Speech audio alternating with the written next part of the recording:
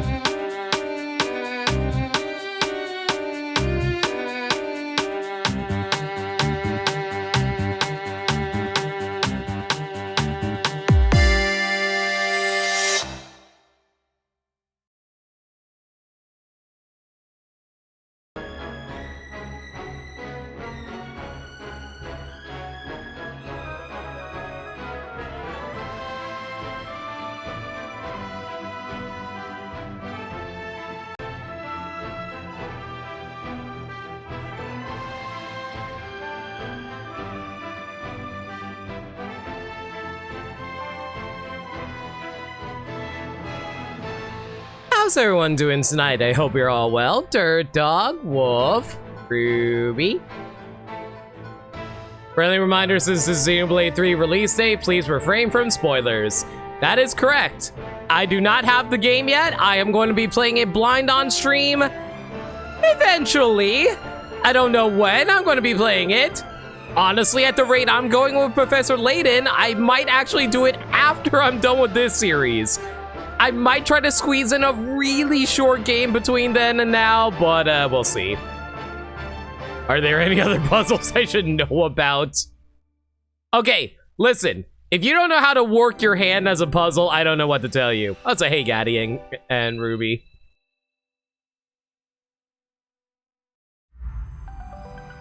Also, hang on, Gaddy. Let me see if I can get the link for you real quick. One sec.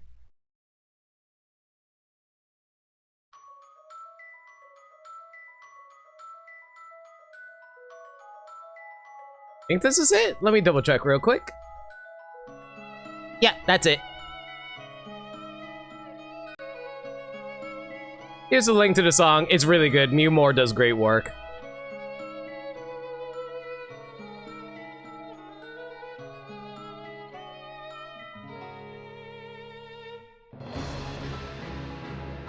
Don't you want to do Xenoblade 1, 2 as well? Yeah, I do. I actually was planning on doing Xenoblade 1 sometime this year. Unfortunately, there were just like so many games I had to get through. Like, I had to get through Legends Arceus, I had to get through Brilliant Diamond Shining Pearl, I had to get through Thousand Year Door because that was a sub goal. I had to get through, there are so many games I had to do this year. I also had to do Banjo-Kazooie because that was a sub goal too. So like, yeah, I didn't really have time to squeeze in Xenoblade 1 before Xenoblade 3 came out, unfortunately. That being said though, how about we finish up Professor Layton? We don't have a whole lot of time tonight. I kind of started a little late tonight and I feel bad about that. So yeah, last time, oh yeah, we also did Puyo Puyo Tetsu, that is also true. So last time on Professor Layton versus Phoenix Wright, we found out that Professor Layton and Maya are not dead. Shocker. And we reunited with Phoenix and Luke with the two of them, and we're all happy. Espella's there too. Currently, we're exploring through the ruins of some place, and theoretically, it'll show us the true secret of Labyrinthia. I have no idea how ruins relate to Labyrinthia, but we will see. Give me a quick sec. I had to unplug and replug my charger just now. One sec. There we go.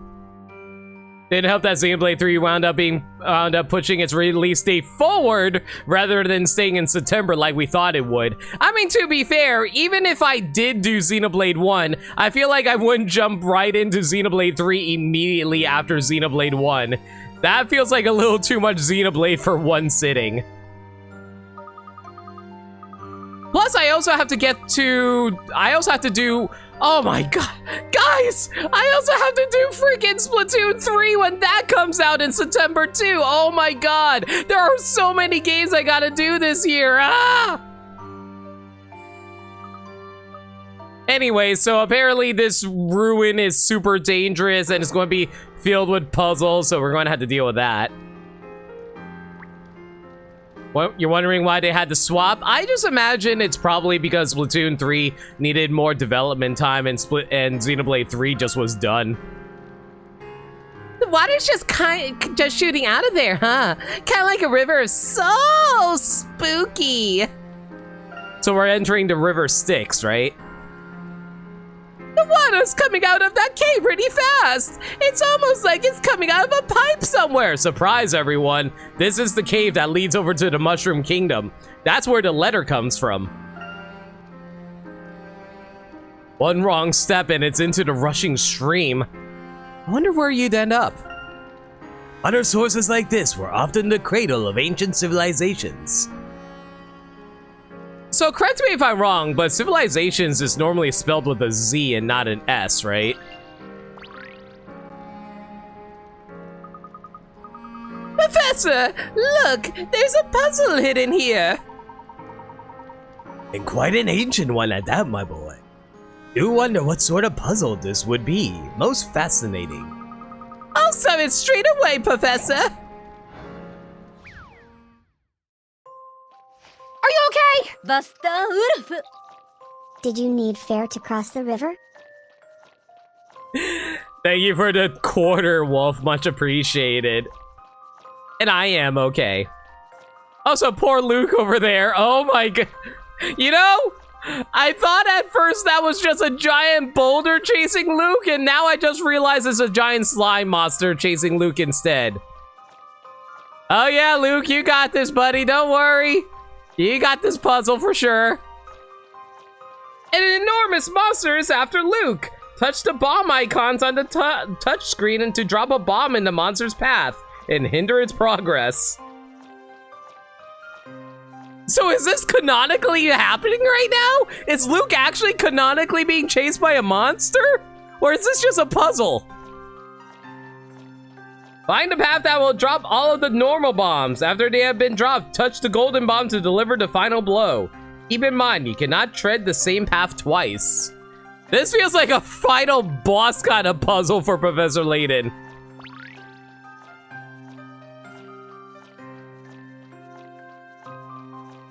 Okay, so I cannot go through paths twice. I'm thinking we will start up here.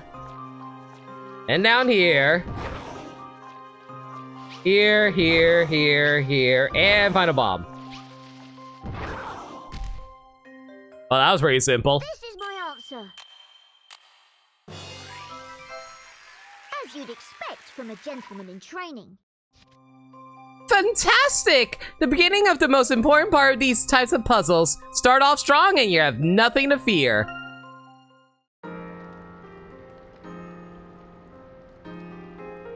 Okay, I guess we just blew up a bunch of monsters just now. As you do. Yo! Private Butter. Is that you, Temmie? Did you change your name?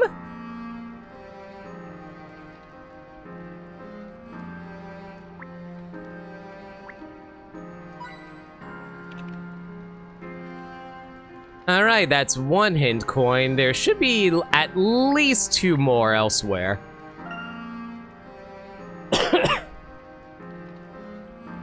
I can't see anything up ahead through all of this darkness. I am certain the beginning lies just up ahead. You did? All right, that's fair. You like butter? You know what? That's also very fair. Well, I guess I'll just call you Butter from now on, if that's all right. We can't stop now. It's also my OC's name, so want to reflect that. Oh, you have an OC literally named Butter? That's cool. Ooh, another puzzle right here. Oh, wait, you're not. Oh, wait, not. Sorry. Wait, that's not Temmie, that's Bagel. Yes, that's what it was. Okay. Hey, there's something under the water. It looks like a stone path.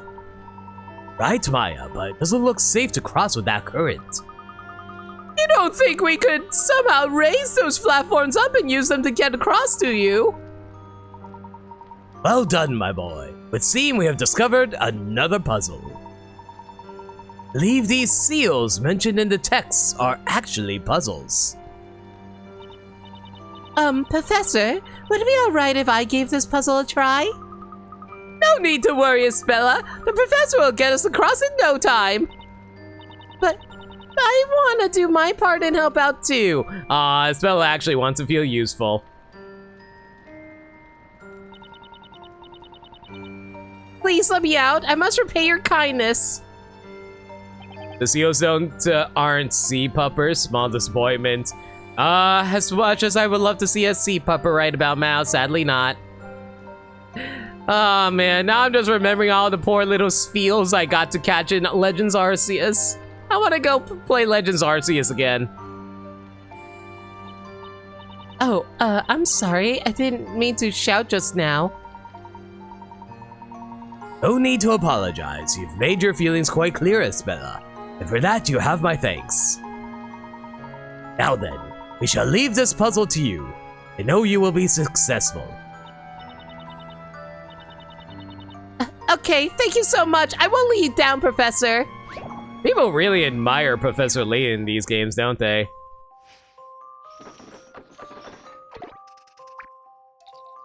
Puzzle number 59, the Seal of Leviathan. This puzzle is worth 30 Picarats.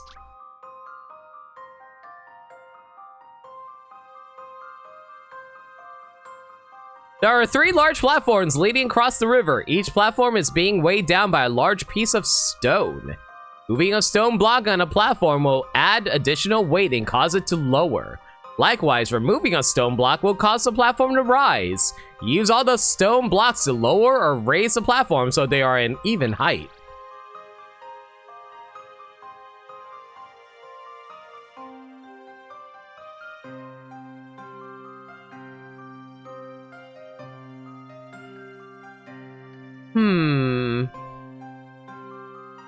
is like Tower of Gods from Wind Waker? Yeah, very accurate.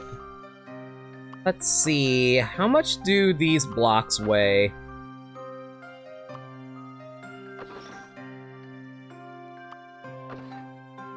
Oof. How do I, maybe I put this over here? No, that's way too little weight. Put you over here. I'll put one over here? Not quite enough. Well, those two on the left side are even. Unfortunately, it's not even enough on the right side. I can't tell if, like, all of these are balanced or not. What happens if I take off all the stuff off of here? Are they balanced if I take all the blocks off? Oh! Interesting! If you take off all the blocks, the platforms straight up are not even. So basically, I want to put the heaviest block on the left side like this. And then we put some heavier blocks over here to even this out. And to even this out, I need to drop this over here, another one over here. If I put this over here and this over here, this is too heavy, damn.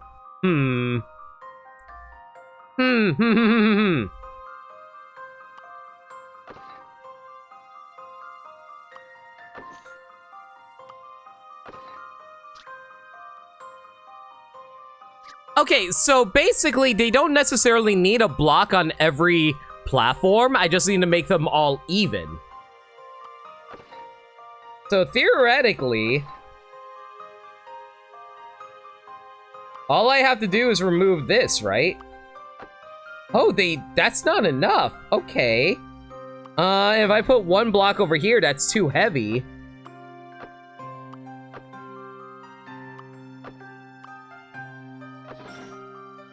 Okay, if I put a tiny block here, that evens that out. If I put two tiny blocks there...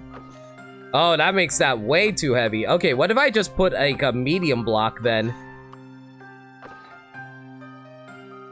Oh, no, the left side is a little too low. Okay, in that case, what if I put a medium block here, a small block here, and another small block? Yeah, the platforms are even, right? What do you mean that's... What do you mean that's not correct? All the platforms are even. It doesn't say that I need to have all the platforms have blocks on them, right?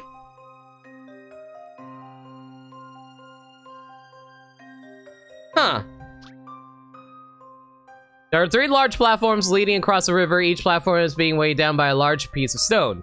Moving a stone block to a platform will add additional weight and cause it to lower. Likewise, removing a stone block will cause the platform to rise. Use all the stone blocks. Oh, so I have to use all the stone blocks. Never mind.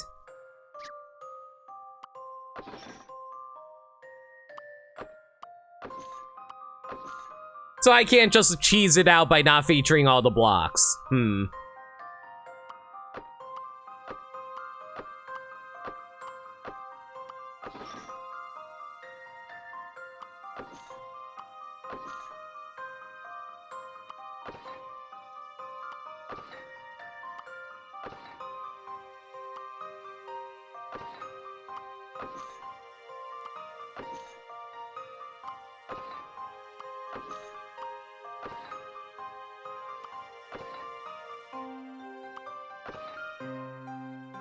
Oh, there you go. Don't worry. Just had to brute force that. This. Good job, Miss Bella. Puzzle solving is a lot of fun, isn't it? How come Luke got the easy one by being... You know, I just realized how amusing that is. The easier puzzle was the one where you're being chased by a monster, but freaking lifting blocks and putting them on a scale? Oh yeah, that one's the 30 Picarat puzzle, sure. Success! That's one seal cleared. Now the real challenge begins. I really hope that's just flavor text. Oh, wait, gotta switch screens. There you go. Amazing, Espella! You raised the platforms! I really did it, didn't I? That's quite remarkable, Espella. Extremely well done. I knew you could do it, Espella. Civilization that once existed here must have been quite advanced considering the mechanisms used on these platforms. Can't help but wonder what became of them. I bet there will be a clue that's somewhere somewhere up ahead, Professor. Oh, are we rushing forward? I didn't find all the hint coins. Can we go back? Please tell me I can go back. So, this must be the Seal of Despair. Strange, I'm not seeing Sephiroth anywhere.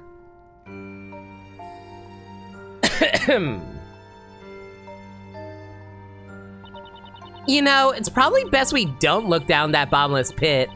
Not unless you want a one-way trip into darkness. I bring you despair. As I thought, this too is a puzzle. Leave it to me, Professor.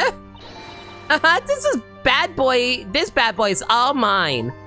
Well now, it seems you both regained some of Isabela's spirit. In that case, how about you both tackle this puzzle together? Sure, you two will solve it marvelously. All right. Just leave it to us. And I'm backing out of this puzzle because I need to go pick up some hint coins. We'll worry about the Seal of Despair in a moment. Let's back out.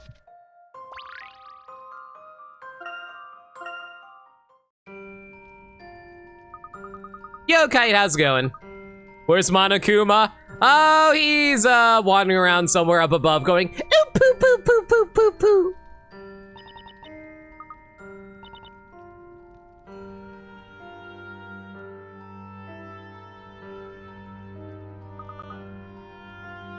I see why it's called the Seal of Despair. Look how pitch black it is down there. I'll take your word for it. See, I have a very strict don't look into bottomless pits policy. Safety first. Ah, the game's forcing me forward. That's annoying. What? So I have to do... What? So the game is forcing me to do the goddamn puzzle even though I still have a few hint coins to pick up? That's rude. All right, I guess we have no choice. We're gonna do this then. There's a bridge to cross the crevice. Unfortunately, the pathway is cut off halfway through. It looks like pulling a set of levers can rotate the segments of the bridge. Rotate the segments to align the pathway and find a way across. Well, better than the Pit of Despair in The Princess Bride. Man, it's been so long since I watched Princess Bride. I really want to watch that movie again. So good.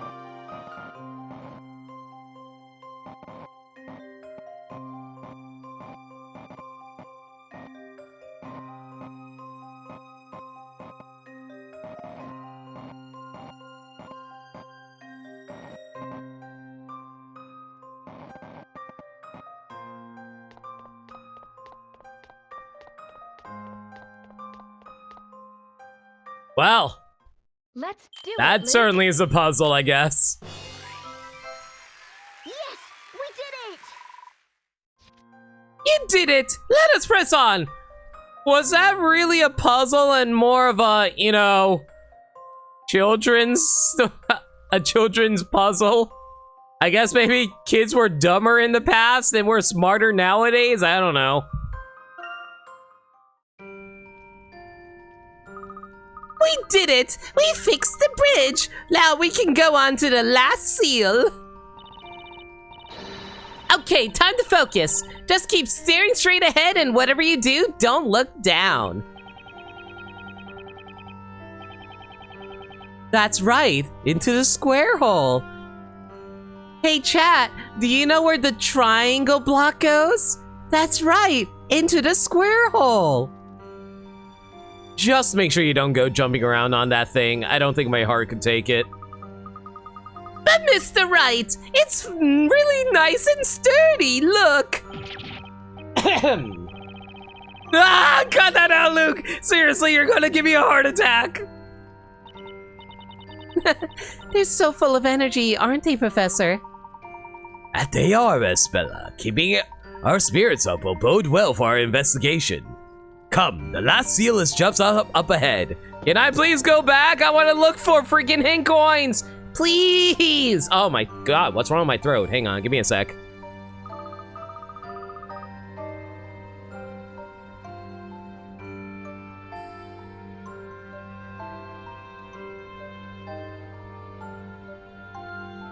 I return. As I try to clear out my throat, gosh, I have no idea. For some reason, it's actually affecting my ability to voice act. They had to make the plot puzzles a little easier, I suppose.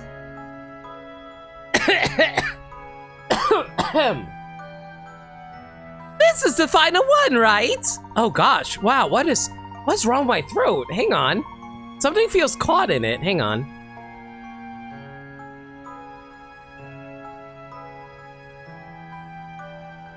Testing, testing, testing, testing. Indeed, the gates of destruction will open once the seal of sages is broken. Seems our turn has come, Mr. Wright. And now I have hiccups because I drank my water too quickly. I hate this body of mine sometimes.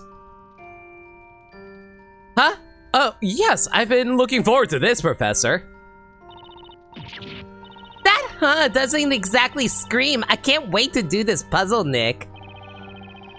Would you watch it? Freaking hiccups, no! If I randomly hiccup, I'm sorry, everyone. I'll try my best to get rid of it, but blech. Maybe doing Xenoblade 3 after this isn't a good idea. I mean, to be fair on Xenoblade 3, at least most of Xenoblade is voice acted. Hey, take a look at those 2 square recesses in that pedestal. It looks like they're there for some purpose. I wonder what it could be. This is a puzzle that cannot be solved by one person alone. I believe we must combine our strength if we are to have any hope of opening that door.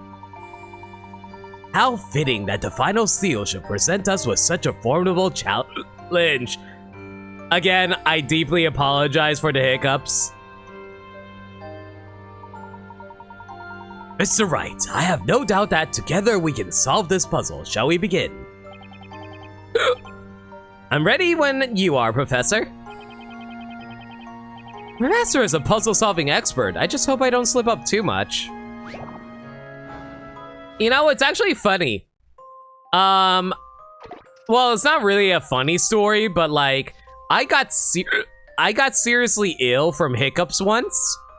Like, when I was around like 14 or something like that, my hiccups were so freaking severe, it actually gave me a fever and a massive headache and a super dry throat. It actually resulted in me not going to school.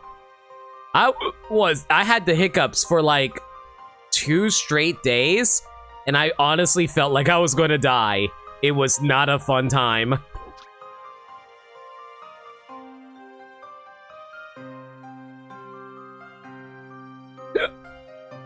There are 4 stone slabs and a pedestal with 2 recesses.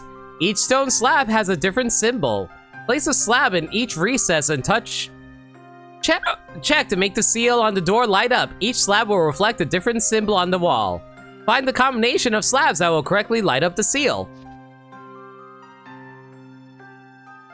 Hang on, let me try holding my breath for like a few seconds and see if that'll fix it.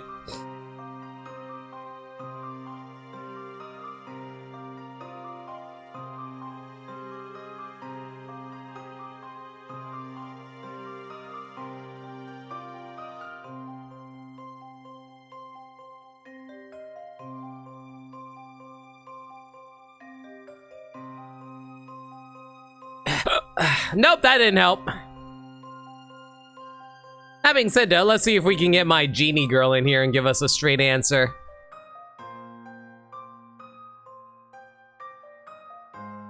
Oh, Genie! Genius slots, come on out, spin those wheels. We need you to answer this very important question for us. Genie, Ruby Raiko asks, Genie, show that big caboose will limit hiccups, please, vamoose. And funny enough, I'm kind of surprised he would comment on how big of a booty she got, but she is popping it and telling me, yeah, my hiccups should disappear sooner or later. Thanks, Genie. For once, you're actually doing your job and giving us a straight answer. You do a huge breath before holding, personally, and yes, you know, everyone's got their own remedy for hiccups. I personally just hold my breath. But hang on, let me do your suggestion, Kojin.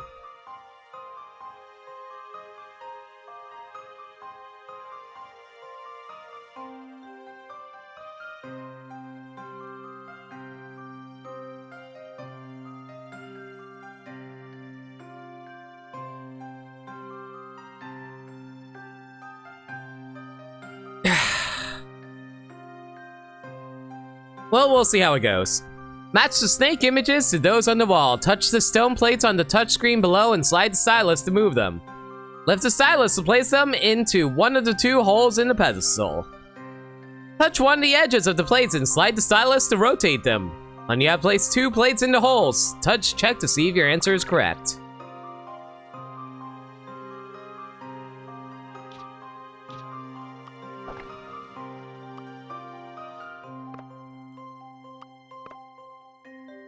Oh, I just realized the symbol is actually shown on the screen, like on the top screen. So all I have to do is just match the symbol with the bottom.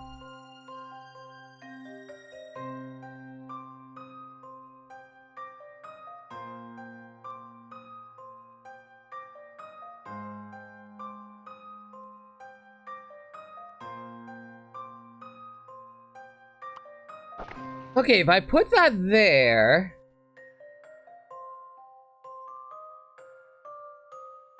I need something with two stripes on the side. And I think this is it.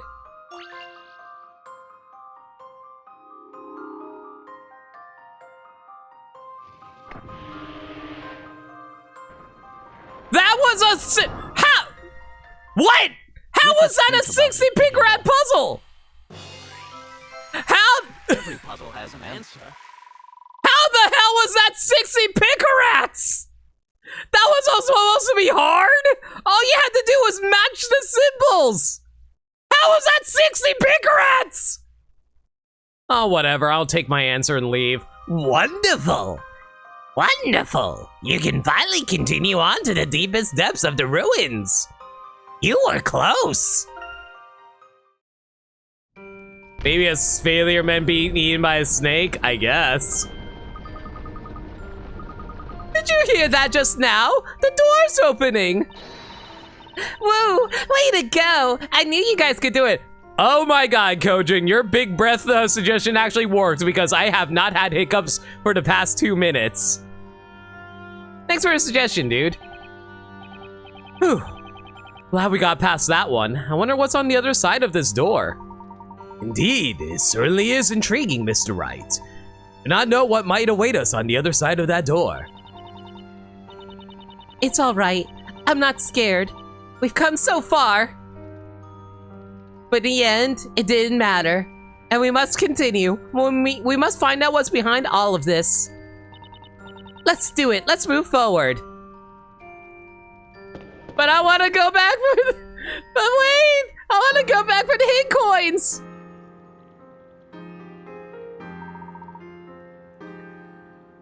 This room.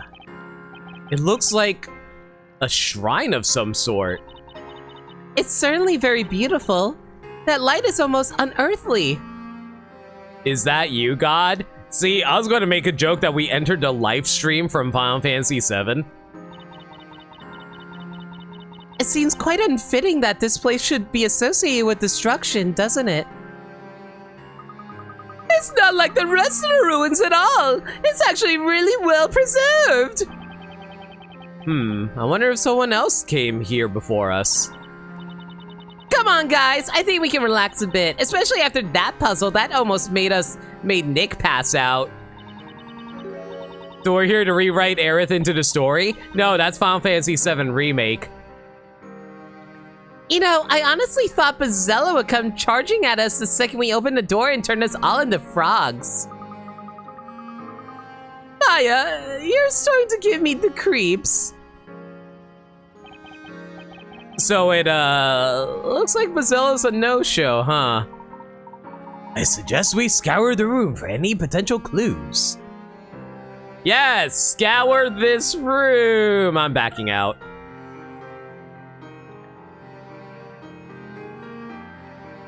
Yep, there was one hint coin I didn't pick up. Let's grab that real quick.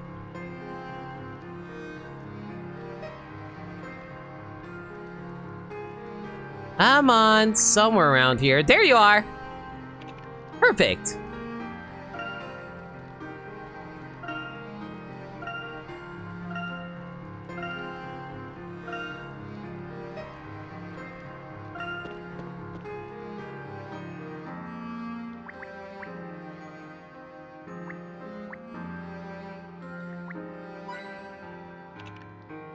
Oh no, Nightbot, I'm not drinking water after the hiccups you caused me last time. I'm gonna hold off for now.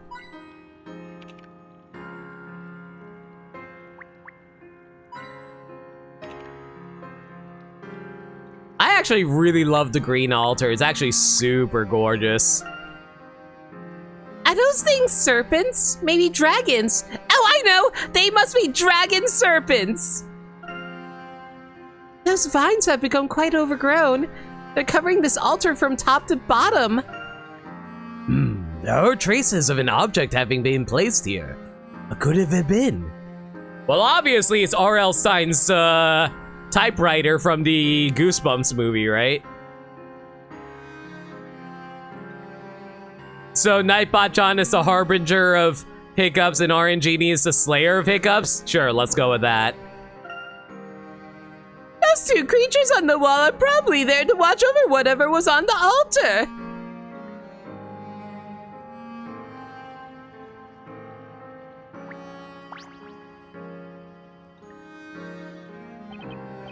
What's up with this pedestal? It looks a bit strange.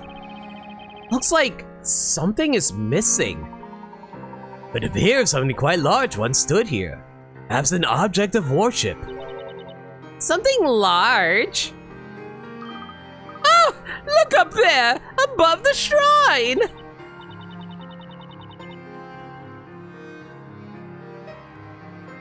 Oh shoot, I didn't mean to press that.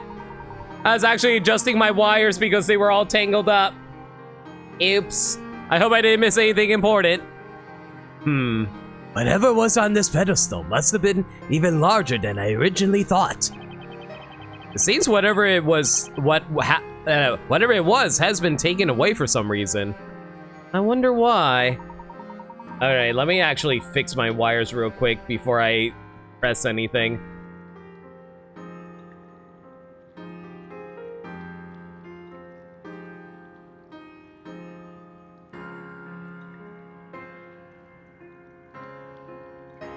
There we go.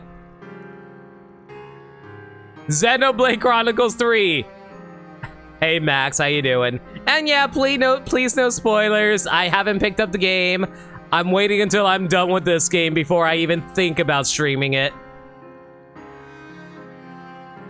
Inscription on this stone plaque could perhaps offer us a clue, although I'm afraid the words in this inscription are somewhat ancient. So you can't read what it says?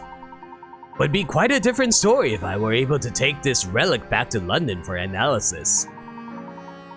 You don't have the game yet either? That's fair. I got the special edition, so my copy hasn't even arrived. As it stands now, however, I may only be able to decipher a portion of it. Really, Professor? What does it say? Seems as if the previous inhabitants of these ruins are responsible for this inscription. While the inscription itself would appear to provide yet another mystery to be solved. Allow me to read it out loud.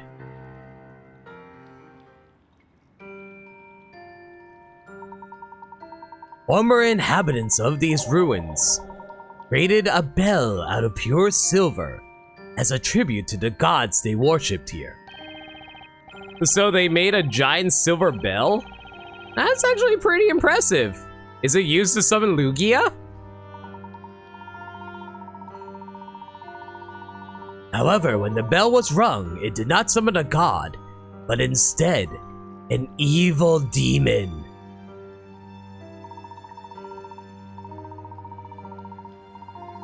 This evil demon brought upon this world a great catastrophe, causing considerable damage to the land. Did you say a great catastrophe? What could have happened? Those that survived the incident dubbed it the Bell of Ruin and sealed it within this very room. They then fled in fear of the curse placed upon this land by the demon. Inscription contains one final warning. To those who have gained entry into this sanctum, heed our words. Oh, it wasn't Lugia, it was Shadow Lugia. Of course! I was like, hey Woot, how you doing, man? Must not ring the Bell of Ruin. That is as much as I can gather. I believe the object was removed from this shrine. Was the very Bell of Ruin mentioned in the inscription. Read that, Shadow Luigi? Ha! See, the joke is that Luigi's already a shadow. He is the shadow of Mario. He is the true self. Professor, could this have anything to do with Bazella? I cannot say for sure, Luke. After all, demons and witches are two very different concepts. However, perhaps there is a chance that the two are connected in origin through this legend.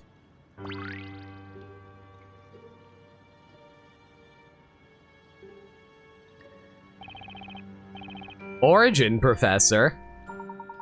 Thinking back to what was written, what followed the great catastrophe. You must mean the curse placed upon this land part, right? I imagine that was when the bell was rung. It must have summoned something.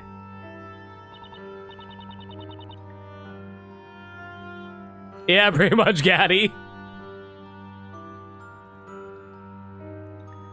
I feel like Sakurai just made up an explanation like, oh yeah, it's like how like, oh yeah, Pooh taught Ness PK Starstorm and Paula taught Ness PSI Freeze and Fire. Yeah, totally, that's how PSI powers work, right? What sort of curse could that have been?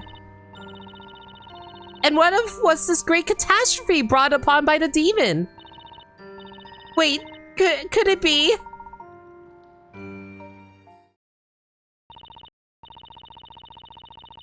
Mr. L was his nobody? That's incredible. The fire that destroyed the entire town.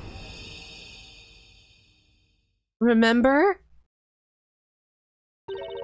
Huh? Espella, what's wrong?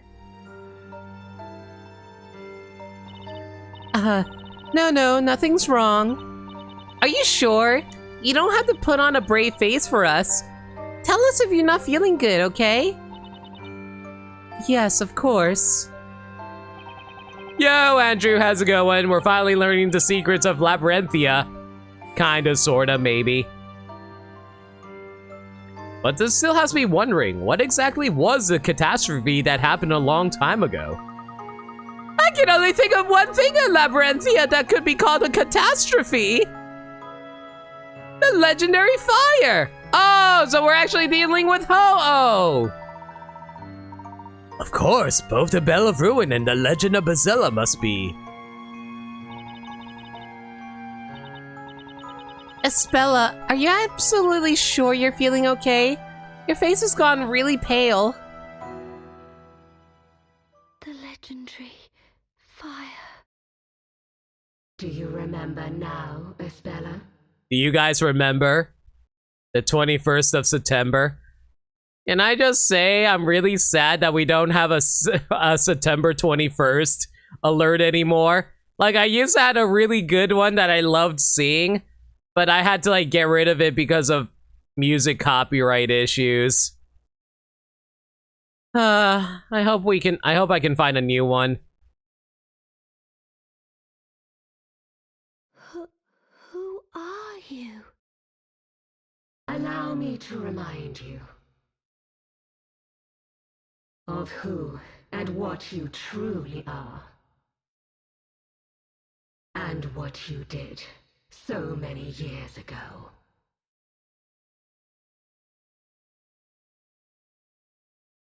What I did? Did her eyes just change colors? Yeah, her eyes went from black to green, blue, green, blue.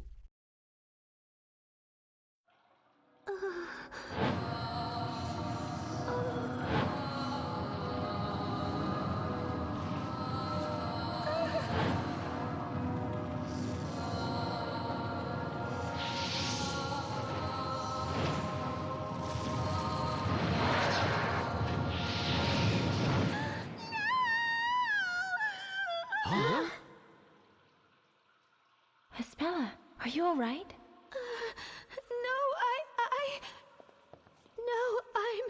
I am. That's right. I am Pasella, the great witch Pasella. Isabella!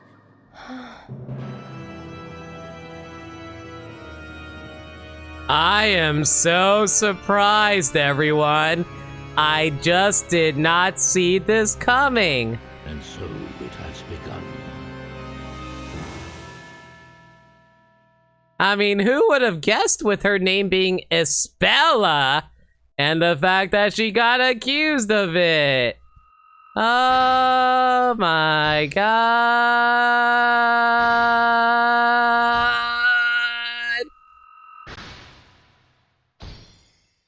Well, we solved 3 mysteries just now. That's cool.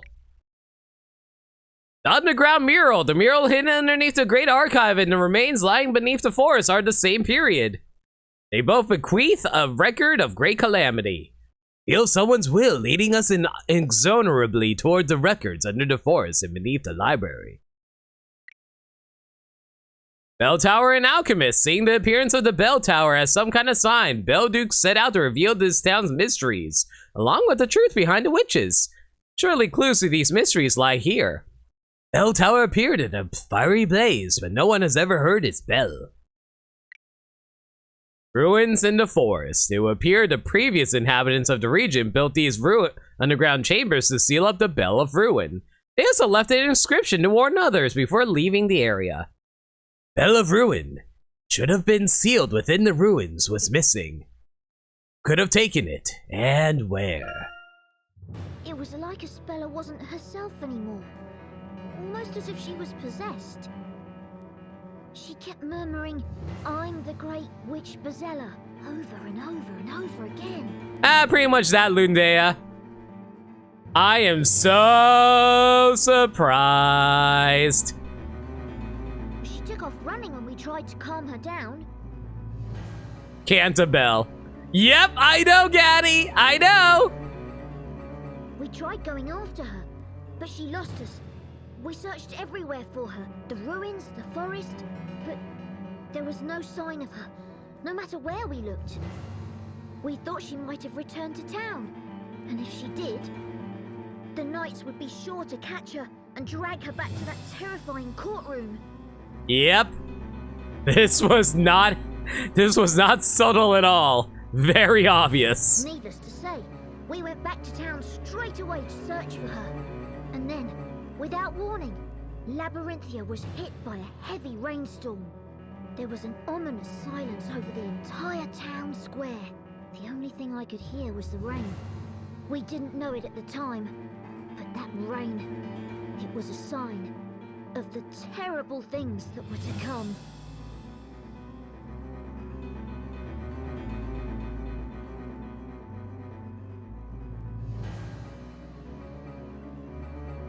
literally could have finished this last stream. Oh my god, I'm so mad. Whatever. It only would have been on for like another... What? I missed 2 puzzles? Where the hell were the 2 puzzles? Oh, whatever.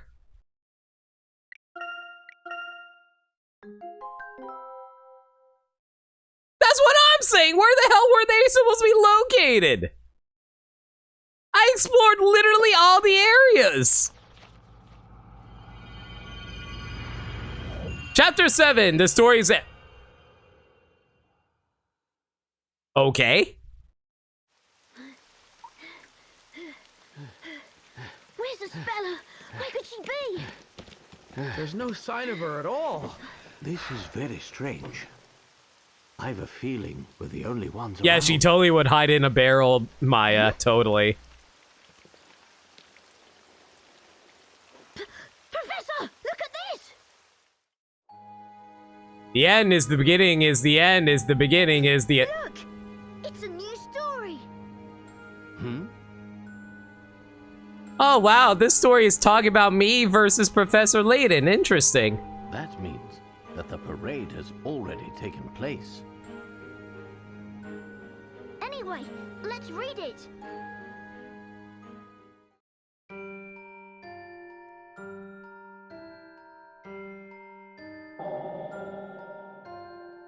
The final story. At the appointed place of ending, as twilight fades to darkness, the weaver of the story will meet the Great Witch for the first and final time. The concluding scene will glow in the flames of great magic, as the teller of the story is silenced forever.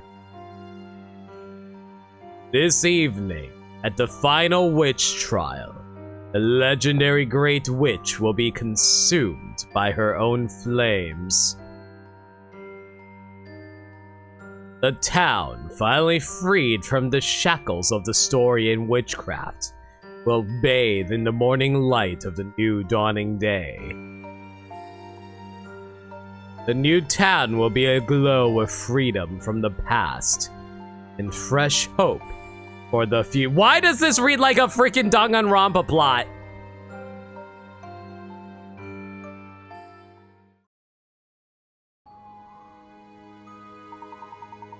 Does this mean what I think it means? No way, that can't be.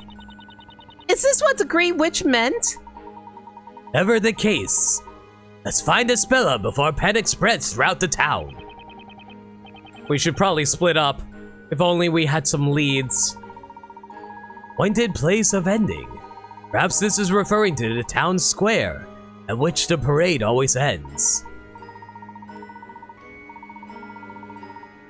Reminds you of Dot Hack, actually? Haven't actually checked out Dot Hack, so I'll take your word for it.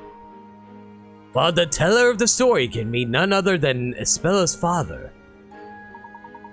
As for the being silenced forever, this is almost certainly an indication that he will lose his life.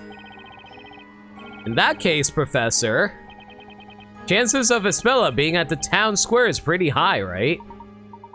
Indeed, Mr. Wright. Let's head to the square and find her. Last story fragment. Ah, man, I can't believe we found a piece of the last story for Wii.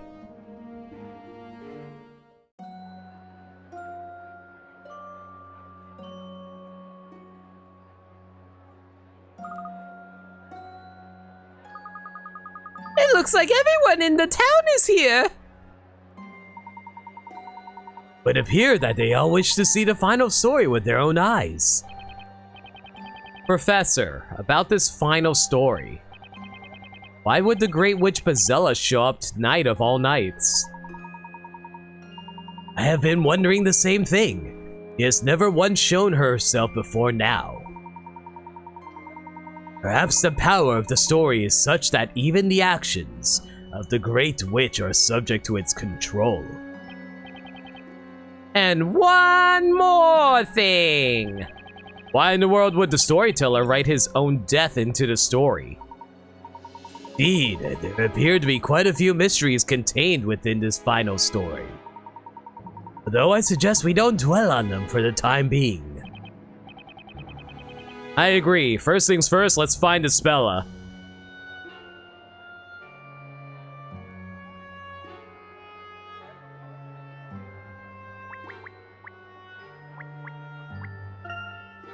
Professor, look! That's the storyteller's carriage, so he's here!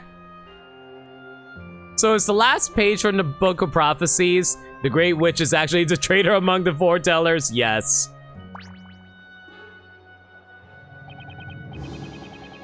The parade was totally different this time. Inquisitor Darklaw was nowhere to be seen, and Inquisitor Barnum looked so agitated. And not only that, but they said this was going to be the last story. What's to become of all of us all from here on?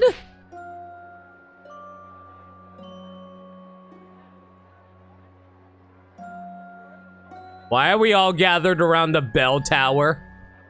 I also noticed that we can't move anywhere either. Let's do a quick save just in case of an emergency. You never know.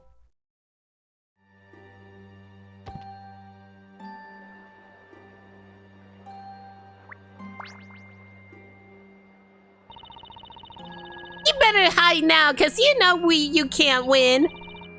Can too, and I won't hide.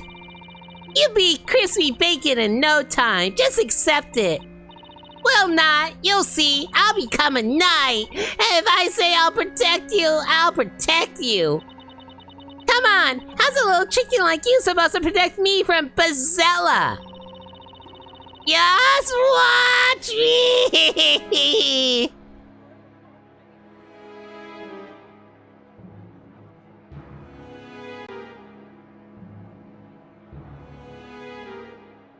Hang on, guys.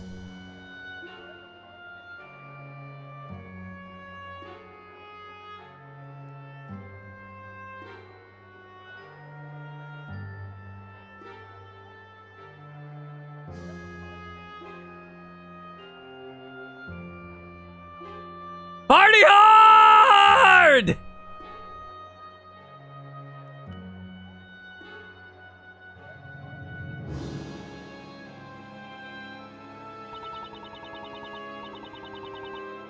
How are we even going to find Espella with all these people about? Oh, look over there! It's the storyteller!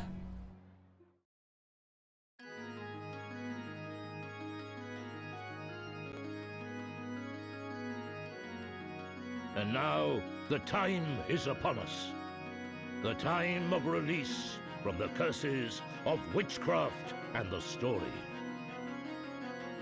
The legendary Bazella will appear before us, and the story of the longest night will begin. Prepare yourselves for the dramatic climax. But that means we'll lose our storyteller. But why will he be sacrificed?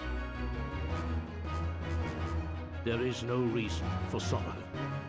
My stories are no more than a peek at the caprice and irony of unfolding fate.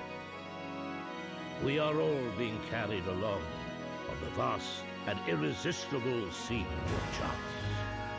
I am no more than one person in the sea of people who are here tonight. No more and no less. Oh, storyteller!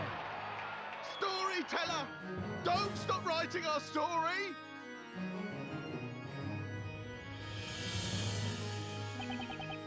This isn't good. It's getting dark already. Remember what the story said. At the appointed place of ending, as twilight fades to darkness. No, Lloyd! Don't die! And we still haven't found Espella yet.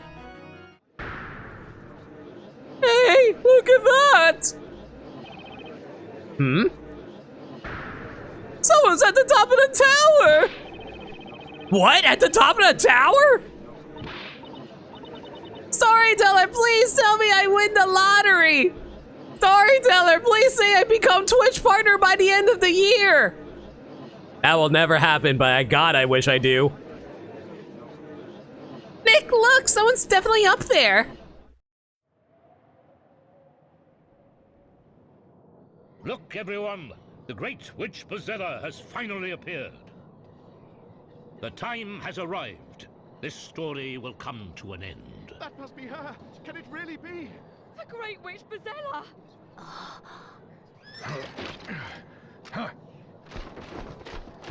Here and now, my life will surely come to an end. The great witch Bazella will be apprehended, and true peace will come to this town.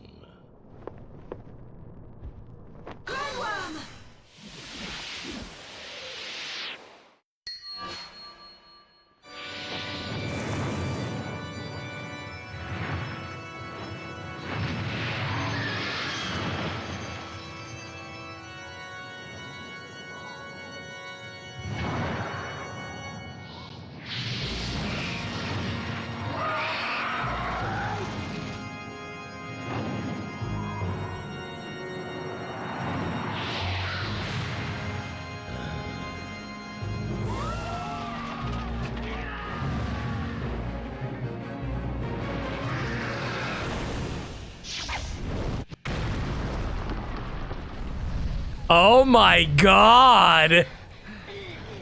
That was a hell of an explosion!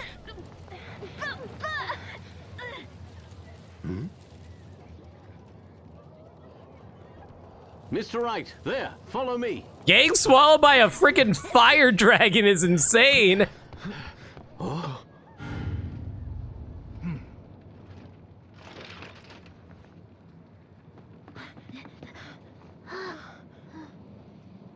Bella.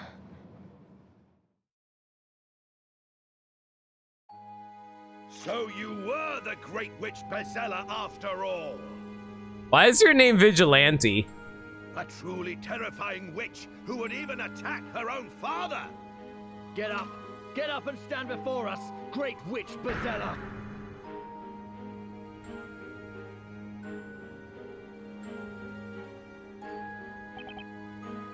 Espella.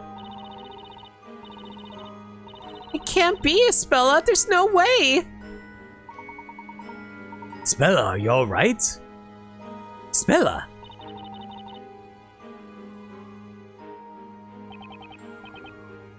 Are you okay, Espella? She seems to be wide awake. She's not responding. I don't get it, what happened here? Yeah, she's reminding me of like how Phoenix and Maya actually first met her during the second prologue of this game.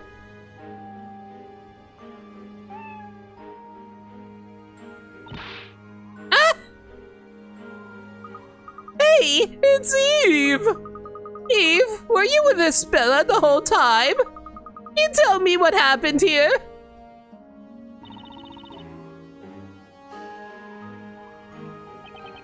What did she say, Luke? Nothing. She didn't tell me a thing.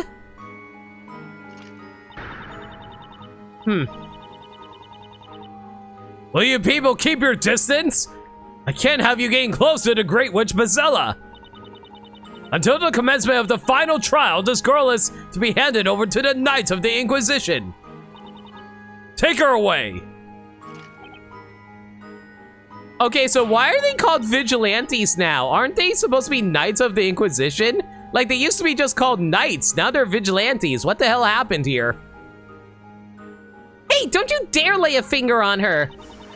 Surely you must have seen her just now. Tell me, did she or did she not just summon a great big fire dragon?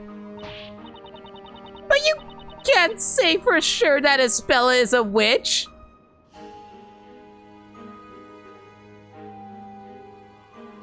I mean... That's hella convincing, not gonna lie, but I'm not sure how I'm gonna prove otherwise. We'll see it when we get our court evidence, won't we?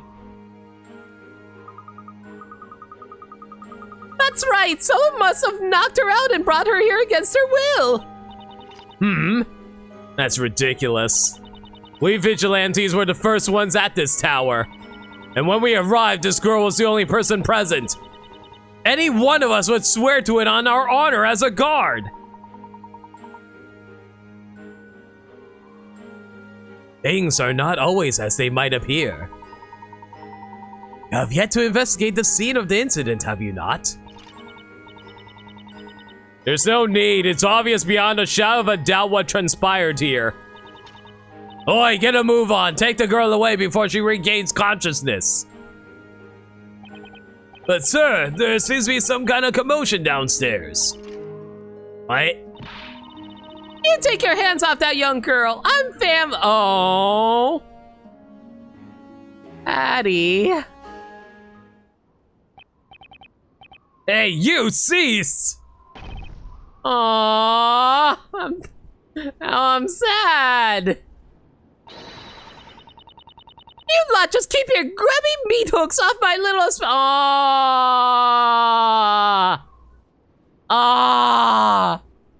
Found family tropes give me life, guys. I love found family tropes. Boss? Hiya, Phoenix. Who let this woman up here? Remove her immediately! Sir? Don't you lay a hand on me! Take that! Oh my god, what did she just do? What is that white powder? You want the next half of Spy Family already? Same. That's my very finest white powder. Be thankful for that, you whippersnapper. Why, you impudent brains baker? Go ahead and draw that sword at your own risk, Sonny. I'll show you a thing or two. A rolling pin is mightier than the sword, yo! Why is Badly suddenly the greatest character in this game? Holy shit! Don't you have anything better to do than intimidate defenseless women, you dork in a tin can? What is it with you people? I understand how you two feel. May I ask you both to calm down a little? Professor? We are the only ones who can discover the truth and save Espella. Professor's right. We have to keep our cool and carefully plan our next move. I know, Phoenix. And to think that the Phoenix I once knew could barely even plan his next loaf of bread. If you excuse us, we must be on our way. You just realized her hair? Oh, I never even noticed that, Gaddy. That's such a good attention to detail. Fatty's actually the ancestor of Rapunzel. Kitchen utensils run in the family, clearly. Man, Tangled the animated series has been super good so far. I really want to watch more of it on Monday. Now why would you just leave peacefully in the first place? Espella! Espella! I still believe in you, my dear girl. Aww. Take the girl away. That means now. I'm afraid, sir, that won't exactly be completely possible at the present time, sir. What now? A moment ago, that new recruit got carried away and locked the entrance. Currently, no one's able to leave the tower, sir. What did you just say?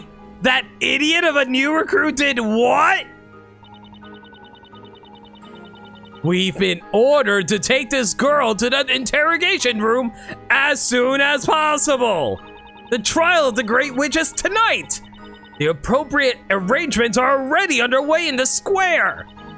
We don't have time for this. Sorry, sir. I'll go and hang that new recruit up by his heels. Leaving now and that's that. Bring that witch here to me.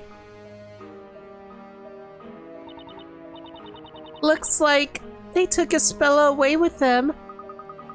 That made my blood boil. Having to just stand there and watch her get dragged away like that. Must bide our time, Luke. Don't worry, the time for action will come.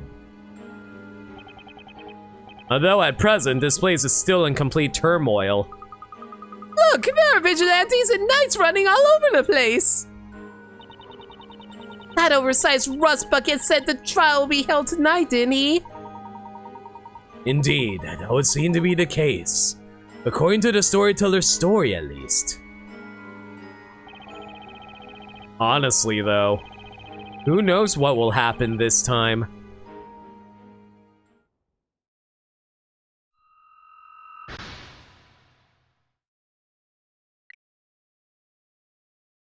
I don't like how the stained glass changed Espella's appearance. The Great Witch Bezella used a spell to call forth a fire dragon, which then took the storyteller's life. Could it be that Espella really is the Great Witch Bezella? Everyone in the square witnessed Espella summon a fire dragon. We will not be so easily convinced of her guilt. I mean, I don't know, guys.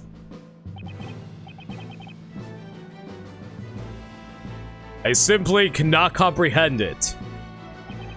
Storyteller. This really be a suitable ending to the story you have written? As a father, how can you possibly subject your own daughter to a fate such as this?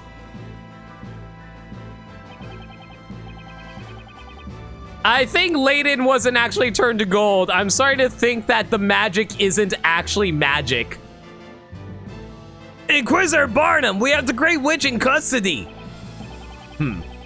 You took your time, did you not? How long was it now since the incident? Yes, sir. Sorry, sir. It took longer than expected on account of those incompetent vigilantes. They've only just handed her over to us. Your excuses do not interest me. Do you realize that according to the story, the trial of the Great Witch must convene this evening, do you not? Yes, sir. Arrangements for the setting up of the special outside court have commenced. I want to gain as much information as possible before the proceedings begin. There's little time left, so get going. Yes, sir. You heard the Inquisitor, Witch. Get moving. Stop. Do not treat the accused like that. Yeah, Barnum? Yes, sir. Sorry, sir. But, sir, this girl's accused of... I very well know what she is accused of. But for the time being, that is precisely what she is. Accused, not guilty. Inquisitor Barnum? This girl's not a witch until she has been pronounced guilty. Treat her with respect. That is in order. Yes, sir. Is Phoenix the only defender in Labyrinthia? Maybe they just don't... I'm just thinking that maybe there are defenders, but there's no one wants to defend a witch. So that's why they're more often than not, they just get burned.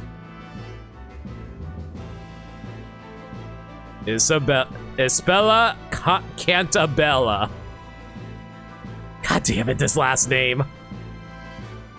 The storyteller forgot to write one in. I would like to hear the truth from you. Are you really the Great Witch Bezella? God damn it, I just realized what Bezella is a pun on. Remove the Z. Bella.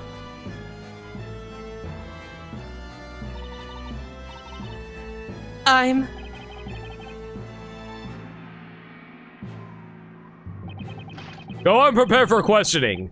I shall be along shortly. That won't be necessary. Oh, there you are. I'm glad I didn't have to do your voice too often. Inquisitor Darklaw? What did you just say? I said that will not be necessary. You see, this evening you will not be the one standing in court. Oh God! I'm going to have to do this voice for 3 chapters. My voice is gonna die. What is the meaning of this? Who will stand in court? For the trial of the Great Witch Bezella. Surely it's only fitting that the High Inquisitor herself persecute. I have a whole jug. Hopefully I'll live. You're not saying... I'm saying that I will be fulfilling the role of Inquisitor in tonight's trial. Is that understood, Barnum? God, why is Darklaw so pretty?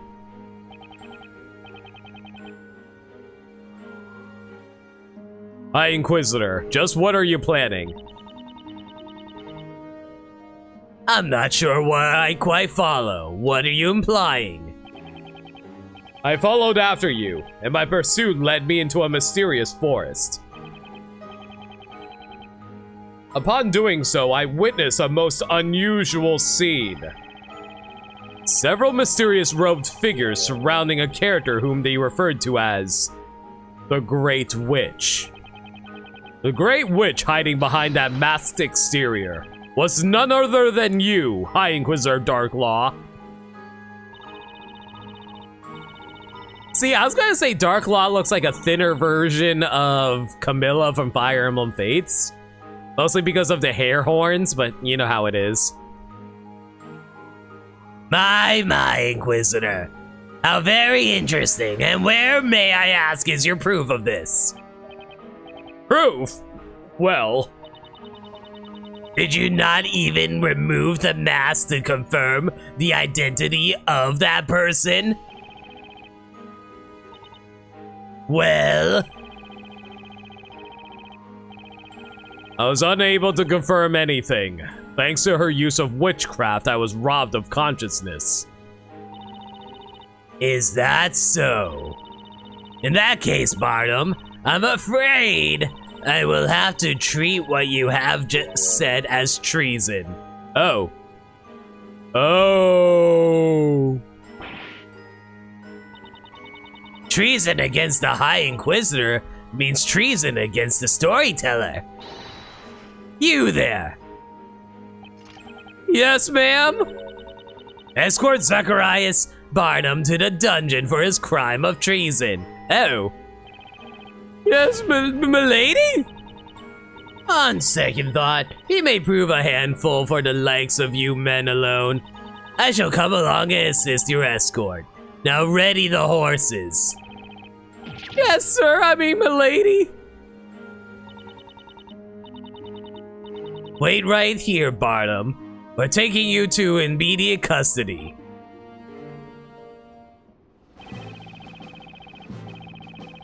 I do not believe it. I will not believe it. I cannot believe that Espella Cantabella is the Great Witch Bezella. Last all the times. Inquisitor Barnum, please know that it pains me to restrain the great defender of Labyrinthia. There's no need to apologize. I'm aware that you're only doing your duty. But sir... Oh, Constantine! Who's gonna take care of Constantine? Constantine, what are you doing here, boy?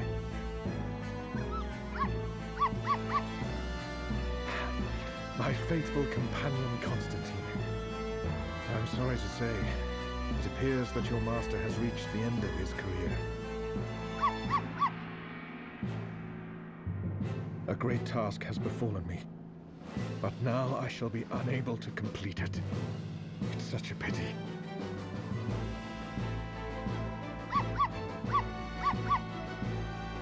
Oh, what's that, boy? You wish to play fetch? All right, here you go. Go fetch this piece of evidence I just threw. This is pitiful. The once great Inquisitor Barnum, conveying words of remorse to his faithful dog. And what, may I ask, was this great task of which you spoke? Out of curiosity, who voices Darklaw? Anyone that we would recognize? That's simple. To find the truth. the truth? Until I met Sir Blue Knight and Sir Dark Hat, the question hadn't occurred to me. Oh, was it Lady Mayneth? I forgot about that. Is Espella Cantabella really the Great Witch Bezella? Why would the storyteller write a story in which his own daughter is executed? I, Zacharias Barnum, as a defender of this town, must know the truth behind this.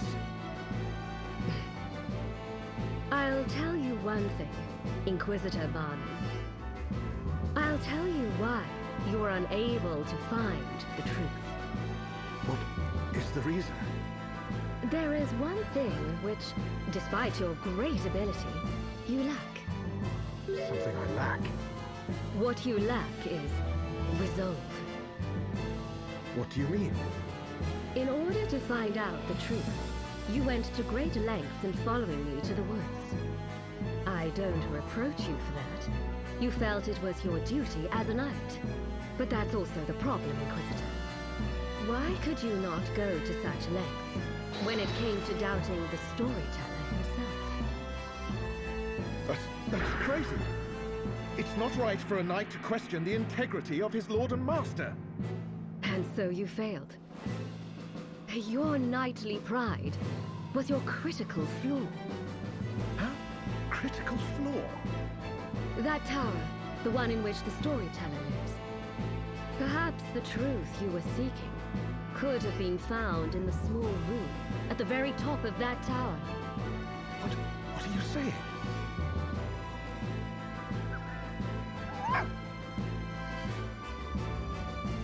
In any case... Thank you for your contributions, Constantine. It's too late to do anything. So I suggest you assign your unfinished task to that faithful dog of yours. Huh? Very well then, Zacharias Barnum. It's time to go. From this evening, you'll be spending your time in a damp, dark place, deep underground. It might be a good opportunity for you to cool that hot head of yours.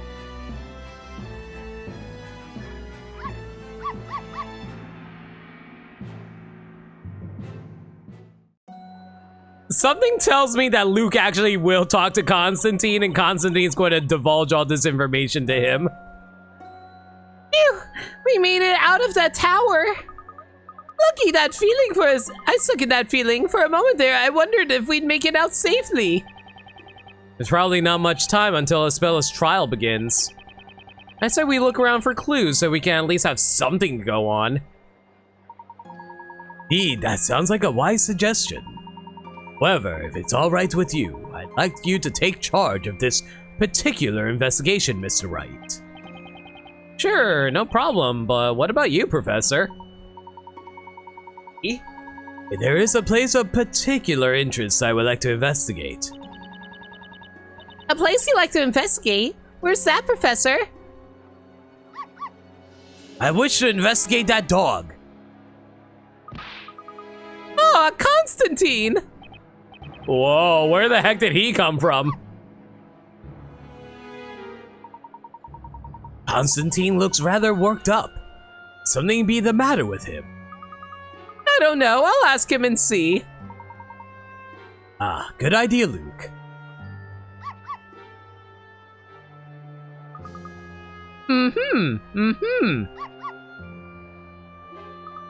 Eh?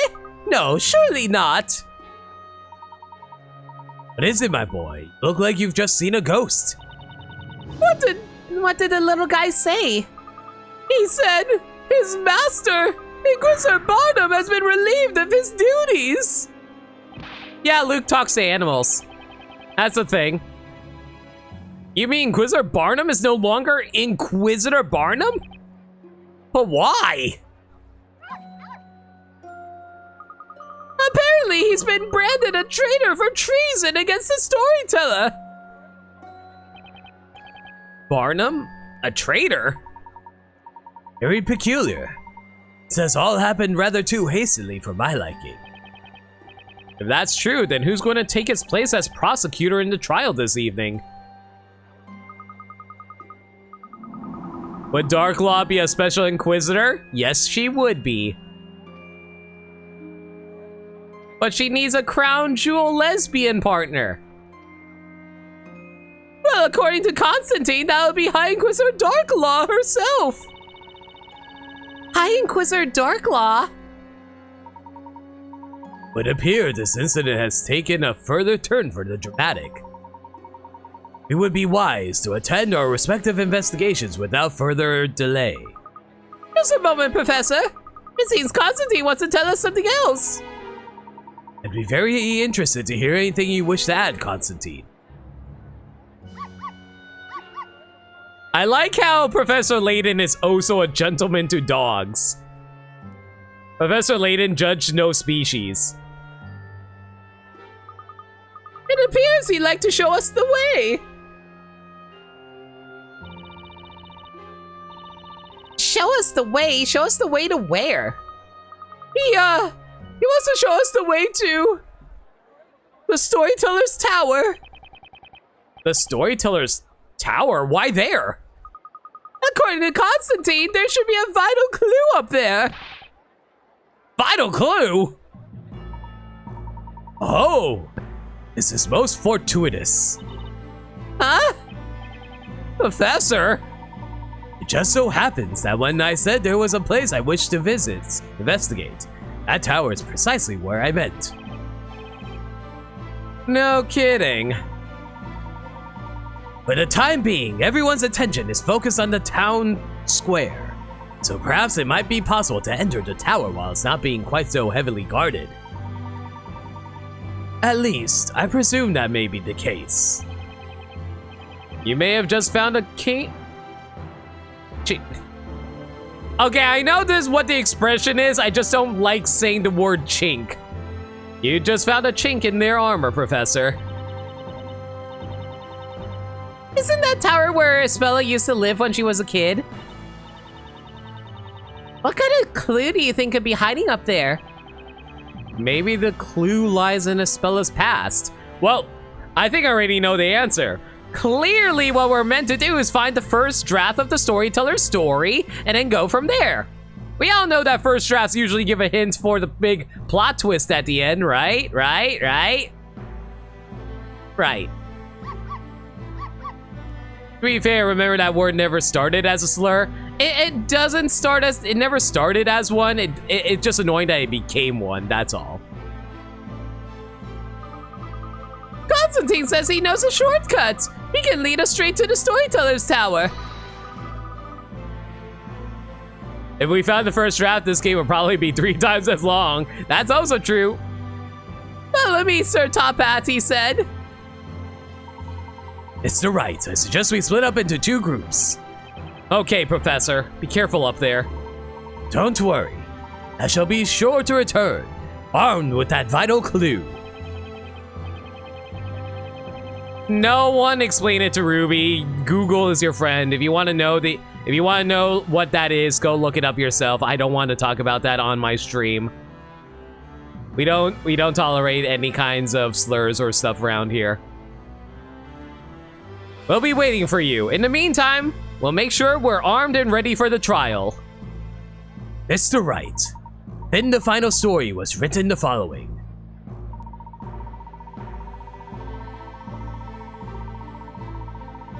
Try not to eat too many chickens and fries, Lindea. That might be a little too unhealthy for you. But if your body can handle it, by all means, enjoy. The town finally freed from the shackles of the story and witchcraft will bathe in the morning light of the new dawning day. New town will be aglow with freedom from the past, fresh hope for the future.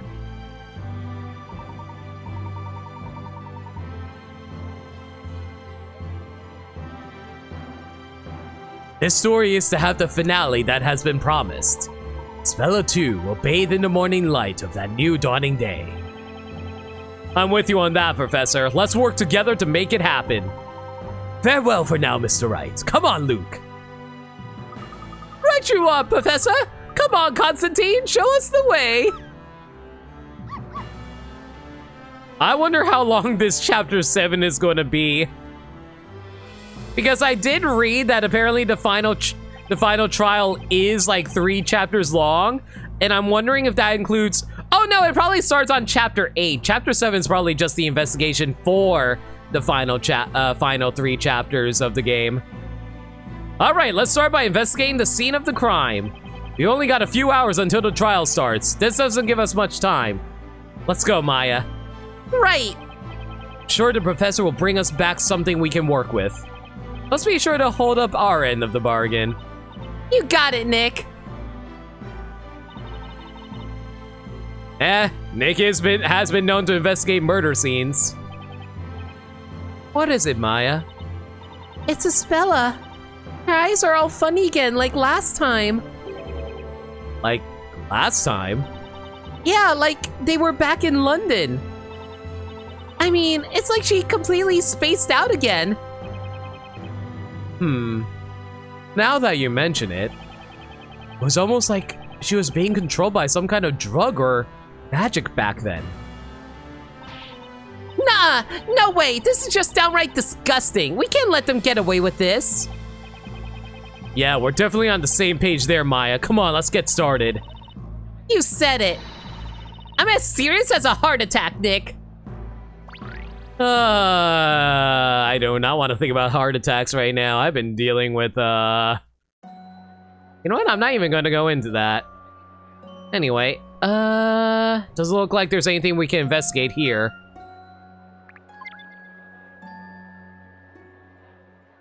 Wow, we straight up can't investigate anywhere. We can only investigate the bell tower. No hidden puzzles? And the bell tower has no hint coins, period. All right.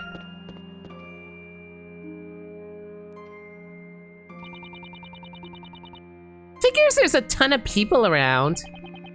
Well, considering what happened, I guess it's only natural. There seems to be a fewer nights, though. Air fried, not as greasy and oily? That's good to hear.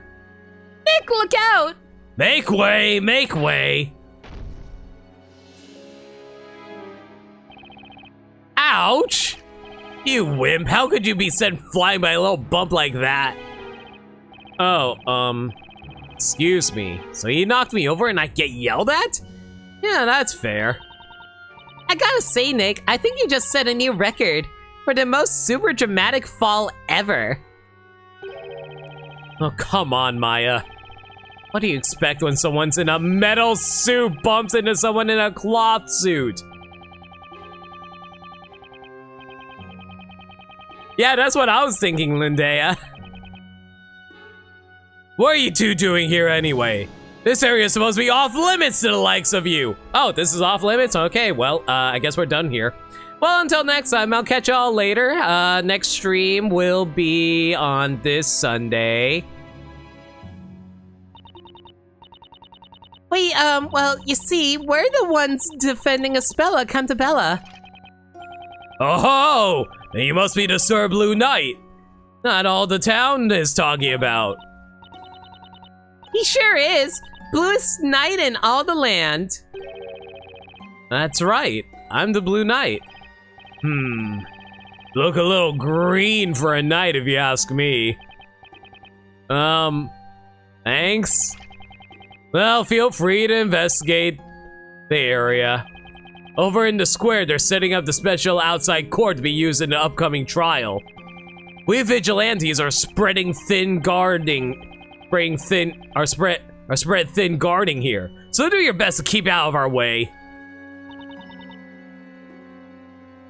Well, there he goes. You know, Nick, you're becoming quite the celebrity around here. I'm not sure celebrity is quite the right word. What's up, Nick? Looks like the vigilante that ran into me just dropped something. What is that? It looks like some kind of patrol record for the guards. Patrol record? Judging by what's written here, it looks like they've been taking turns guarding this bell tower 24/7. You mean they've been guarding it around the clock? Why would they do that?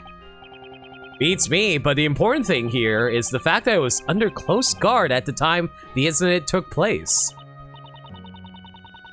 Oh, right, so I guess it would have been impossible to just stroll in through the front door, huh? Exactly. Anyway, it might be a good idea to hold on to this for now. So anyway, where are we? Oh, right, off to see the crime scene. Hey, have a look before another dork in a tin can shows up.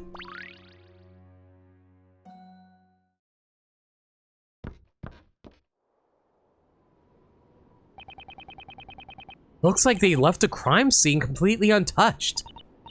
Yeah, even the flower the boss threw at them is still all over the place. Yeah. I still can't believe she took on a bunch of fully armed vigilantes. With only a bag of white flour and a rolling pin, too. Just goes to show how much Patty cares about Spella, huh? Patty is MVP, I don't care. Of course she does. After all, Spella's like family. And nobody gets left behind. There's another reason we just have to rescue Spella, Nick. That's right. Then what are we waiting for? Let's bust out that magnifying glass and get this search on the road.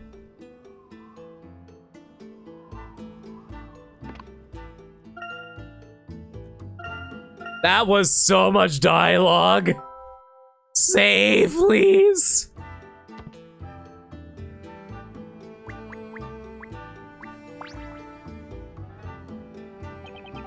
What's this? A control panel? I wonder what it's for. If it's a control panel, shouldn't there be a button or a lever or something? Wait a sec, what's that? There seems to be some kind of recess here. Looks like something fits inside it. Hey, nice catch, Maya. That recess. I've seen it shaped like that before. It was in the shape of a Disney animated cartoon from the late 90s that a lot of 90s kids grew up loving. And then it got a freaking theatrical movie in 2001, which makes me cry every time I watch it. I really want to rewatch that movie again for my movie night. You call it a swing set? Got a swinger, kid. But I get to the top of the jungle gym because that makes me King Bob. What is it, Nick? Oh, Nightbot. Alright, you know what? I could use a drink of water now.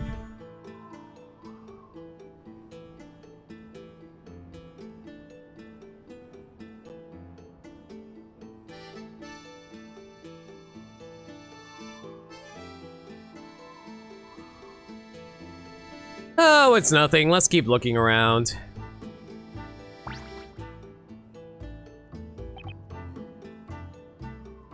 Oh, really? You're just going to repeat the same dialogue again? You're not just going to remove the option of talking about it? That's so weird. Normally in Ace Attorney games, they would just remove the option after you investigated something. All right, whatever. Doesn't look like there's anything on the ceiling. What's this? Hey, this looks like a floor plan of the tower. Hey, you're right, but I don't remember seeing it here before. I guess the vigilantes must have been using it for investigation and left it behind when they hurried off.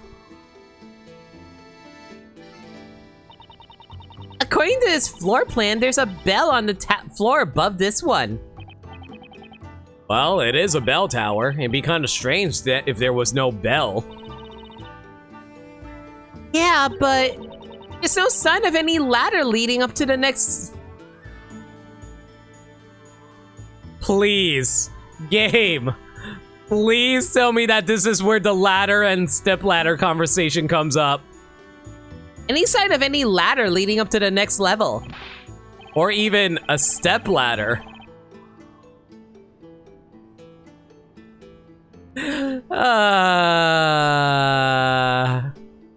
Does this mean the bell can't be rung?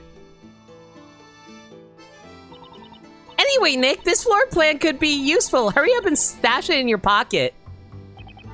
Maya, I hate to think what you have stashed away in that spirit medium's outfit. It's called being decisive, Nick. Come on, we're doing this for Spella, remember? Oh yeah, I haven't exactly forgotten. bell tower plans added to items.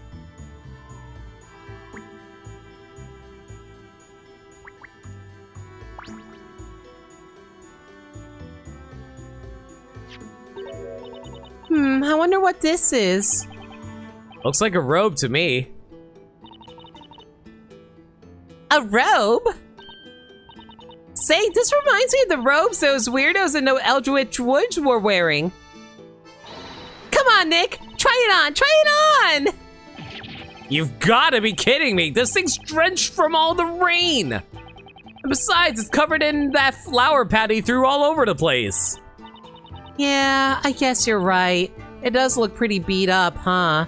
Wow, there are fingerprints from the flower. I wonder if we're going to be using that during the trial. Ha! That's probably not going to happen.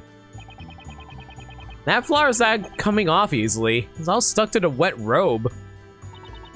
You know, I can't put my finger on it, but there's... Thank you! What? Why the heck did you drop 5 gift subs out of nowhere like that? Thank you, but what the heck, dude? Thank you so much for the gift subs, too. If I can read this really quick. Super Will, Ruby, Angry Captain Hat, Bumbotron, and Woot. You guys enjoyed the gift subs, guys. Fingerprinting doesn't exist in this world. Looks like you may have found some gift subs, too. What? Wow, all these gift subs inside of this robe? What are the chances of that? Dude, really kind of you. I really appreciate it, man. I can't put my finger on it, but there's something weird about this robe. Weird? Remember when we first arrived here? I could swear there was nothing like this lying around, was there? I'm not really sure, but I sure don't recall seeing it. But man, whoever dropped all these gift subs in here sure is really kind. I wonder if this belonged to that gift sub bomber. One day I will figure out who that gift sub bomber is, and I will bring them to justice. This road's pretty big. It looks like it would fit someone's my size. You wanna give Last Spectre a shot? Yo, have fun with that, Gaddy. It's the only Layton game you own? Isn't that like the second Professor Layton game? The first one was Curious Village. The third one is Unwound Future. I think Spectre was second one, yeah. I guess that means if it can't be Espella's since she's small and aerodynamically built like yours truly. Anyway, it may provide a useful clue. Let's make a record of it for now. Oh, third was Diabolical Box. I think you're thinking of Diabolical Box. That's what it was. Okay. Then which one was Last Spectre then?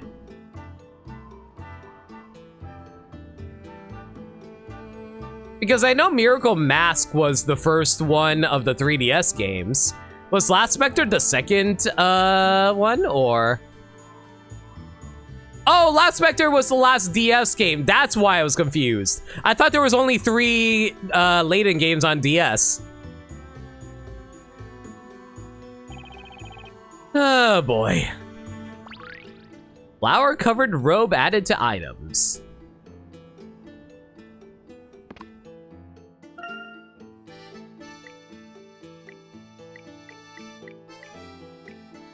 This robe has been dropped in the middle of Bell Tower, but has gone unnoticed until it was covered in flour thrown at by the vigilantes.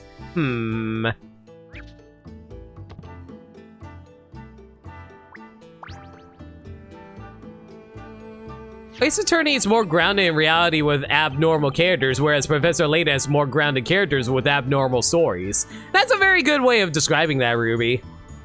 Because usually there's a lot of magic going on for Professor Layton. Or supernatural stuff, even. Look at this! It's a pendant! Leather strap seems to have broken. Wait! I know this!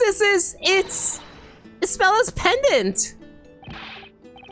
And then there are spirit mediums. That is true. I knew I'd seen it somewhere before. Anyway, we should pick it up before one of those dorks sees it. Come on, Nick! Quickly, just pop it in your pocket! Okay, I'm on it already. Hey, hold on a sec, Maya. Huh? What's up, Nick? There's something about the shape of this pendant. Something about its shape? I seen this shape somewhere recently. Wasn't this like the monocle of the storyteller? Well, if you say so, Nick, let's shape up and take another look around. If we're lucky, there might just be some amazing clue waiting to be found. Yeah, I guess there might. Let's take another look at that recess. Wait a second, what was the shape of the recess again? Recess in this panel. It's the same shape as Isabela's pendant.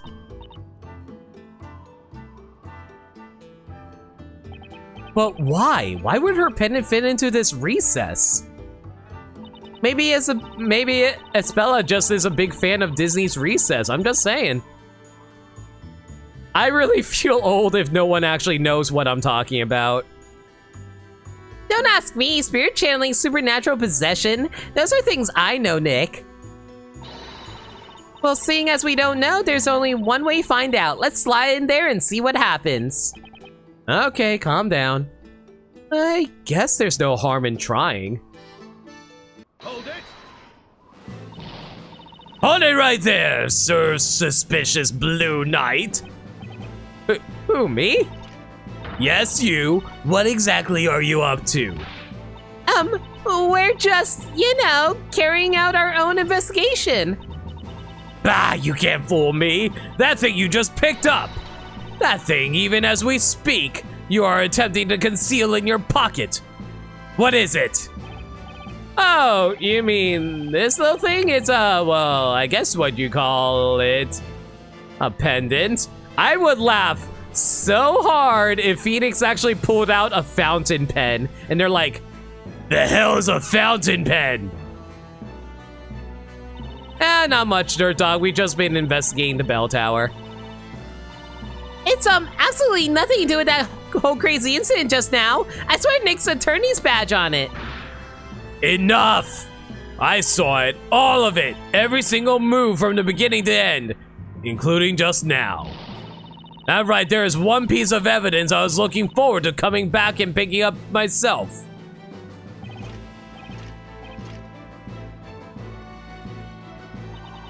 Now then, hand over that important piece of evidence, now! Ah, shoot. No, Isabela's pendant! Snatched away from us, just like that. I must report this to the High Inquisitor immediately. Do you think Nick carries around a taser or something like that? Like maybe he had a pepper spray on his person when he got transported to Labyrinthia. What if he just sprayed the vigilante in the face right now with it? Me too, I'll come to you, Chief. Me 3, me 4. There they go with Isabela's pendant. And I was totally planning on giving it back to her the next time I saw her. Who do you think he is, Von Karma? I mean, to be fair, people carry around tasers for safety precautions. But more than that, I so wanted to try fitting the pendant into that recess in the panel. What now? No way is that panel just there for a decoration. I better add it to my items for future reference.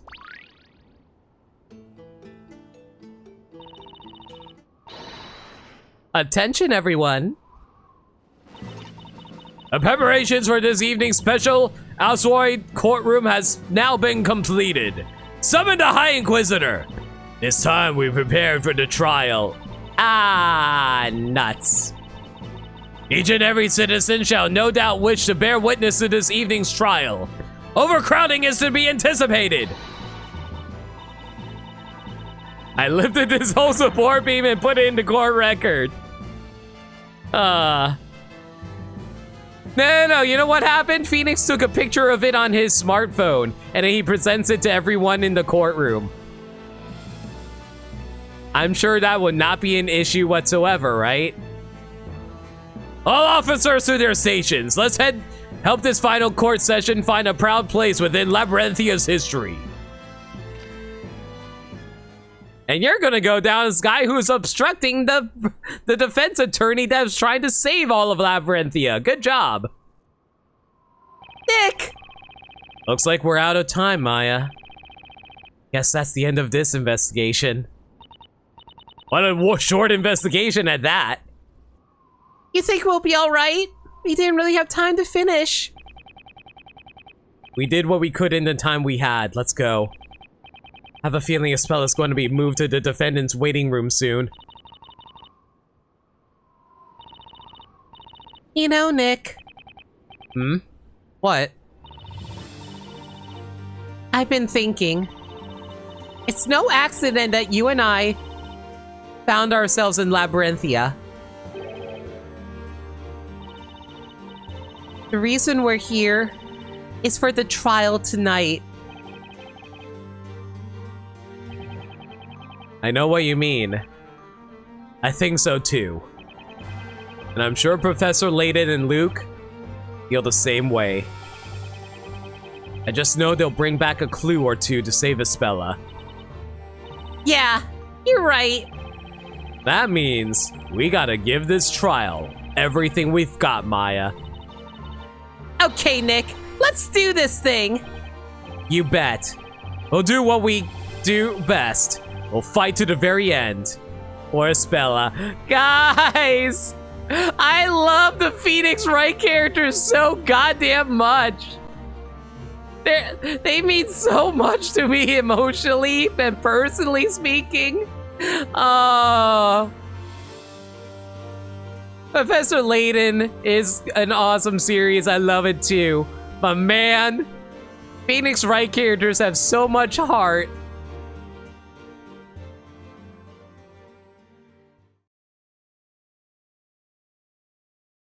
Wait, are we actually at the end of chapter 7? That was a short freaking chapter 7. Are we actually jumping right into chapter 8?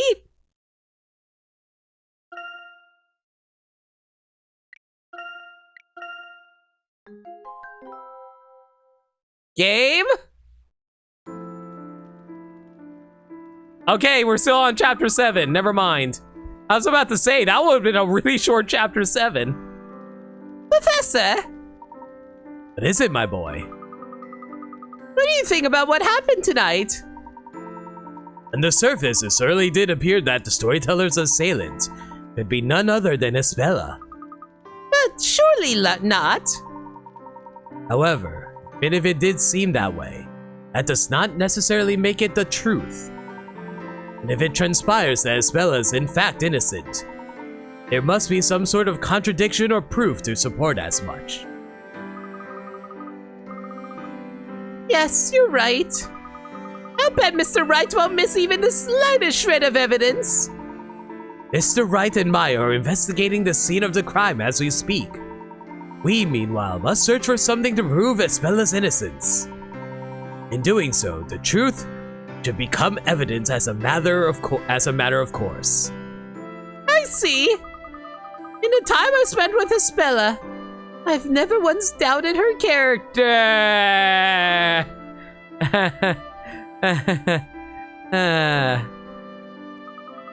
There's just no way she could do anything as terrible as what happened in that square. I believe in her, Professor. Believe in your clients. That is something that Mia once said. I know you do, Luke. We are Ispella's friends. As such, we must believe in her. Professor Layton and Luke are adorable too. Too right. First, let's make our way through the gate. Oh, the door's still locked. And there are no knights to open it. What's the matter, Constantine? That's great, thanks. He says there's another way in, which only the knights know about. That's a relief. Could you show us the way, Constantine?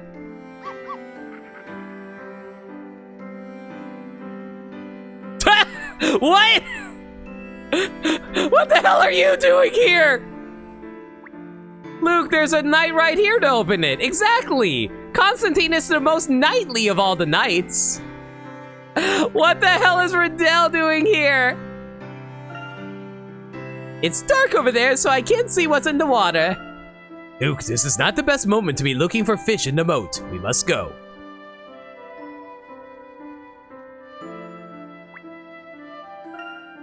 Professor, that's our chance to sneak in. The guards seem to be gone. Without the story to protect, they are at a loss as to what they should be doing. Hey, Riddell, wanna see a burned body?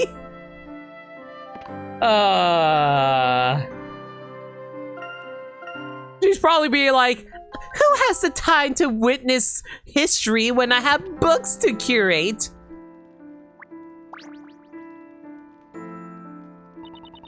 Good evening, Professor Layton. It's been a while since we last met. Yes, indeed, Miss Mischief. I must say, I'm surprised to be meeting you at a place like this. After seeing the Storyteller's Parade earlier, I've been unable to simply sit still in the library. But at the same time, wandering around aimlessly doesn't solve anything either. Then again, meeting you like this, Professor, has given some meaning to my wander. Are you flirting with me? If you'd like to try your hand at any unsolved puzzles or puzzles that you didn't manage to encounter, I will happily show you them now. Yeah, she's totally flirting. All right, 86. Odd box out. Where the hell was this puzzle? 5 boxes have been placed on pedestals. At first glance, they all appear to be the same, but in reality, one of them is different. Slide the stylus left or right on the touchscreen to turn the boxes around and carefully examine their patterns. Answer by touching a corresponding letter. Be sure to look at the boxes from every angle. Find the box that does not match. All right. Isn't Layton taken? Yes, but no. Let's put it like that.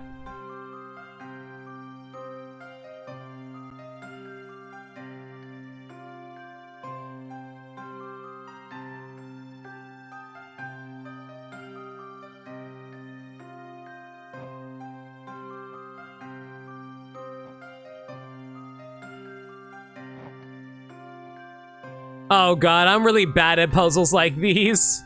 These kinds of puzzles require me to pay ridiculous amount of attention.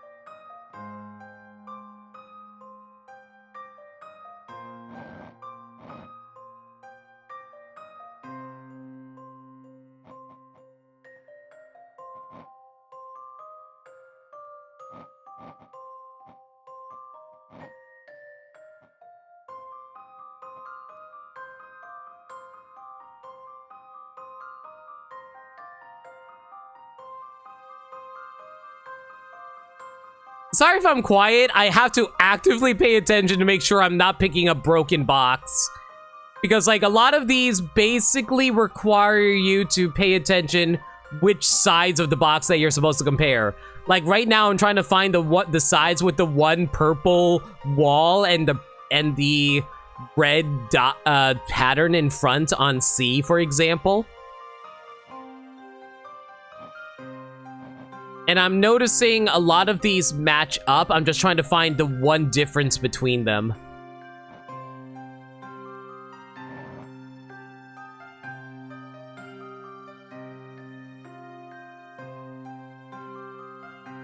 Okay, so if it matches up like that, that means the one on the side here needs to be... Hang on. So if that is rotated like that, that would mean the one to the side of here would be red. The side to that would be that, and then the side to this would be green, red. Okay, so E and C match up correctly, I believe. It looks like they match up correctly anyway, yeah. Now for, okay, if C and E match up, let's look at E and D. E and D, we're trying to find the sides with the 3 patterns. But unfortunately, none of them have the 3 patterns on it. What about a side with the one giant red one in the middle for D? Okay, there it is there. So to the right side would be the yellow. But that's only if you flip it on its side. If you flip it on the side, the green and yellow one would be there. And then on the side would be green, red, which makes sense. Okay, so that matches up. Let's see now. Unfortunately, we can't check the left side of E because it doesn't line up with D. But if I look at the top side of that, that would be yellow-green, which does match there. But the opposite side of red needs to be purple. Okay, it looks like D and E also match up. So now we need to compare B and D. So the sides with the... Oh. Oh. Is it really that easy?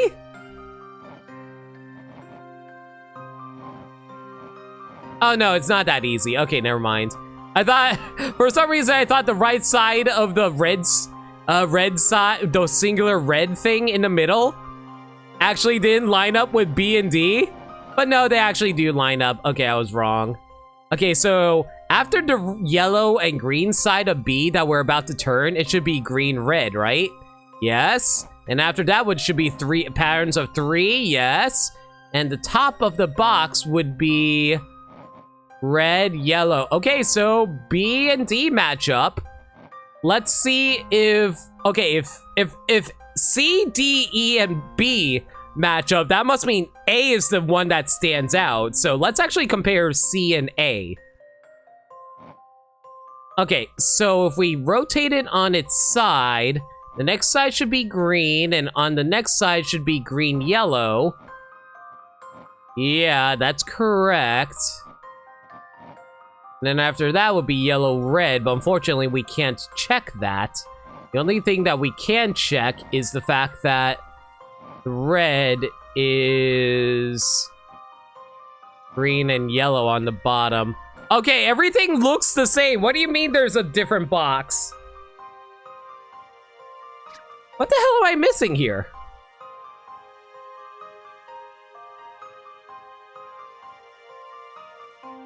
I feel like I must have missed something somewhere around here because it feels like all of these are correct.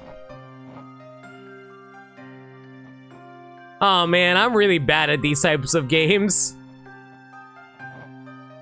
Or at types of puzzles, rather, because it's like... It feels like you should be able to notice this stuff right away, but I am very oblivious sort sometimes.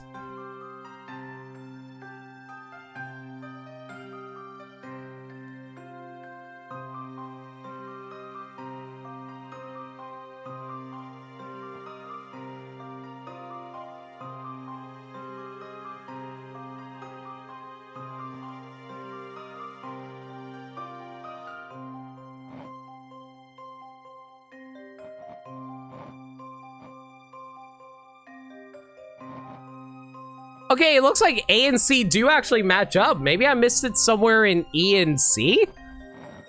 So A and C definitely match up.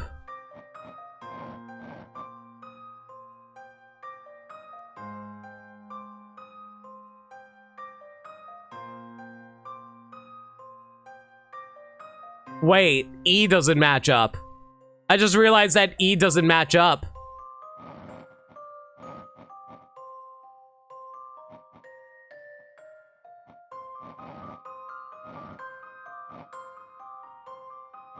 Oh my god, I'm an idiot. Yeah, I think the answer is E.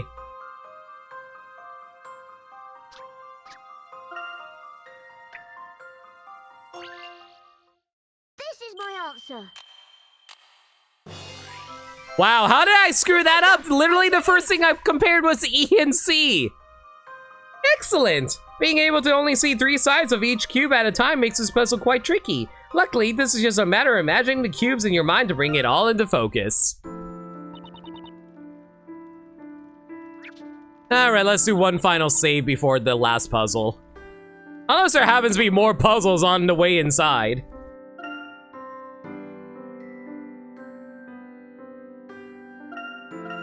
It's perfectly fine, Dirt Dog. It happens as it is. Yo, K-Roll, how you doing? Didn't know you were here. Yeah, you literally get one rotated side. You don't even get to see the bottom side. You see literally everything but the bottom. That's the annoying part.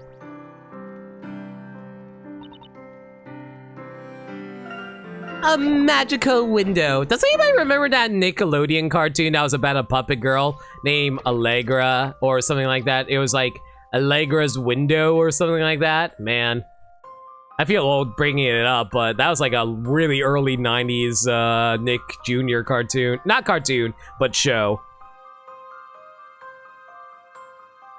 One side was rotated? Yeah, that's what I noticed too.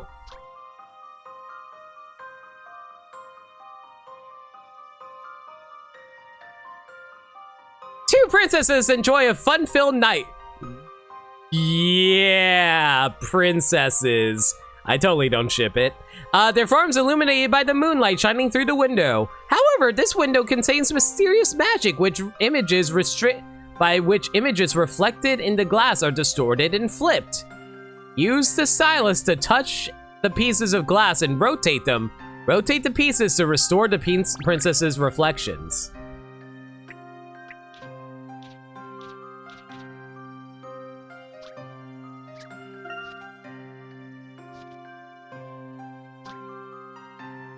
The window contains mysterious magic by which images reflected in the glass are distorted and flipped.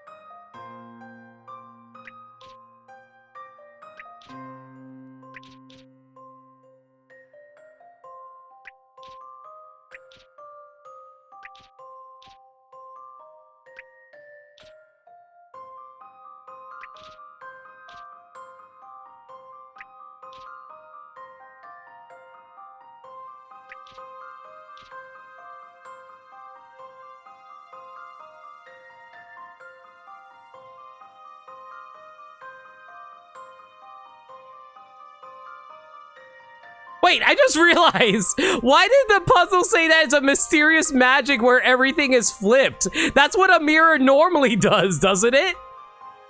So what kind of, are you saying all mirrors are magic because it reflects everything?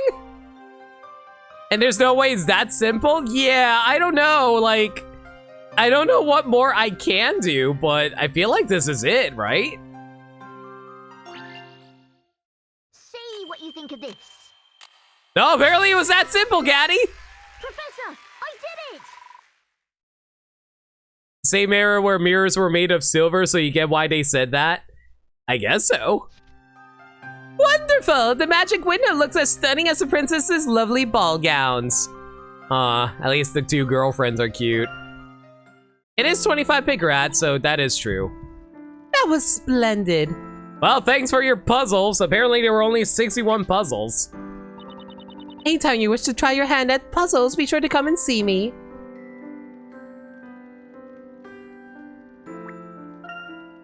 Thankfully, the helpful dog showed us another way in. There's no one here, not even anyone to open the gate.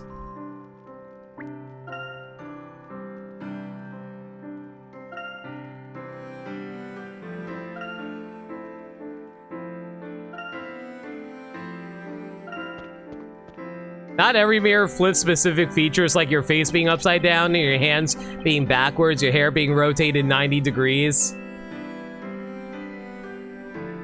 I mean, that's what... No, I think the final version of it is what the normal mirror is supposed to look like. Who'd have thought the storyteller would come to such an end? I still find it hard to believe even now. I mean, what's to become of us? I wish I knew. I'm more worried about Inquisitor Barnum. He's been held on to suspicion of treason. This whole thing is just one big headache. No matter what, the future ain't looking too bright. Enough of your pathetic whining. You call yourselves knights? Oh, Captain! Storyteller's gone. Inquisitor Barnum's gone. Who do you think is suffering the most because of it? The townsfolk, that's who. Also, if you were to rotate a mirror 90 degrees, the reflection wouldn't rotate. That is true.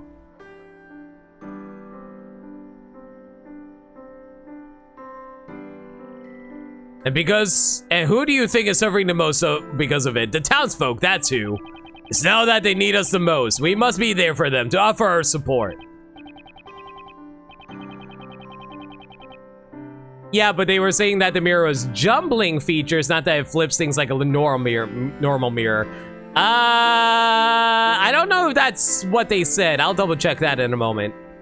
Yes, sir, that's certainly true, but with things the way they are, what can we possibly do? Pitiful. Over there, isn't that? Would appear even the knights are unsettled, my boy. What's going to become of Labyrinthia now? Well, according to the final story, once all of this is sorted out, there will be fresh hope for the future. So it's a little early to be losing heart just yet. I hope you're right. Let's do our best to make it so, Professor. What's this? Someone's coming this way! Isn't that? And what are you two doing here? We're headed for the Storyteller's Tower. There may be something left to uncover, so we're going there now to find out. Did you say the Storyteller's Tower? Oh, I hope this doesn't mean we're about to be surrounded by knights pointing swords at us again. Well, if it isn't little Constantine. Oh, I see. This must mean you're working on behalf of Inquisitor Barnum. Well, in that case, the tower's up ahead. You may proceed. In fact, I insist that you proceed. I have a feeling there's some unfinished business that only you can take care of. For all our sake, go there and fulfill your quest. And in doing so, show us all that there is still hope for the future of Labyrinthia. Wow. That's a hell of a change. Captain! Very well. Shan't let you down. Let's go, Luke.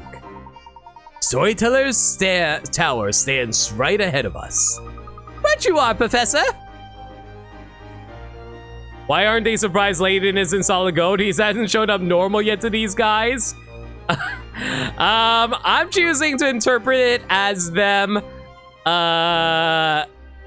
Actually, yeah, that's a good point. Why aren't they confused by the fact that he isn't gold anymore? You know what? Considering how they're in a panic about the storyteller being dead, they probably are like, you know what? Maybe this is just like the storyteller deciding, oh yeah, everyone's just back to normal now, whatever. Look, I can see the tower right over there. But how do we get in? I believe this may be where our little friend comes in handy. Wouldn't you say, Luke? Right, of course.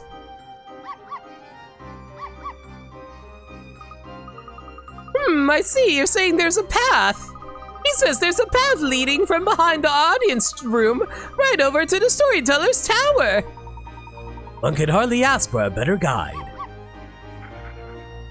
Dogs are the best friend of these games, I swear. Oh, really? He just said, "You're nothing to worry about while I'm here." And then he added, "You might want to worry about that, Sir Blue Knight, though."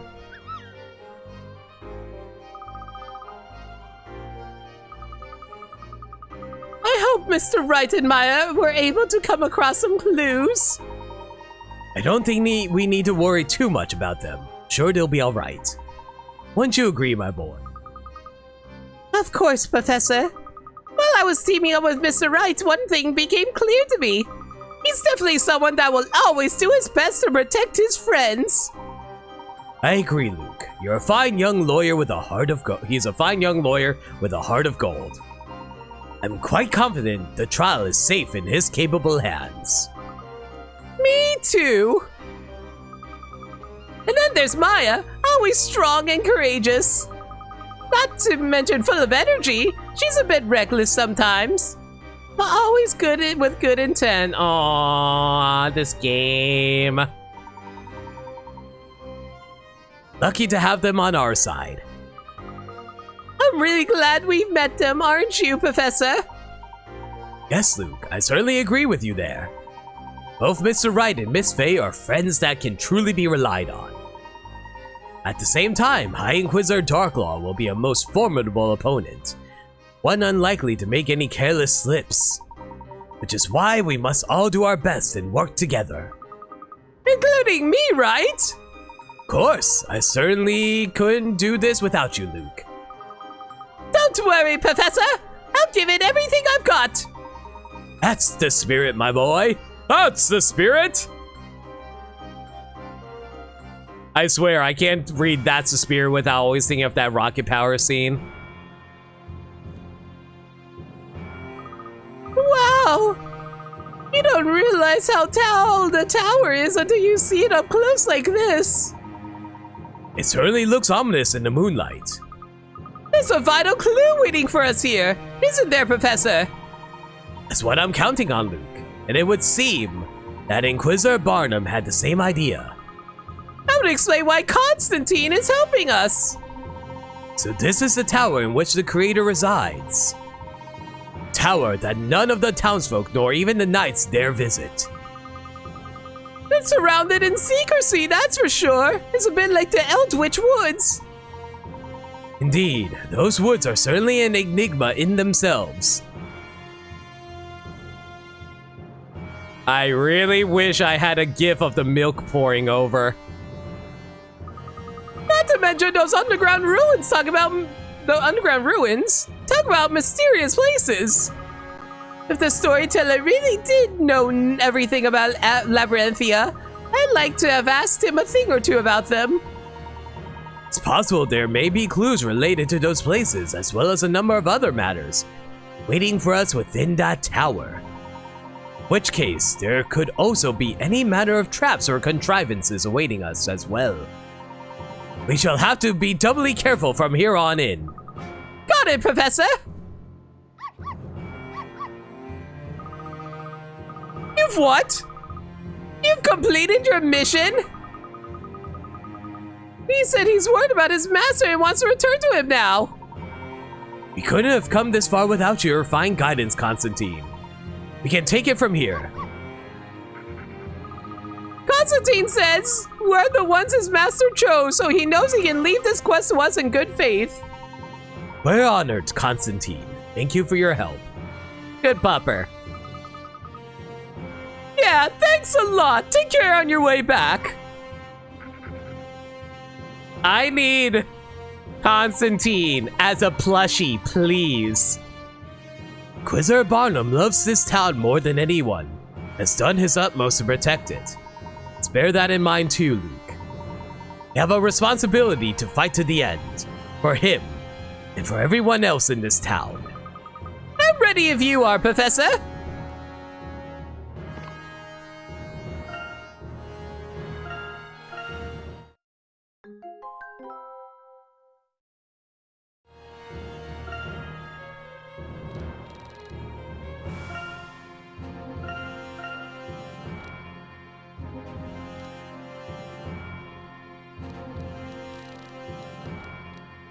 hell did I miss so many? I've missed so many of these. Anyway, number 47, magical window. The window contains mysterious magic, which images reflected in the gas are distorted and flipped. Okay, it's the distortion part I think we missed out on. All right, that makes sense.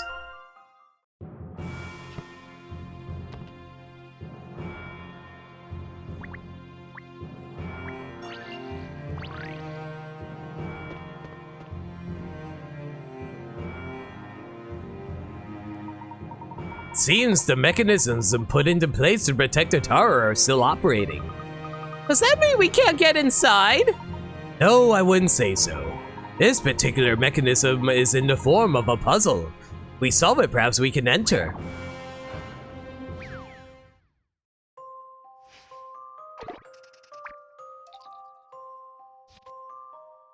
Enchanted sums. This puzzle is worth 30 pickerats.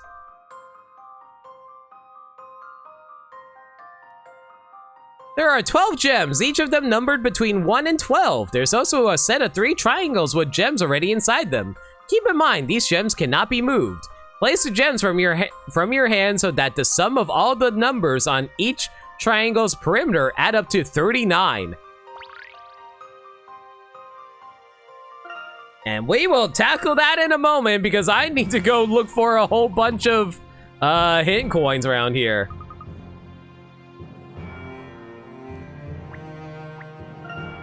Look, Professor, you can see the ocean from here. We must be at the coast of Labyrinthia.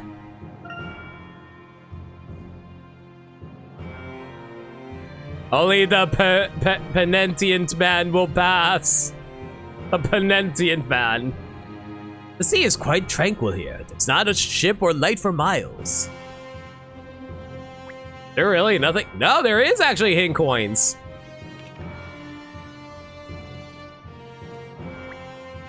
Yo! There's a hidden coin on the moon! We went to the moon in 1989 or 69, 79, I forget. And you take the moon, and you take the moon, and you take the moon. It looks like this bridge is the only way to the tower.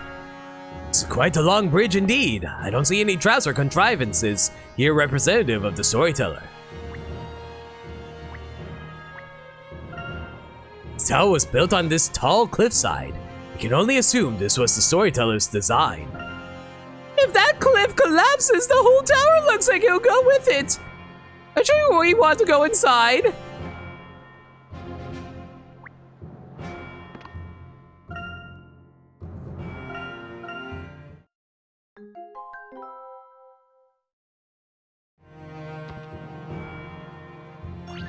All right, let's do it. Rada, rada, rada, rada, rada, rada, rada.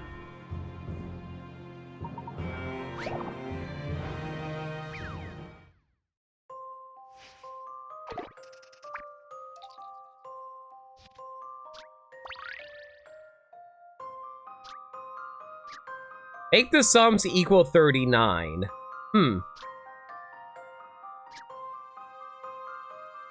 Looks like we can't use the balls that are currently locked in.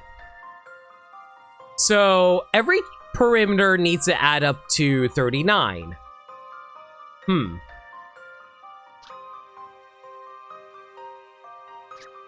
I think the easy answer is that we need to make sure the big triangle that is encompassed of all 3 triangles to equal 39.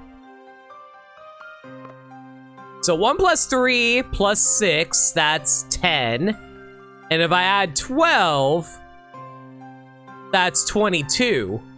I have to add 2 more numbers to equal 39.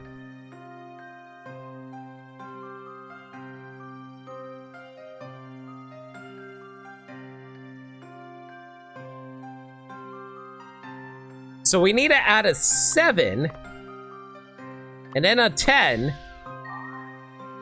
Well, that's a 39 right there. So let's take a look. It's in a book. So 10 plus 7 let's see now. 12 plus 10 is 22 plus 5.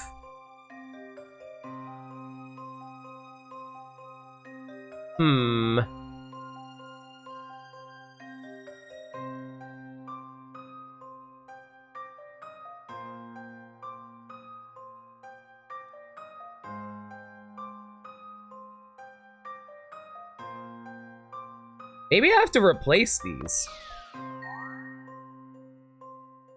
Okay, so 7 plus 5 plus 6, that's 18.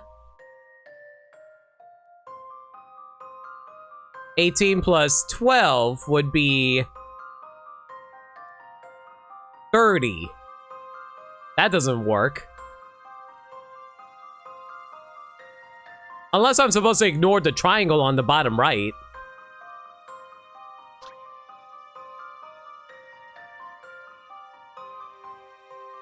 Oh, it's not actually talking about the bottom left, top, and bottom right triangles. They're literally talking about the triangles within the triangles.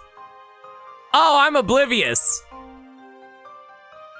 Okay, so let's see now. 10 plus 9 is 19, plus 7.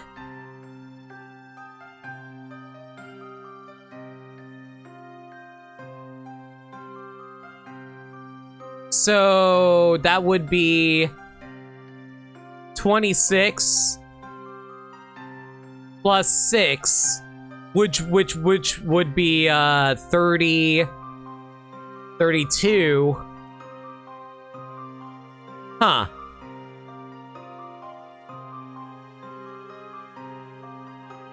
Maybe I have to put the 7.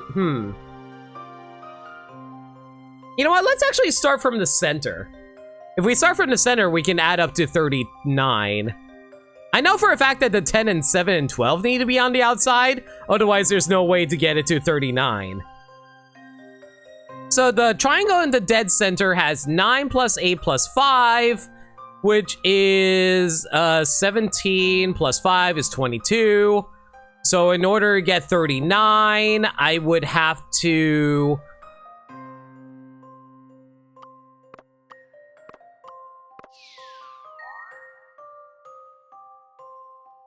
add 11 to 4. Okay, so basically I just have to put these in the right positions. So 11, 2, and 4 have to be in the center to equal 39. But I need to figure out how to arrange the numbers in the middle to add up to 39.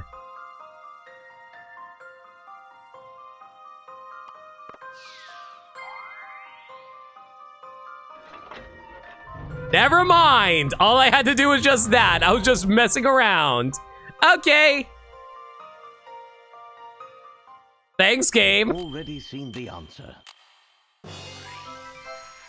You should expect no less from a gentleman. Correct. A shiver runs down your spine as the door opens and an eerie silence fills the air. Just what awaits you on the other side?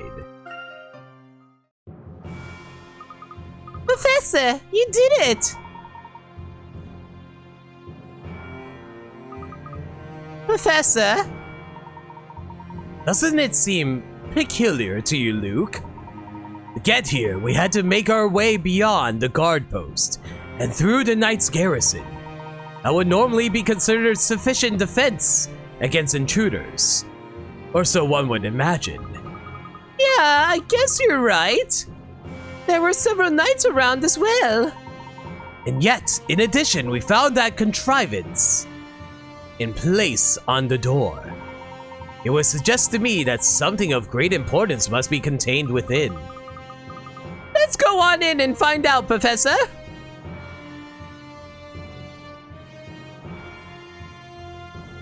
Oh, are we actually done with Chapter 7 now, or are you just fucking with me?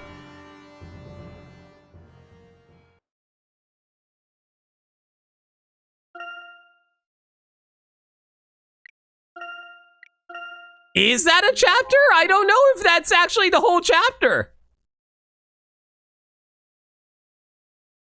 Yep! Lo and behold, we're on to Chapter 8! We barely did anything that chapter! Chapter 8, the final witch trial. Well, here we go, everyone. It's the beginning of the end. It's finally starting. The last witch trial. Witch's Court will no longer serve a purpose once the Great Witch Bezella is burned. Give me a quick sec, guys. I need to send a message to Burmsai about this.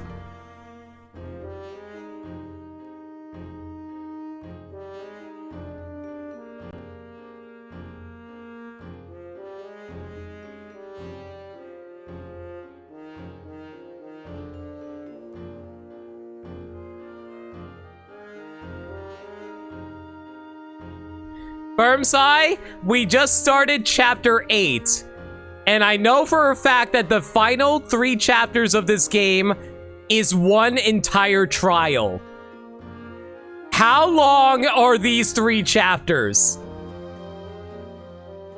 Because theoretically, we can beat the game tonight.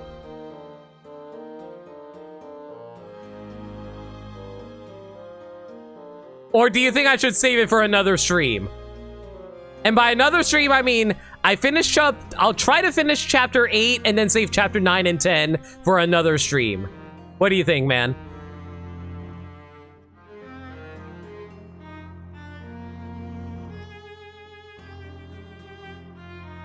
Did I seriously give Phoenix Professor Layton's voice? Whoops. Long enough that you probably won't beat the game tonight, but you'll probably want to show the post-game stuff on stream, right? So don't concern yourself too much. Okay, I think we'll see how far chapter 8 takes us and we'll go from there. But Isabella isn't Bezella. I'm not buying it one bit. I mean, the storyteller is her father. I don't know what happened between them, but a father should never do that to his child. I think you're right, Maya.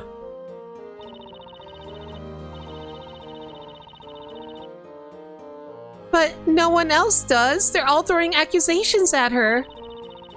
I just feel so sorry for Isabella. And Isabella just looks dead. I feel like this whole case is under some kind of bad spell. A spell? Yeah. We just can't see it yet. That's why it's so vital that we expose the real witch behind all this. And we gotta do it during this trial. You mean end of chapter 8 or start of chapter 8?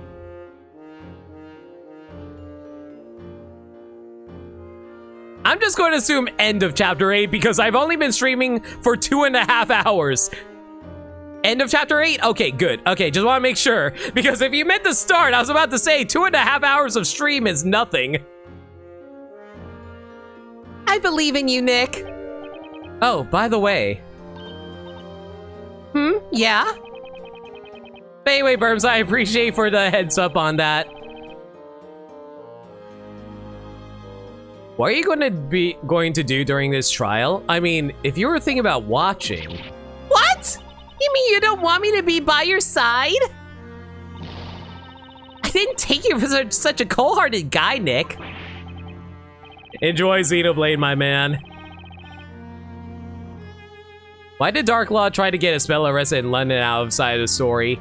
We're probably going to find out about that as we go through this trial, honestly. If you get to the end of this chapter within an hour, in your opinion, just finish the game? Within an hour? Okay. That's not what I mean. Let me finish before you start jumping in conclusions. What I was going to say is that you can't let people see you. You're supposed to be, you know, dead. You were cast into the flames, remember? And yet no one seems to question Professor Layton no longer being a golden statue. Oh, right, that. You mean after I was on trial for the murder of Sir Top Hat? Don't underestimate me, Sir Blue Knight. I've already got it covered. Check it out! I brought this with me! With this masterful disguise, I shall be transformed into Maya, the Ironclad! Yo, that's a sick helmet! I really hope Maya gets to wear that during the trial! found it in Barnum's room and I figured I'd take a...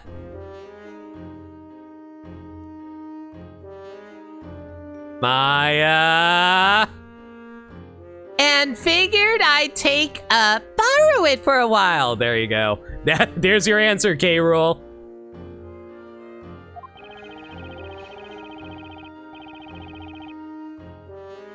Don't tell me you're going to the trial wearing that helmet.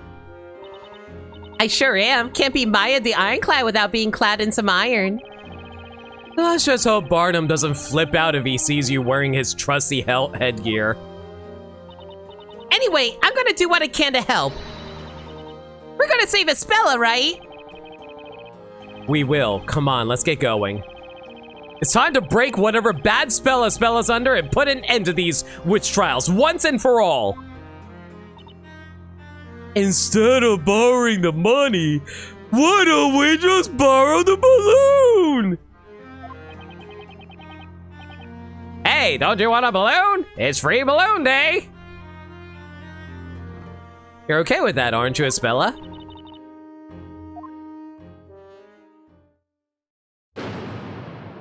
Well, here we go.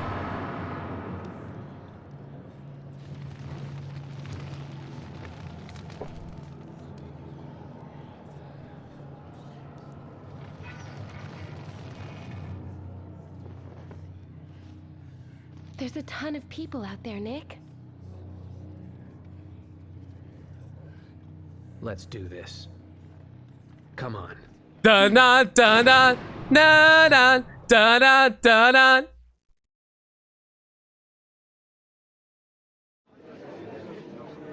Ooh, fancy.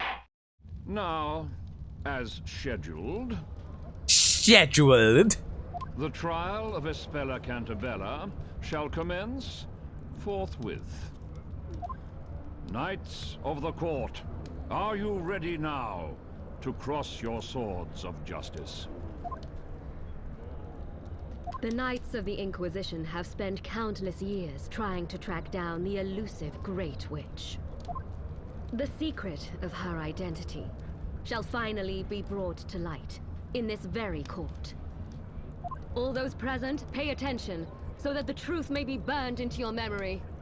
Today, the legend of the Great Witch shall become a closed chapter in the history of Labyrinthia.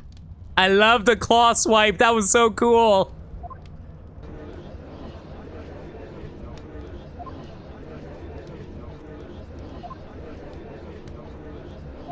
You could cut the atmosphere with a knife. It's so loaded, but at the same time, oddly subdued. Hey, Bomotron. Barnum's currently in jail for treason, apparently. And now, the whole truth shall be revealed to all. The moon, eye of the night, shall bear witness to that. Don't you agree, Defender? Your Honor, the defense is ready. How regrettable. I see you won't allow yourself to be provoked. You may now begin your opening statement, High Inquisitor Darklaw. You know what? I'm just going to give her a normal voice because my voice will die by the end of this. Thank you. People of Labyrinthia, the story has ended. Its end has been sealed through the storyteller's death. The one who put an end to the life of the storyteller and to the story which governed our lives was the Great Witch Bezella, a foul embodiment of evil who has long been lurking among us, concealed deep within the consciousness of a certain girl. I'm sure you're all aware of her name. I refer, of course, to Espella Cantabella. Oh, she has her cat with her. Today at dusk, a tragedy unfolded right in front of all of us. A giant fire dragon descended into the town square, devouring the storyteller. 'Twas a nightmare vision that we all shall never be able to forget. That fearsome... Whoa, hang on a second. Sorry about that. I just got a million messages out of nowhere on Discord. That fearsome fire beast of which had it only heard tell through legend, returned at the hand of the Great Witch. Indeed, it was just in the illustrations of the legendary fire. And the girl, within whose heart lies the Great Witch herself, has committed her final and most heinous crime. You can see Eve in the mural? I didn't even notice that. The crime of patricide. May this trial serve as an offering. An offering to the storyteller, who can be with us no longer.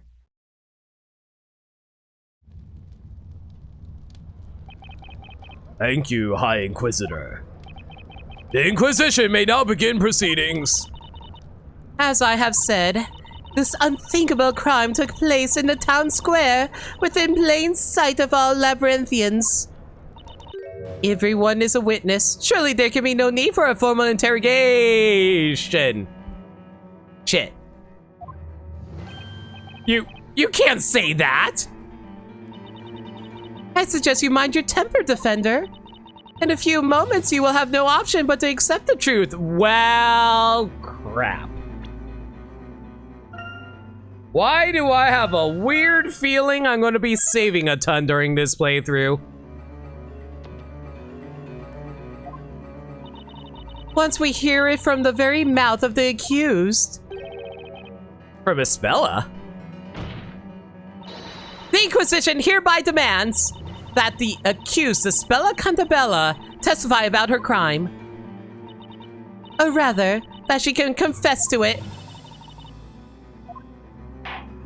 She doesn't have a whip like Franziska. The Inquisition's request shall be granted. Bring Espella Cantabella down to the witness stand. This is it. The last trial. In all likelihood, Espella will admit to the charges. I have only one chance to break whatever spell she's under. When she testifies, there are bound to be some clues to the truth in there.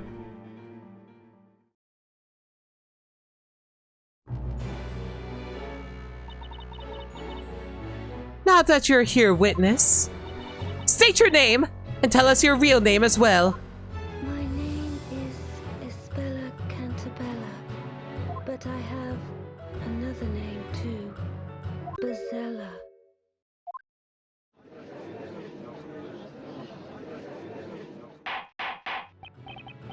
Order in the court!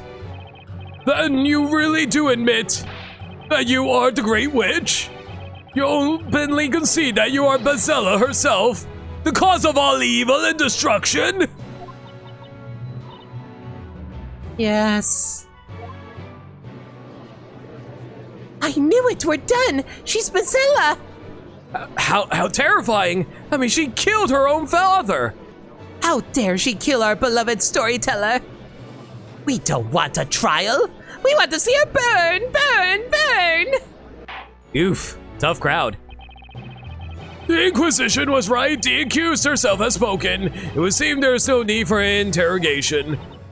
I assure you there is none. The only possible verdict has been clear to everyone from the very beginning. Maya?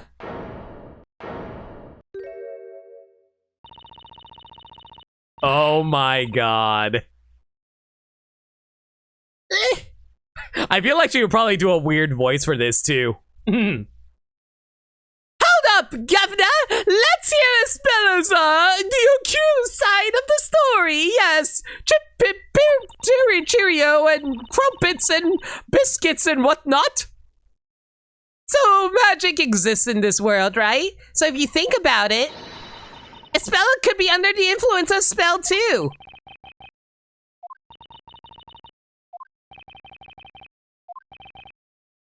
What I would like to know is, just who in the world are you, young knight?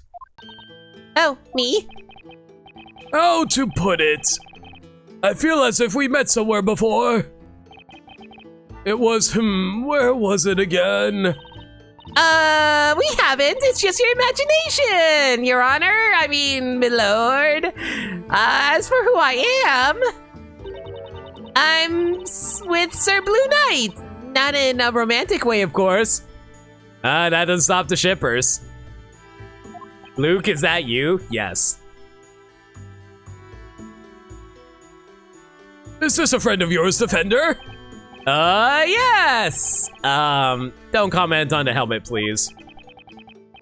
She really wouldn't like to have her face seen. How can I put this gently? It's not something you'd want to look at.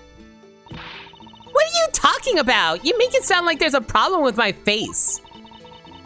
I can assure you we have no interest in your face, miss. Although, I do wonder where you acquired that particular helm. Why's that? A helm of that ilk is not something you can simply purchase from a street stall. Well, I found it. In the forest. Finders keepers, you know. What are you doing, Maya? You promised me you wouldn't draw any attention. Ugh, sorry, Nick. I lost it a bit. Well, anyway, the defense's opinion is as follows. We should hear the defendant's testimony before coming to a verdict. I mean, to be fair, they probably don't remember Maya's name. There may be something even she isn't aware of. How amusing. As this is to be the last witch trial ever held, perhaps it's only fitting that we cross swords before you accept your defeat. I agree. Thus, the accused herself will now testify. Miss Cantabella, tell the court of your involvement in this incident.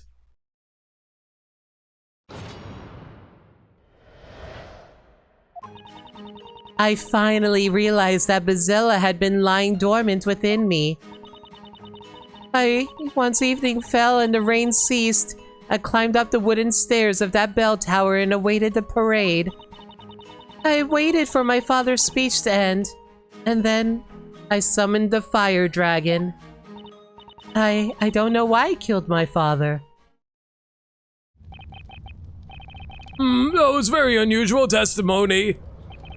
When you used magic against your father, were you doing so as Isabella Cantabella or as the Great Witch Bazilla? A most fascinating query. However, it matters not. The Inquisition has ingeniously solved the query by disregarding it. I wish I can take photos in 3DS games. What matters is that Bazilla exists within this girl. Being a witch is a crime. Such a fundamental rule will always hold. And this girl here is not just any witch. She is the Great Witch. Spella has admitted the charges just as I suspected. Just have to hope I can find some contradictions in her testimony. If I don't, we can kiss this trial goodbye. The defense may begin the interrogation. Defender, stand your steadier sword of justice. Should I see it waver or point in a wrong direction, I will not hesitate to cut down your arguments and end this interrogation. You had better keep that in mind.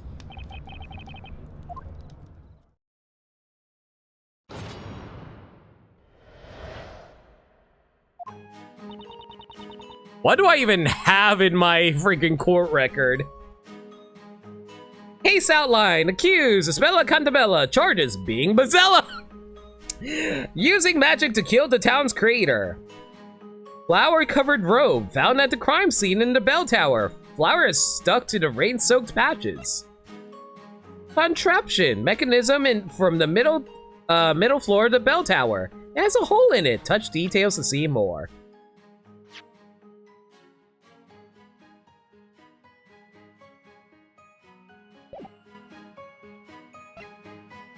Bell Tower Plan. A sketch of the entire bell tower.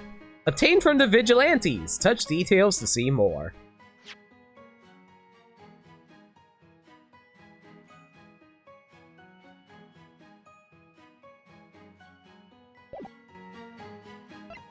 Vigilantes report. Vigilantes records. The bell tower was constantly guarded and there was no trespassers. Isabella Cantabella, the defendant, accused of murdering the storyteller by summoning a fire dragon. Storyteller, Isabella's father and the creator of Labyrinthia, killed by the fire dragon summoned by Bezella. Huh. That's weird.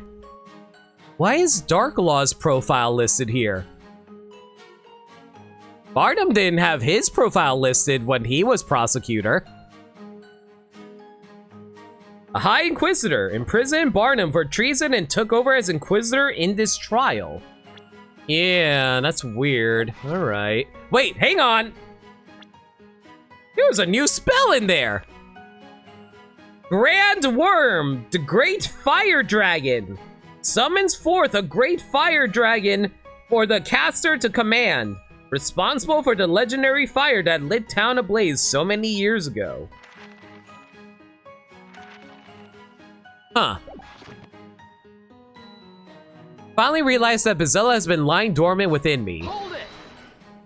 Oh, yo, Super Will, how's it going? Enjoy the gift sub, dude. You say you finally realized? Yes, I've always had a feeling, but my memory is rather hazy.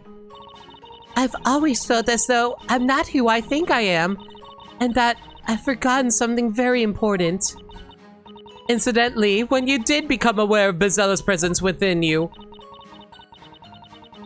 it was when I went to the Great Archive with Mr. Layton and Luke. Ever since I saw the mural depicting Bezella, I started having strange flashbacks. Yeah, Bezella's back to her regular self at the very least. I saw things from the distant past. Memories of the legendary fire. The legendary fire?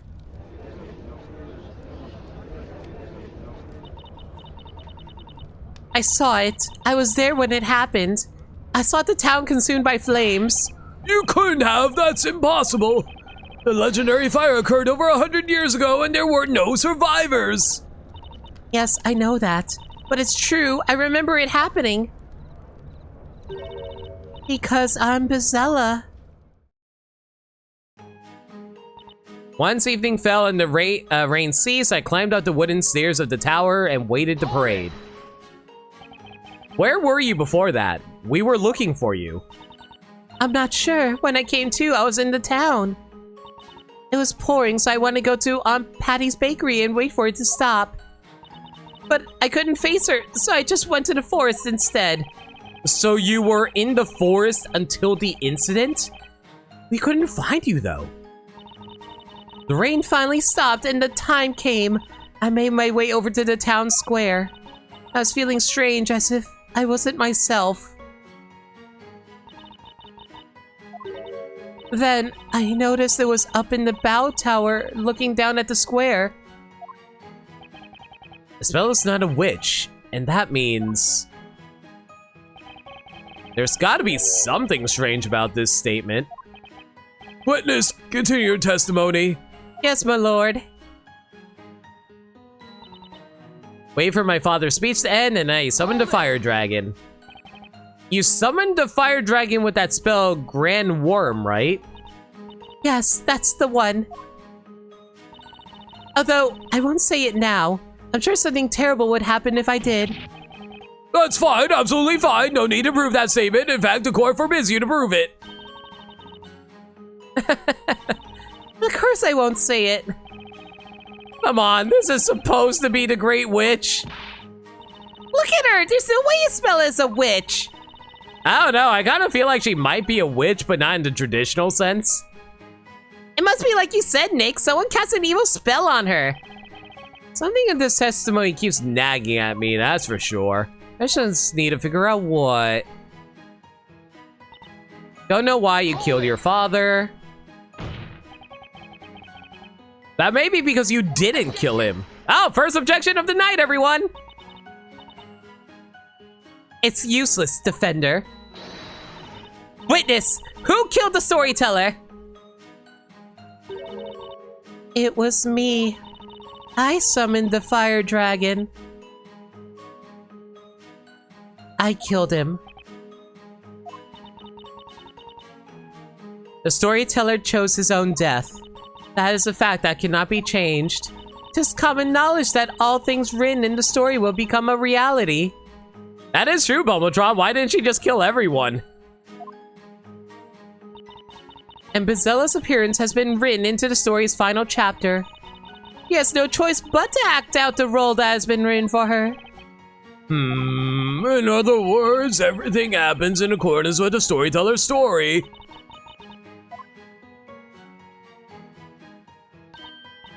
Nick? Have you noticed how weird Isabella is acting today? I sure have. It's almost like he's a puppet who's pulling the strings? Meow. Meow.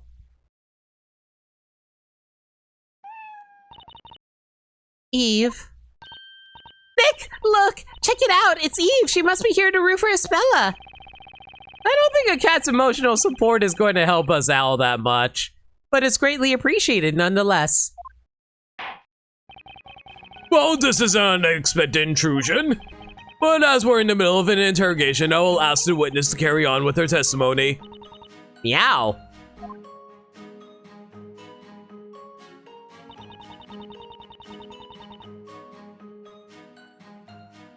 Wait a second. No way. Is the cat going to react to her testimony?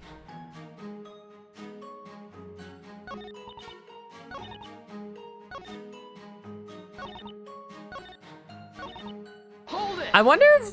Hang on! Hang on. Let's actually see if Eve actually reacts to any testimony. Your Honor, I would like to question the cat.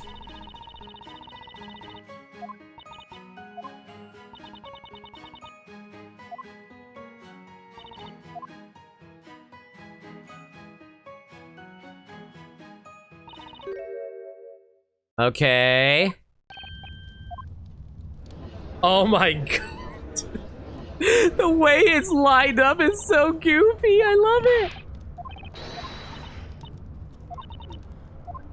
I'm speeding through the dialogue real quick, mostly to see if Eve reacts to any of this. Hold it! Yeah, I know how the slider works super well, don't worry. I'm just waiting for Eve to react first. Went to the forest, wouldn't find you though. Rain stopped, made way over to the town. Feel strange as it wasn't myself. That's what I noticed. I was up on the bell tower looking down on the square.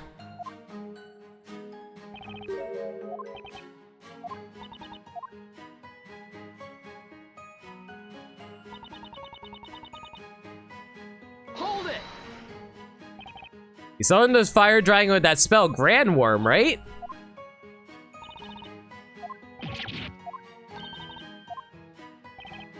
Man, this cat is reacting to absolutely nothing. Is it going to react to her admitting she's Bezella? Hold it! I don't know why I killed my father. Objection! Ignore that objection, that doesn't count.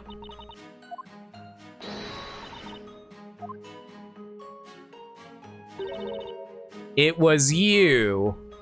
Uh-huh. Wow, Eve's just straight up not reacting to any of this. All right.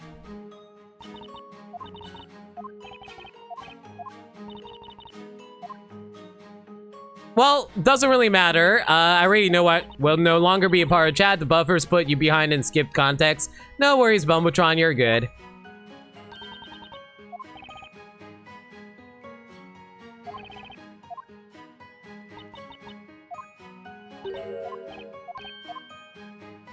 It's fine. I think I already know what I need to present anyway.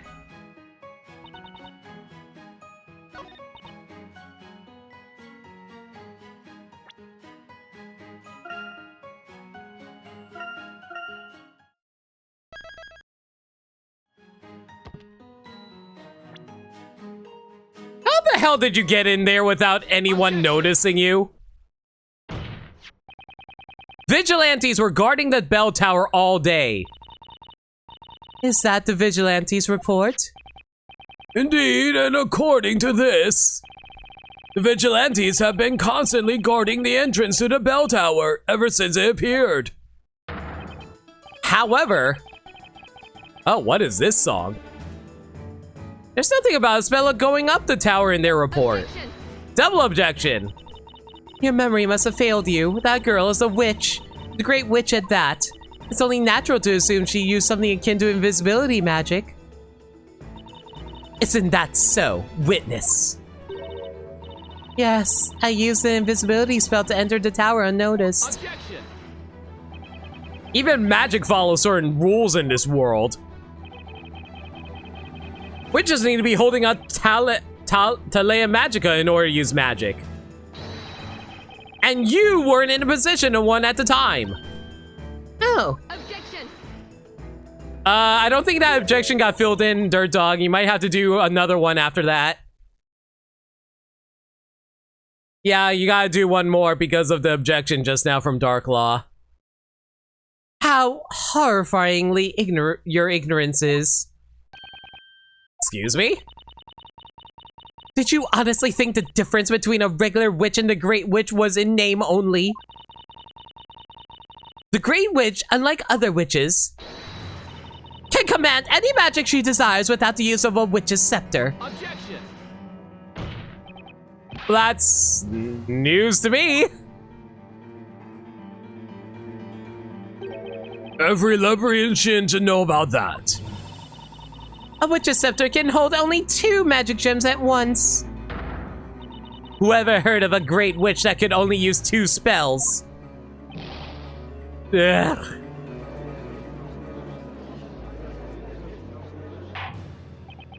Order, order!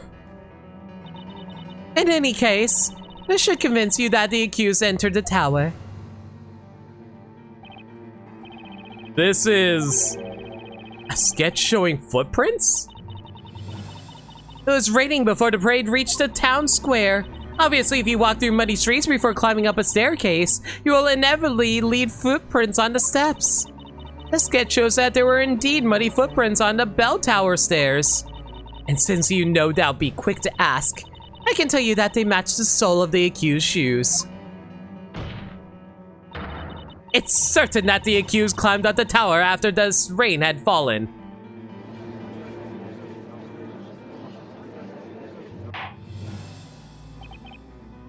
Very well, the court accepts this sketch as evidence.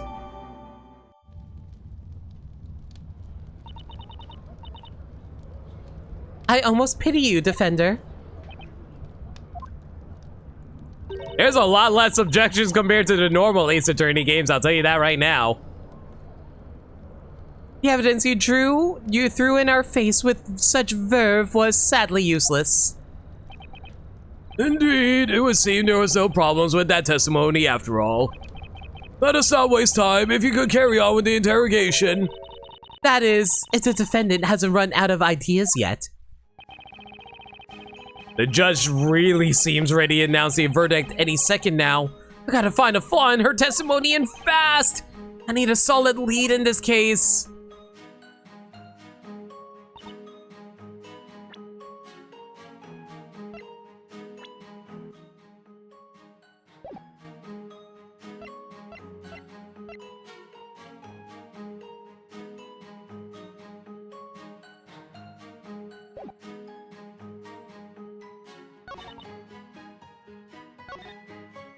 Once evening fell and the rain ceased, I climbed the wooden staircase of the bell tower and awaited the parade.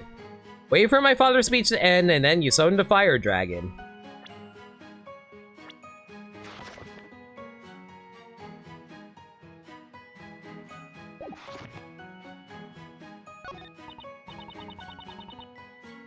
I don't know why you killed your father. I've got to find those contradictions and fast. Nick, we can't let it end yet. Look, even Eve showed up to root for us. Eve, alright, the black cat. Great Witch Bezella always has a black cat by her side, huh? But you know, if Bezella is always accompanied by a cat, and she should have had it with her when the incident happened, right? Now that she mentions it, I think I saw a black cat at the bell tower when it happened. You think I might be onto something? A witch with a trusty black cat, huh?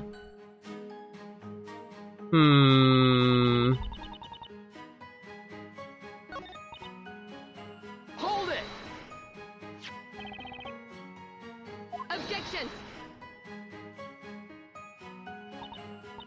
Obviously, that would be because she used an invisibility spell. I think that is a new objection, by the way, guys. Yes, that's true. Espella, do you have a clear recollection of using such a spell? I don't. But I've left footprints on the stairs, so I think it's pretty clear that I must have. This cat does not react to anything, good lord. What's clear is the evidence. There can be no room for doubt. Really, Dark Law? I'd say it's pretty clear that we don't have all the facts yet. Anyway, I better try a different approach.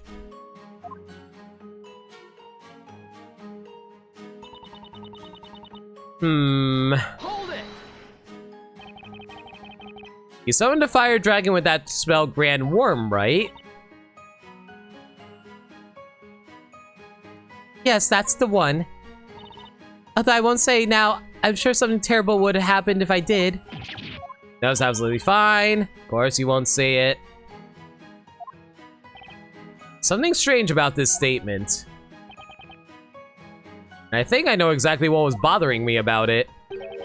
She used that dragon summoning spell, but she didn't have a witch's scepter.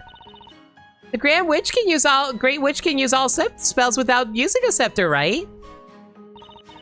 I mean, that's a little too overpowered, don't you think? That's probably what makes a Great Witch, well, great. Probably, she'd be a pretty sorry Great Witch if she could only use 2 spells. Uh-huh, I guess so. Continue the interrogation. Hold it! This may be because you didn't kill him. Ignore that. Useless defender. Witness, who killed the storyteller?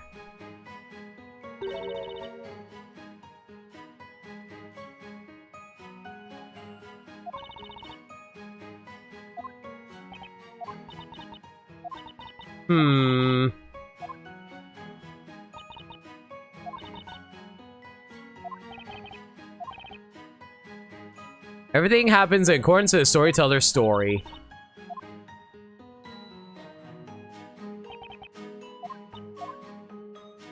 I got nothing! Eve just straight up does not react to anything! What am I supposed to do?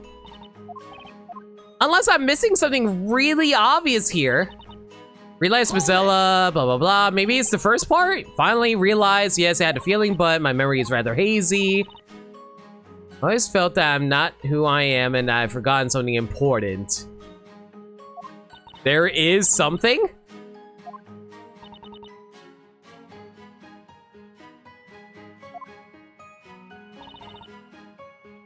Is there a hint somewhere that I'm missing? Because I'm not seeing Eve showing any hints towards it. Unless, wait a second. Is it when her eyes glaze over?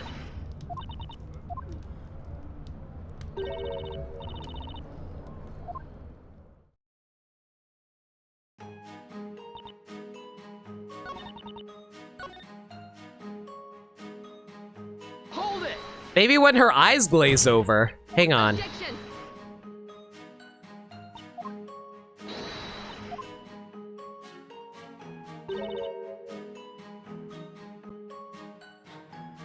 Hang on! I have a question for you, Eve.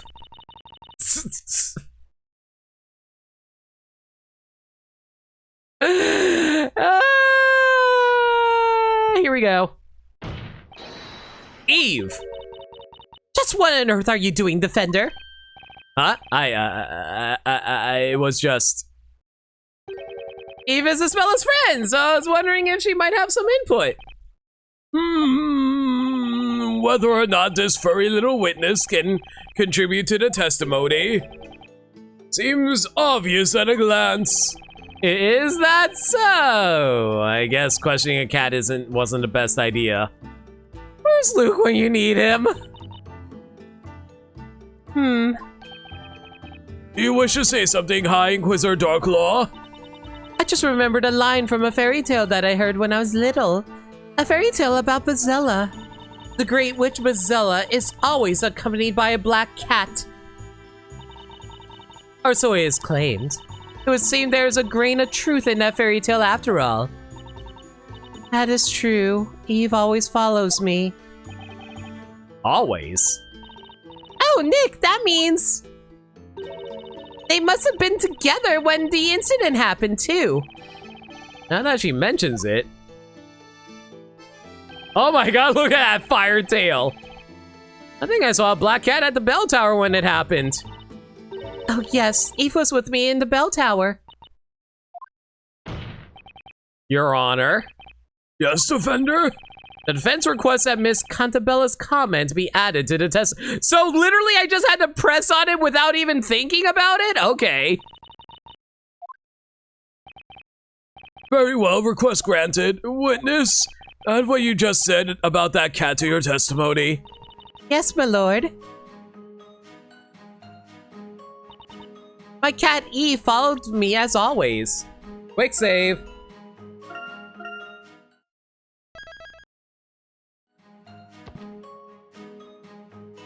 Hold it! So the cat, Eve, always follows you wherever you go? Well, not necessarily always. But when I'm especially sad or happy, like whenever something out of the ordinary happens, she's always there with me. I can't remember when, but Eve has long been my dear friend.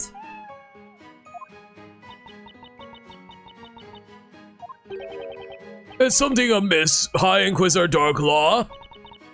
No, it's nothing. It just made me think of that little dog that follows Barnum around. You mean Constantine? That little puffball is so cute too. I bet Barnum cuddles him all the time when no one's looking. Aww. When you climbed up the bell tower, your cat was with you, is that correct? Yes, she was quietly following me.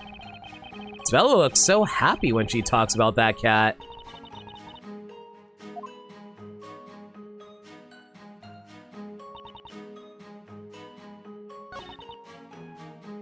Hold it! Hang on! May I ask you something, Eve? Eve? Just what are you doing, Defender? Huh? Well, I just... some input. By the way, Eve doesn't always react to her name.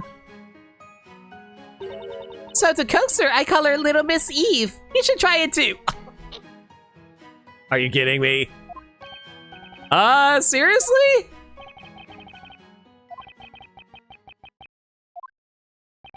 Somehow I just can't call a cat that. Little Miss Eve, can you comment on that testimony? It's just too... You're questioning a cat already, Phoenix. Just do it. What a welcome silence for your incessant whining. Witness, continue testifying.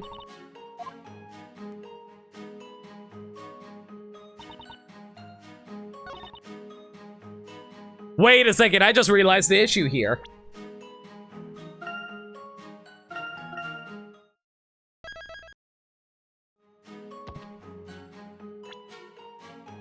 Eve couldn't have followed you. No footprints. I'm sorry, Isabella, but there's a problem with that statement.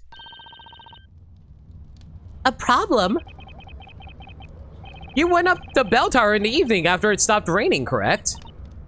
Yes, I think so. After all, there's proof of that. My footprints were left on the stairs. That's right. They were footprints on the steps. However, there's something missing in this sketch. Missing? What do you mean, Defender? There are no paw prints of Isabela's cat, Eve. Oh. You said Eve was following you, right? In which case, naturally, there would have to be cat paw prints on their stairs as well. And trust me, I would have noticed cat paw prints. Objection! And here I thought you would say something that makes sense. Such a silly assertion as that can be easily explained. A cat must have climbed up on the accused's shoulders. Was that not the case, witness? Yes, Eve was on my shoulders. I think. She dislikes dirt, so when it's muddy, she tends to climb up on my shoulders. Objection! Then why didn't you say that before? You testified that the cat was following you. It's... Objection! Oh boy, here comes the objection train. This is such a trifling matter, defender. You would do well to just let it go. Objection! Yep, here they come. This is definitely going to bloat the count. It might seem that way to you, but it has important implications. It shows that Ispella's testimony is unreliable. What? What do you mean? For a while now, Ispella hasn't been testifying in her own words. All the vital parts of her testimony have come from High Inquisitor Darklaw. She made Ispella say those things. Objection! Are you claiming that I, the Inquisitor, High Inquisitor, am responsible for making the accused commit perjury? Well, that's not the case, then there's one more possibility. Namely, that the witness, Miss Cantabella, has no clear recollection of what happened this evening. What? Are you saying the witness has no memory of the incident? Ispella, do you actually remember what happened? Do you remember entering the bell tower and summoning the fire dragon? Yes. So you say you also remember the legendary fire which burned this town to the ground? Yes, I do. Even though it was a long time ago. And you remember tonight's evenings just as clearly?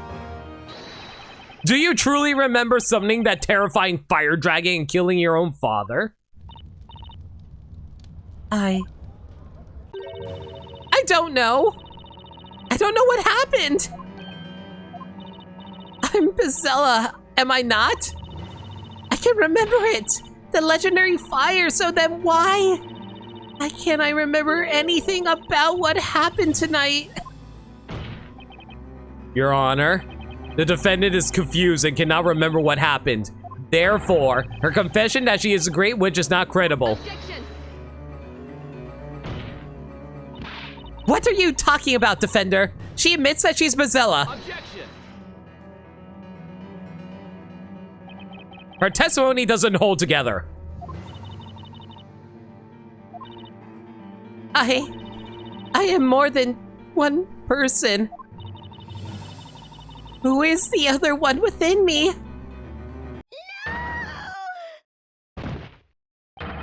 Ispella! Court attendants, carry the accused to the emergency care room.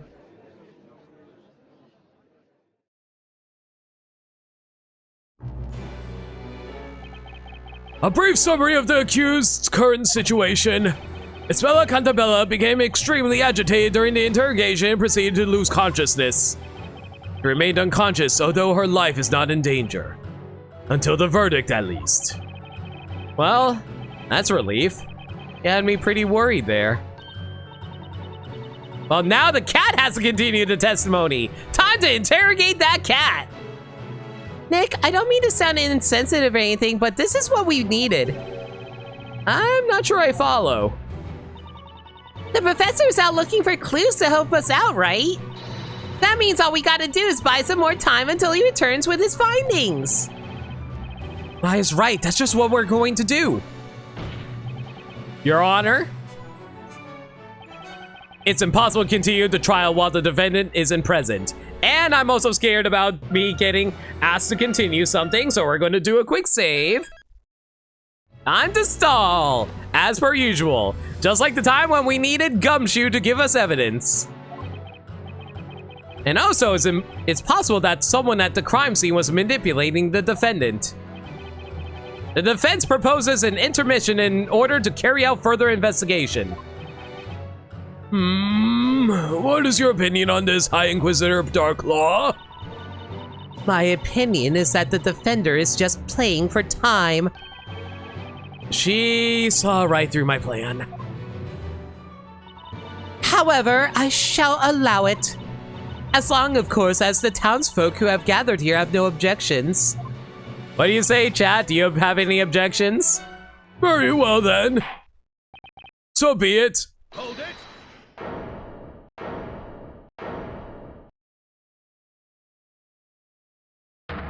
You, defender, stop messing around! Oh boy. What he said! What he said! You can't squirm your way out of this! What he said! What he said! Cause we know everything! What he said! What he said!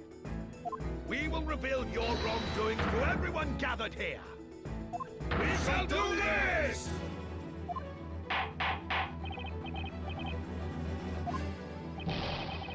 If anyone here should be silenced, it is not us, but that defender over there!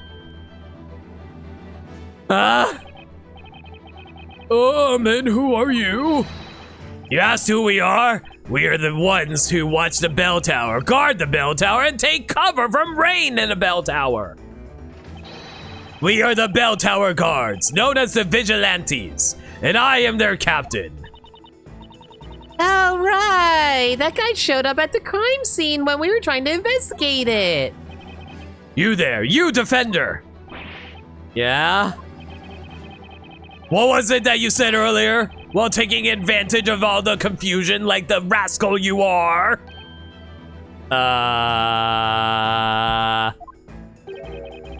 You said someone at the crime scene may have been manipulating the accused. We vigilantes were at the crime scene. Are you suggesting we were manipulating that witch?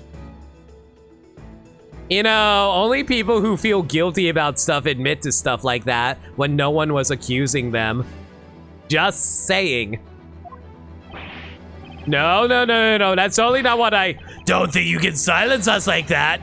We shall have our say now. They sure will. No matter what anyone else has to say about it. We are the Vigilantes, dutiful and righteous, superior, happy, fulfilled on the job. Our passion is burning and our blood is red. I do not need to know all this red text. Thank you, game. You know who else takes cover from rain in the bell tower? My mom! I disapprove of violence, the burning of witches being a necessary exception naturally. In which case, it's best to just let them have their say. Huh? You may not know this, but it's not unusual for the accused to fall unconscious in this court. No kidding. Let us lend our ears to these brave knights. We shall hear what they witnessed. Very well. These knights will be accepted as witnesses. They may testify. People of Labyrinthia, do you hear the words of the judge? Today's trial is not over yet. In fact, it's just beginning. Oh. Now, Vigilante Captain Boystrom, you may testify to your heart's content. Lady Darklaw, thank you for this honor. I will talk to my heart's content, you can be sure of that. Boystrom's a pretty good name. So much for buying some time.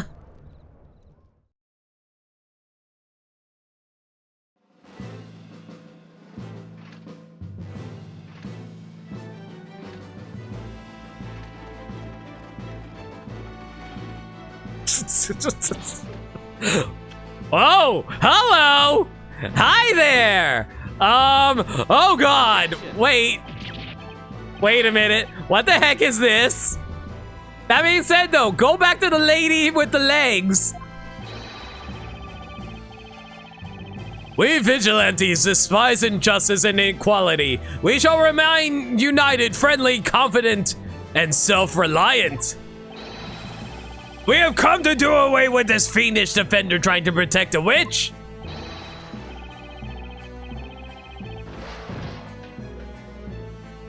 We shall fight and we shall protect our town from this villainous defender. Yeah, whatever. Did I just hear something crash on the floor? Yeah, apparently Wordsmith became a vigilante. Honorable vigilantes, let us first hear your proud names. I am Vigilante number 1, the captain of this unit. My name is Boystrom. I'm Vigilante number 2. My name is Lotta Lance. Better or worse than Lotta Hart? And I am Vigilante number 3. My name is Balmung. They say dogs that bark don't bite, but I assure you, I do bite. I'm Vigilante number 4. Lywood. I'm Vigilante number 5. My name is Shaky. And I, Vigilante number 6, am no more than a hopeless slave to love. My humble name is Servius.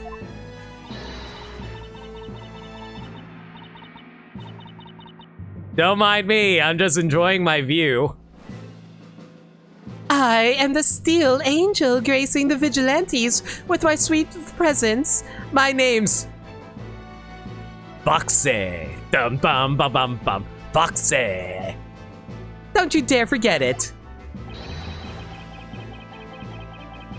I am but a man who wants nothing more than to feel steely steel heels on my back. You can call me Tread On. Don't tread on me. The vigilante number 9. I go by the name of... Fuck you, I'm not reading that.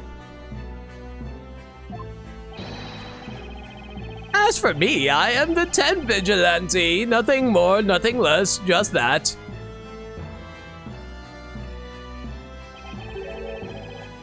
It's no use, I cannot remember that many new names and faces at once.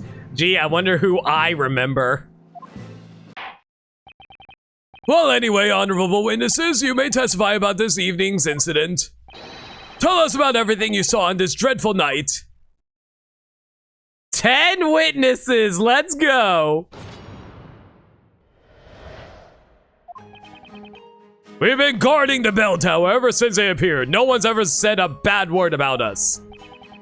The Defender tried to hide decisive proof that the girl is the Great Witch, but he couldn't fool us. Point of rain after the rain, at no point did a single suspicious person approach the bell tower. And then suddenly footprints appeared on the bell tower stairs. When I saw them, I thought, it's that witch. But my eyes went hazy and it made me shake and I got dizzy.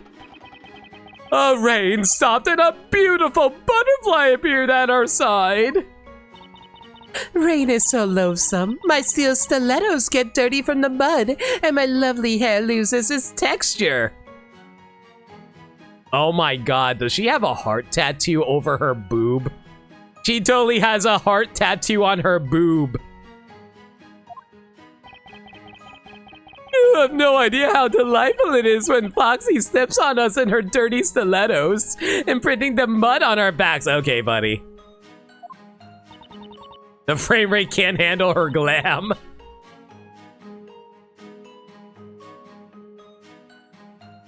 I didn't run away. I did my duty when I discovered the intruder, Attilia. I have been mulling over this incident, and just now the realization dawned on me. I remember nothing.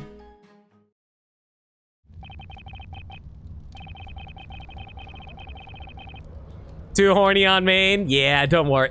Don't worry, Lindea. I get horny on main too, so whether you were talking about Tread On or me, doesn't really matter.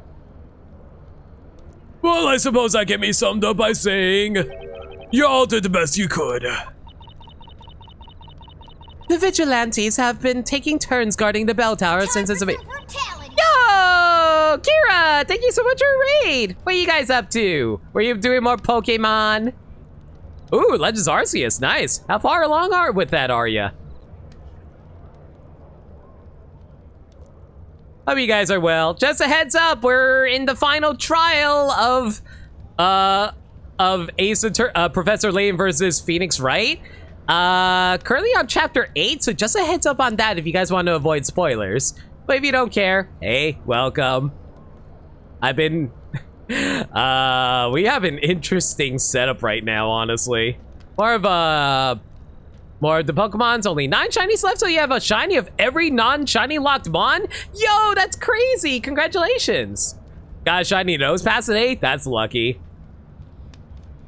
I still need to fill up all the Pokedex up to perfect status. I got everything up to level 10, but I haven't gotten everything to perfect status. Anyway, only a witch would have gone past them unnoticed. Yes, that would seem to be true. However, I must say that something caught my attention in that testimony. Defender? Yes, Your Honor? Have you been concealing important evidence? Huh? Why would I do that? Don't think you'll get off the hook by claiming you forgot about it. Right, Captain Boystrom? Of course we won't. Defender, you and your companion tampered with the crime scene. And tried to sneak away with a very important piece of evidence. We did? Wait, is he talking about the pendant? 5 of those testimonies are completely unnecessary. Oh, I'm sure that's the entire point. But in the end, we gave it to you guys. We weren't trying to steal it or anything. That's absurd. We saw you put it in your pocket. All right. That. I really hope the writers of this game didn't actually follow MatPat during this. The evidence we retrieved from you has been passed on to the Inquisition. We have done our civilian duty. Isn't that so, Lady High Inquisitor Darklaw?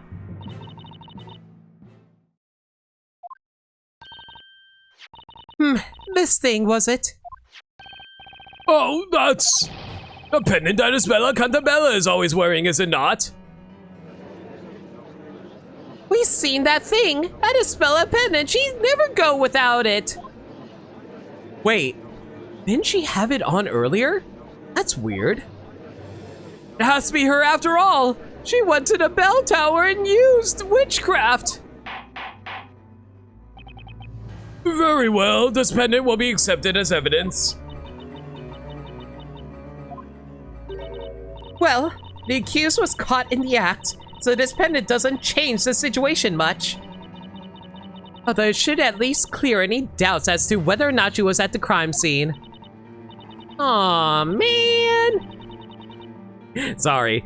If they appeared just 5 seconds later, they wouldn't have seen us swiping that thing. Right, Nick? Are you okay? You're spacing out. Oh, yeah, I'm fine. Was it just me? Or did Darklaw look mighty uncomfortable just now? What's more, on closer inspection, that pendant seems to have some blackish stains on the strap.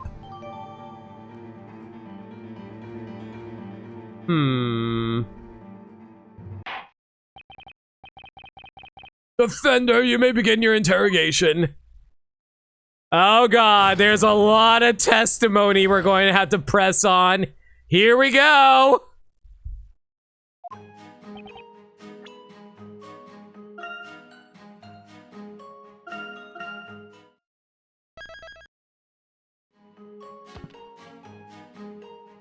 We have been guarding the bell tower ever since it appeared. No one's ever said a bad word about us. Maya, no swiping! Crumbles paper, a goose. Why have you been guarding that tower?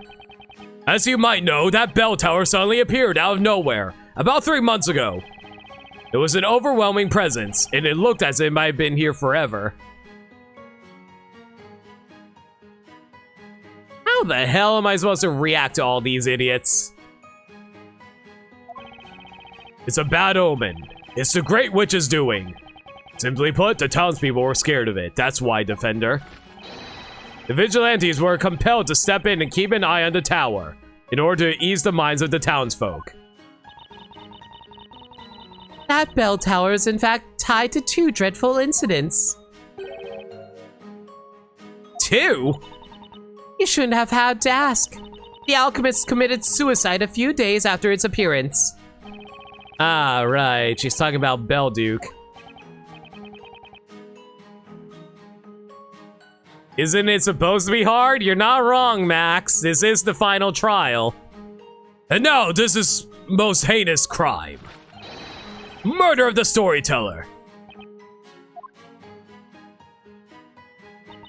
The bell tower is cursed. Tis the curse of the Great Witch. Next witness, continue the testimony.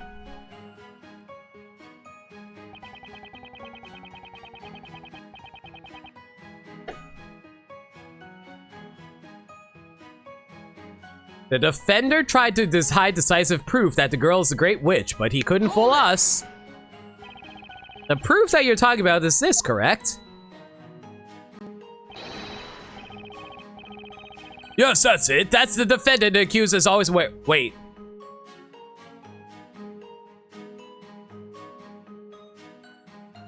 Sorry, hang on. I got really scared for a moment there because I thought that Max was saying that I died.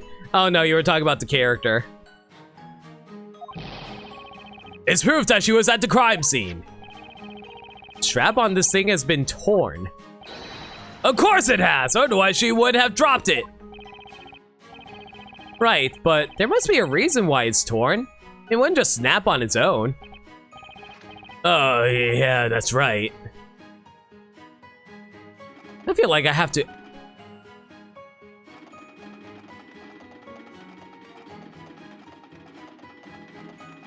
Here's the thing, I can't tell if he's just behaving normally or if that's him freaking out to something.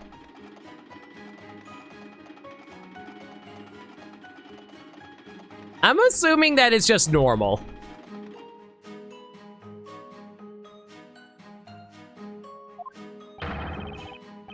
You there, you rascal, I mean defender.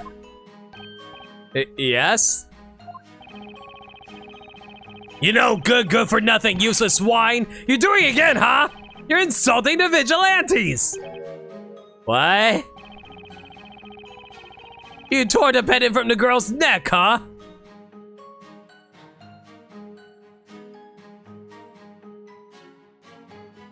Hang on.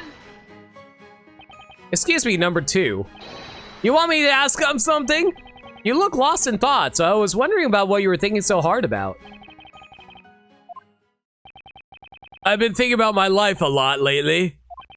I've just been going with the flow, trying to not stand out. Oh my god, are we getting your life story now, number 2?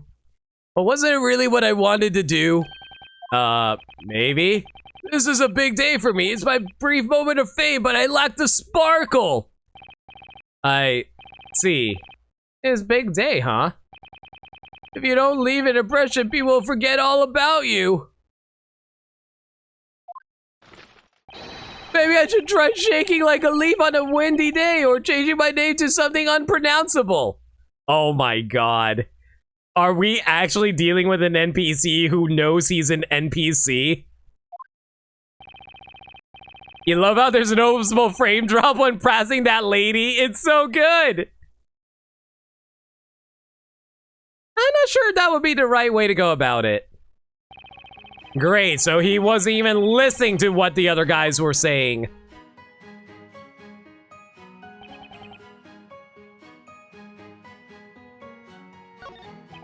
Let's try pressing you again and hear the full thing from the captain.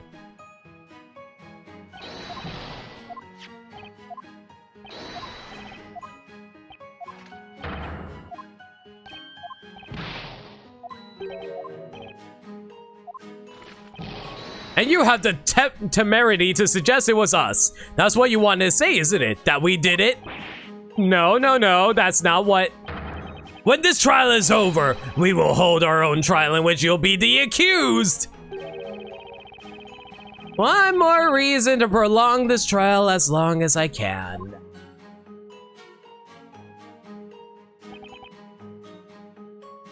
Before the rain, after the rain, at no point did a single suspicious person approach the bell tower.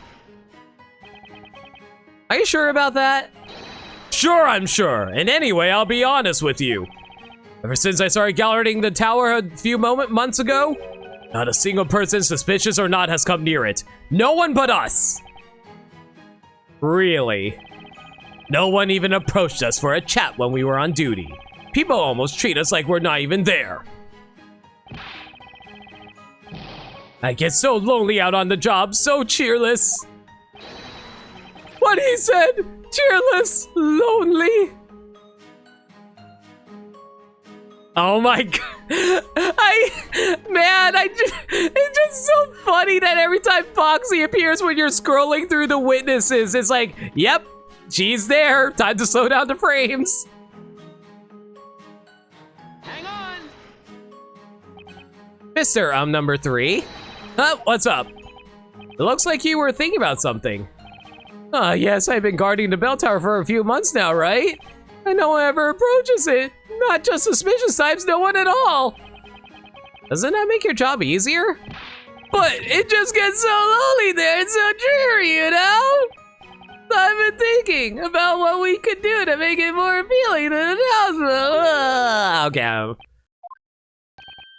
I'm just going to skip all of this. There's just way too many gags that we have to go through, guys. I'm sorry. Listen, I know the jokes are good. I'm not saying the jokes aren't good. The issue is there's too much testimony to blow through. Hold it.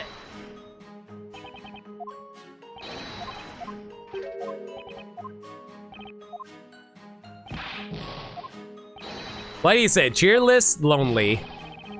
I have no idea how sad it can get guarding that tower. It is very sad, oh it is. You'd think people would be interested in a highly suspicious bell tower like that, but no. I mean, what's that about? Isn't their job to keep people away from the bell tower anyway? And so it goes without saying, the vigilantes haven't seen anyone enter the bell tower. And you know what that means.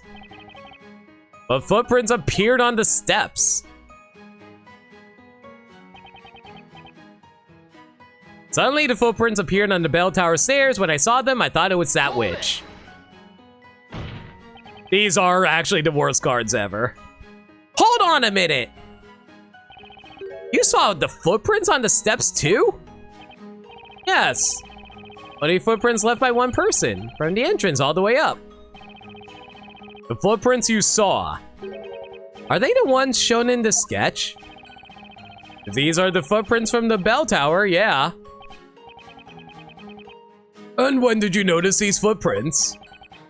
After the rain, but still quite some time before the incident. But wait a second, Liarwood. I don't remember you reporting this to me. Yeah, that's right. I didn't report it.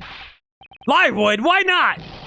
I thought you were serious about your duty, at least compared to the others. Why did you neglect to report that? You're right, Captain. It was out of the character. I'm sure there was a good reason why I didn't report it to you. I have good...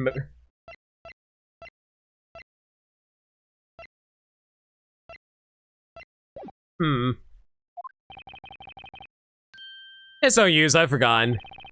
I think I remembered if someone could give me a clue. Ugh, that guy, it's like he's teasing us. We can only hope he remembers what it was. His testimony did give us some new info to go on. Culprit entered the bell tower soon after the rain stopped. My eyes went hazy, it gave me shaky, and I got dizzy. You're, oh yeah, Mr. Shaky, right? Oh, he died.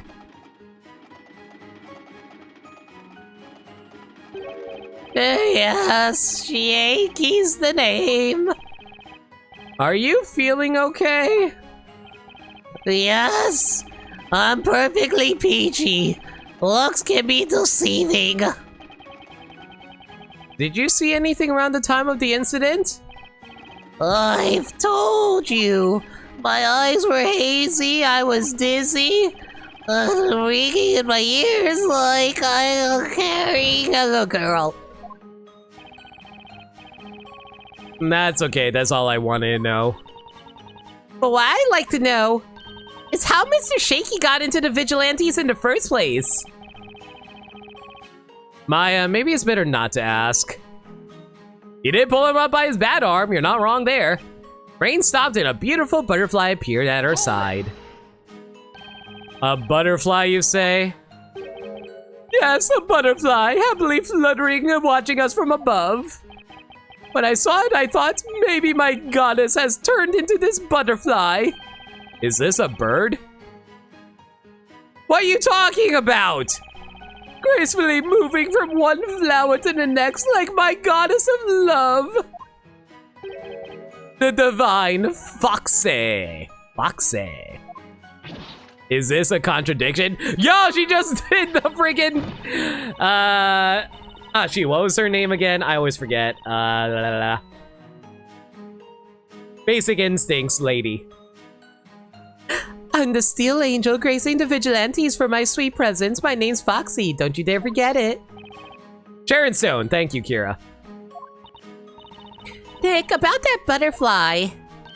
I think that must have been a witch using a transformation spell. Seriously? You think a witch turned into a butterfly and flew up the bell tower? By the way, what happened to that butterfly? Yo, Miley Spicy, how you doing? Well, certainly flew and carelessly flew straight into the fire torch and...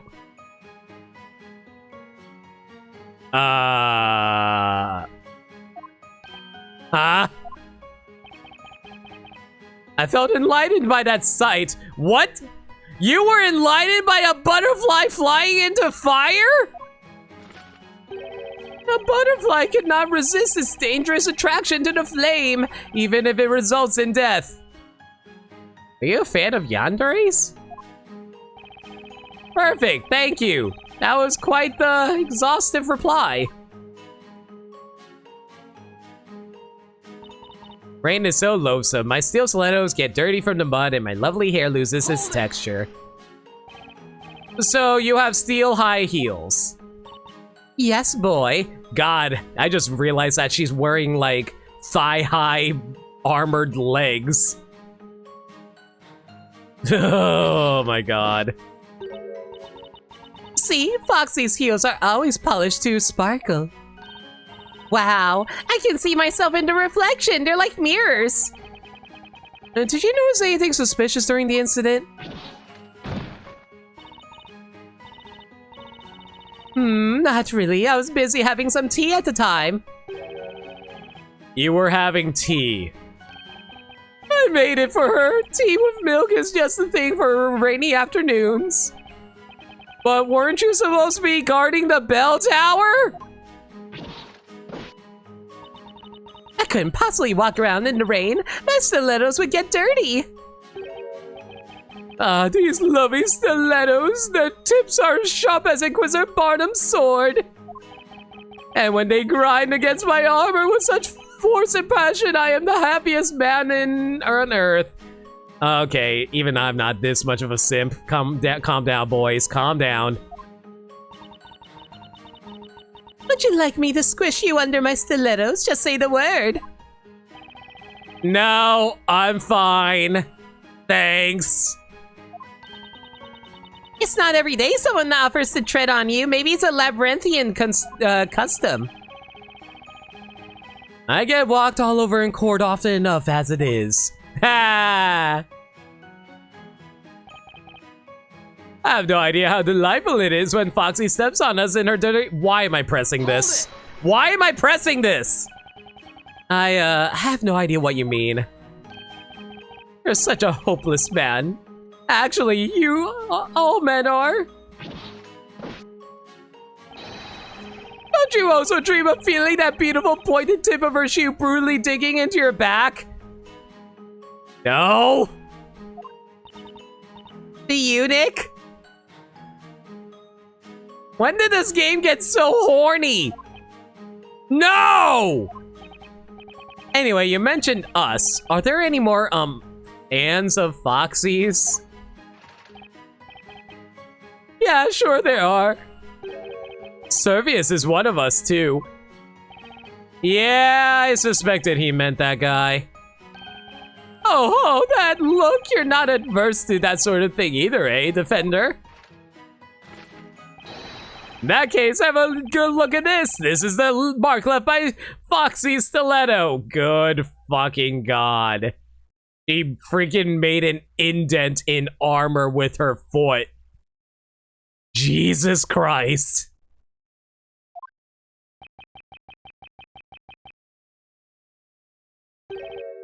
Wow, isn't that amazing? I must say, you've been quite beautifully trodden on there. See how it exquisitely tapers to a point? This deserves to be called art. Oh, I'm so jealous, Servius. Such charming beauty born from dirty mud. Oh god, guys. And about that muddy footprint, why didn't you wash it off? What? Don't be silly. Have you ever exchanged a handshake with a beautiful singer? It's just like that. Anyway. Foxy's wearing high heels that whole time. That's an important point, I think.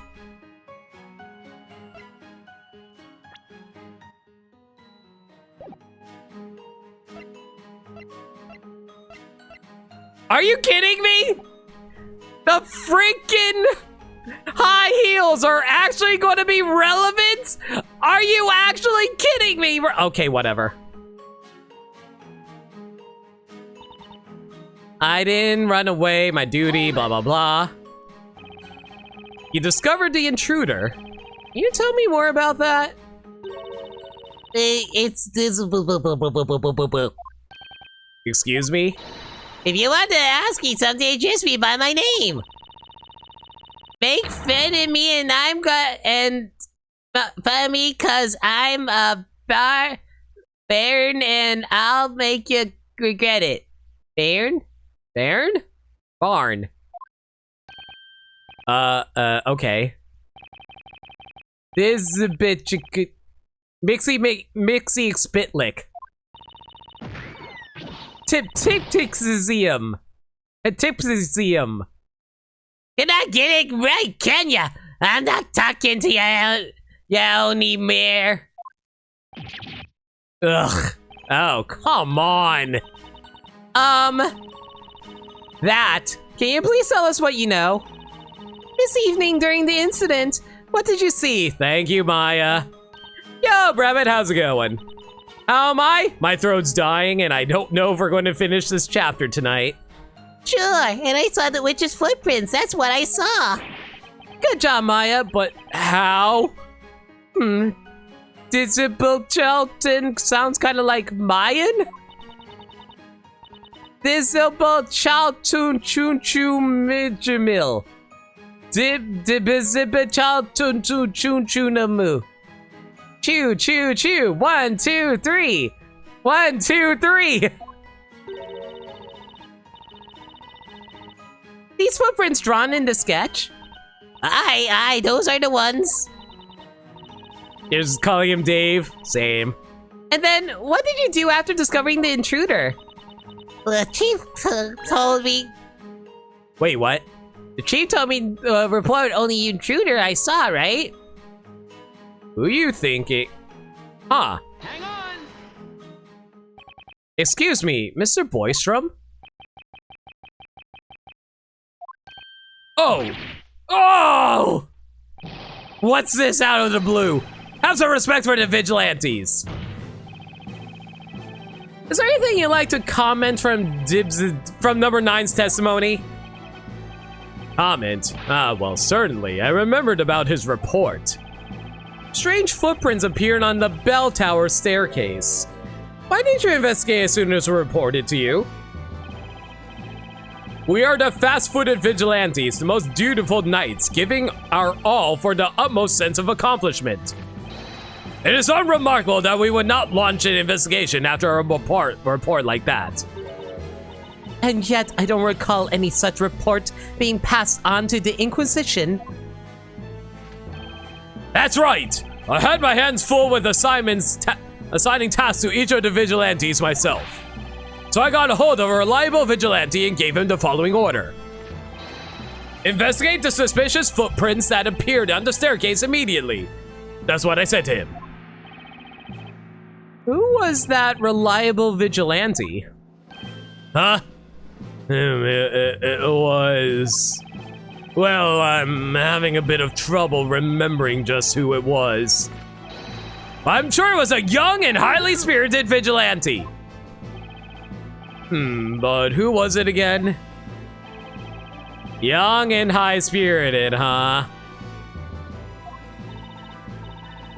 That's still pretty weird. Huh? What is? Why wouldn't that person step forward and say it was them, since their captain can't seem to remember? Oh yeah, that is pretty weird. Whoever it was, it looks like they don't want us to know. Maybe if we observe everyone closely, we'll be able to tell who it was. I've been mulling over this and realization dawned on me. I remember nothing.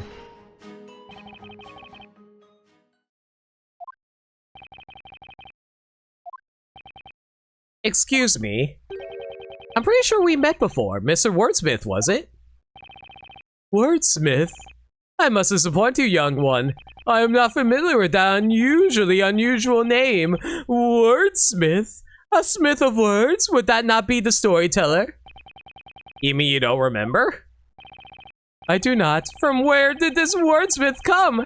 To where did he head? Where will he arrive next? I know not. Regardless, such questions are of no concern to any of us. I am on a green field, sky-clad, watching petals dancing in the wind. Allow me to indulge my dream for a little while longer, young one. You're not feeling anyone, Gramps. An awful lot must have happened to him since that other trial. Maybe, but just what the heck is the matter with all these vigilantes? Alright, now that I've heard their testimony, it's time to get thinking. But there's just too many of them! I've never held this many witnesses at once! It's going to be one humongous undertaking squeezing information out of this wacky bunch. In any case, the footprints left on the bell tower floor is our best lead for now. Some of the witnesses saw them too. So let's focus on that and press them hard until they cough up some more useful info. Yeah, that's the plan. If I can't refute the witness testimony, it has to be the end for Isabella. I need to fish out a decisive contradiction in their statements. I can't remember which one it was. Was it you?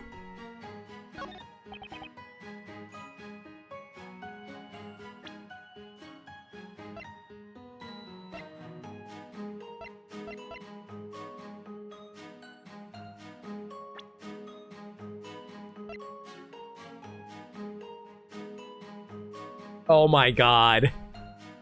Oh my god. Guys.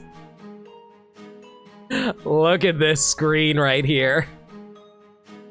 The vigilantes are 10-town heroes, has been guarding the bell towers ever since they appeared 3 months ago. I like how they're all crowded around Foxy. Oh my god, that's amazing.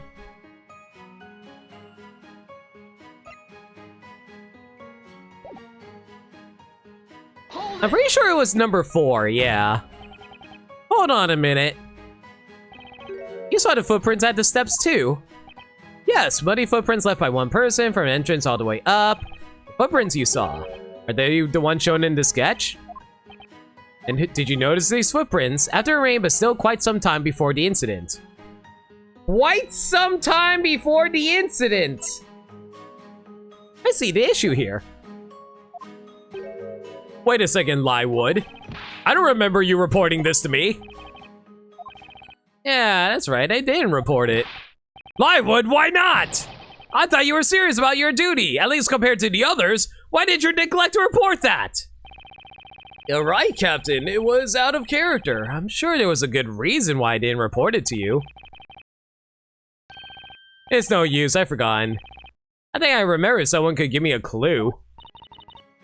This guy, it's like he's teasing us. We can only hope he remembers what it was. But Sesame did give us some new info to go on. Culprit entered the bell tower soon after the rain stopped.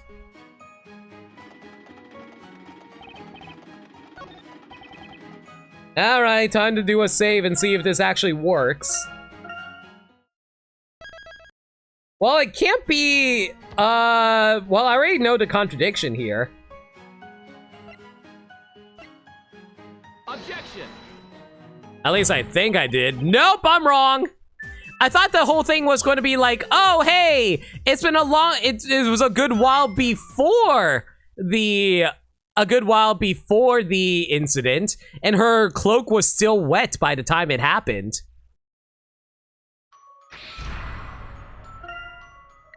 Maybe I'm supposed to press someone else.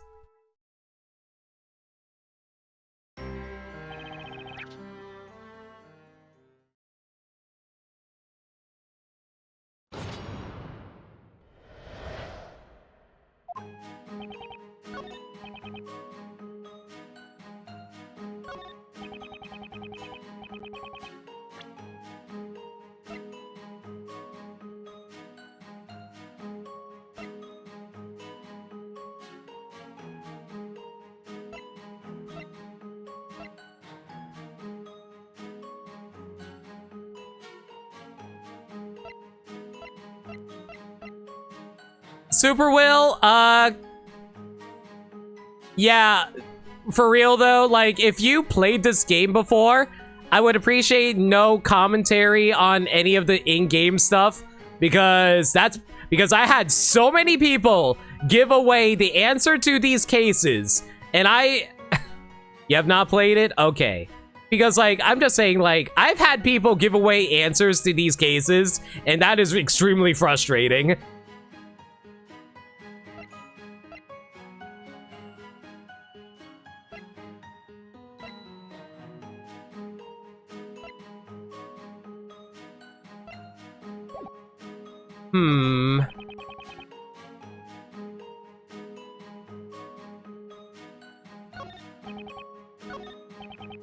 I need to find someone who's young and spirited.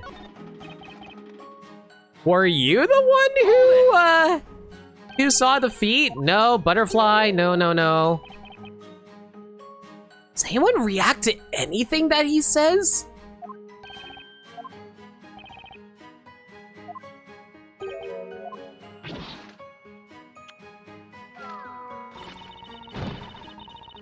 Oh my god, what's wrong with these people?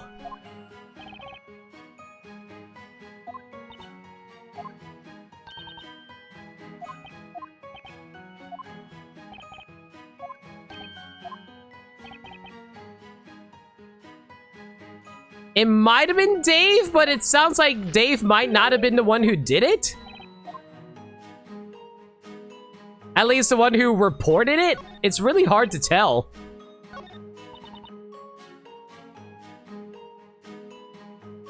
Hold it!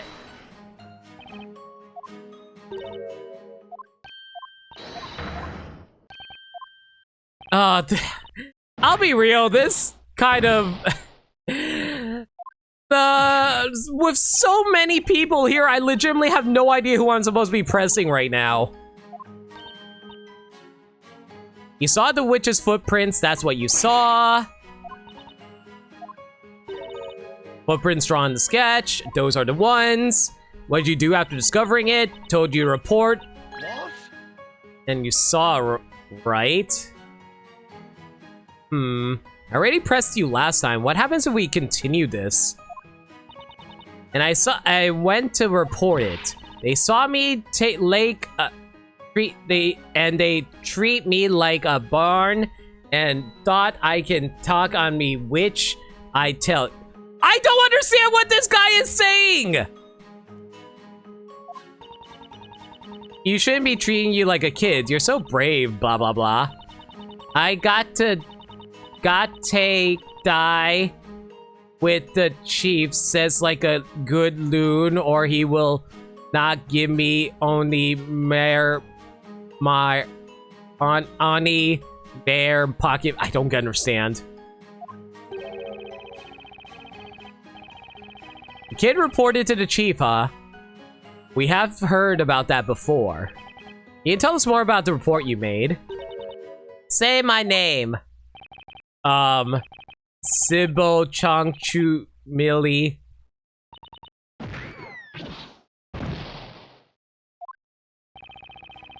Guess I'll ask the captain instead. This might be important. We gotta follow up on this.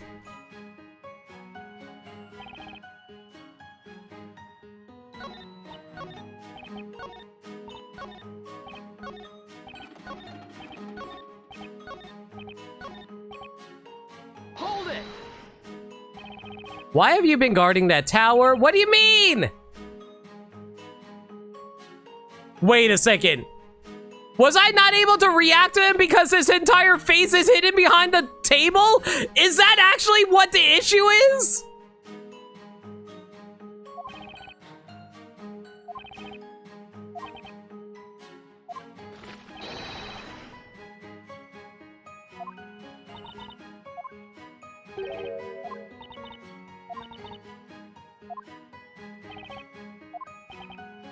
The most heinous crime.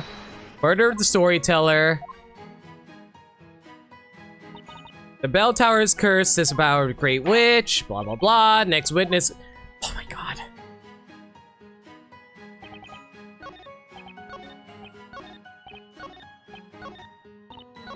This might actually be the worst testimony I've ever had to do for an Ace Attorney game.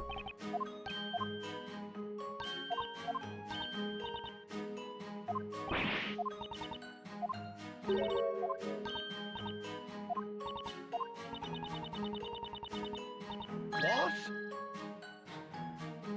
Hang on! Mr. Boystrom. What's this out of blue? Here, have some respect for vigilantes. Is there anything you'd like to comment on from number 9? Comment as well, certainly remember about his report.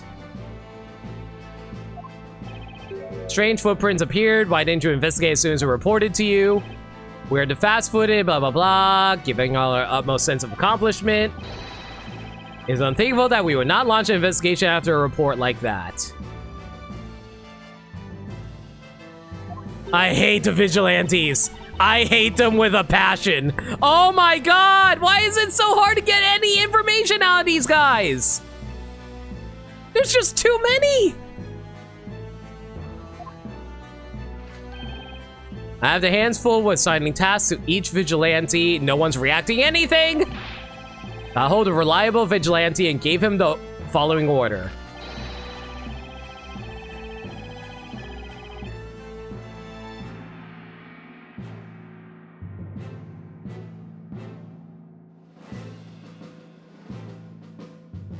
Hang on! Excuse me, number 9? How many times did I tell you? Whatever, I don't care about your name.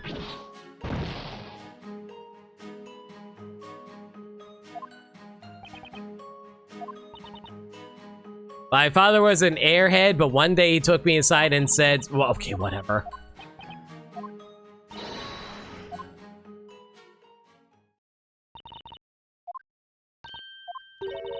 You think you were named after a great warrior? Don't make me laugh, but my normally thoughtless father was just as thoughtless as usual when he made up such a random and ridiculous name. Do not attempt to see a reason where there is none. Oh my god, I love Darklaw. I see. Boy, Darklaw didn't just shatter his dreams, she obliterated them. Listen well, child, it won't be any time soon.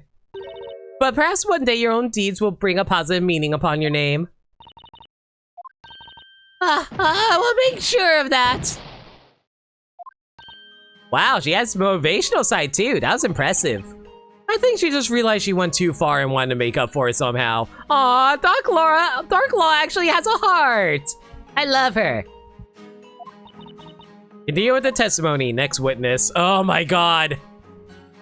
You know what? I am so annoyed about this. Someone in chat, probably a mod, can one of the mods look up what I need to do here? Because I legitimately don't know what I need to do here. I'm guessing I'm supposed to go and do a press on the...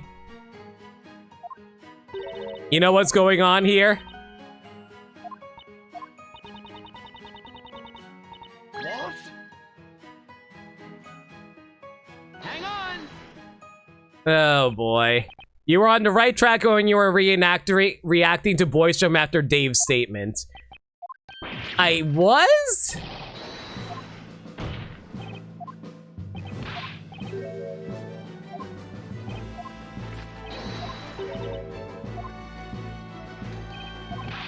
Someone reacted and you... Someone reacted? I didn't even notice the reaction. Investigates suspicious footprints appeared on the staircase immediately. That's what he said. Not you, not you. You're always shaking.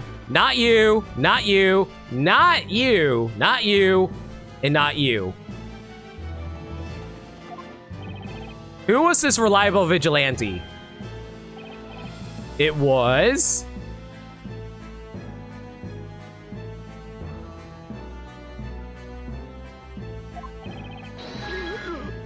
Oh, there's a reaction. Never mind. We got it. Oh my god. I didn't even notice this reaction. Hang on. Never mind. We got it. Can I ask you something, Mr. Shaky? Never mind. He died. Nick, don't. You can't expose that poor guy to your ruthless questioning. Just look at him. He may not be able to take it. Ugh, how am I supposed to talk to him then? Let's try this again. Please excuse me. Mr. Shaky.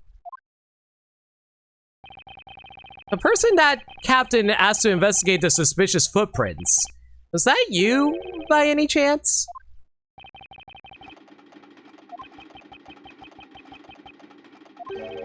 Yes. What? It was him? I feel compelled to say this, but...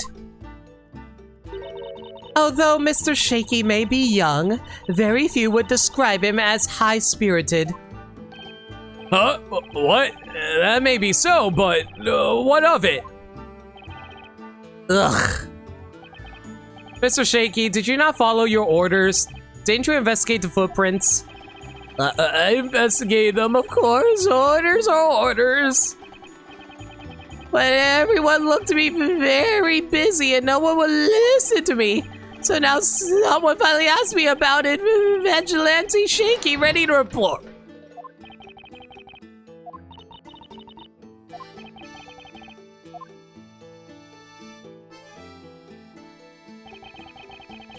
That was a very convoluted testimony. But at least now we know that this young man's report didn't reach anyone, because his seniors were too busy to listen. Yeah, people treat me like a bairn. Did my report go to waste? What's that? The fourth vigilante, Lywood, seems kind of lost in thought. Nick, let's find out more about the footprints. Yep, let's do it. I can only hope this is all leading somewhere. Apparently it's a Scottish term for babe. Like baby or whatever, child. Let us go back to the interrogation. Witnesses continue testifying.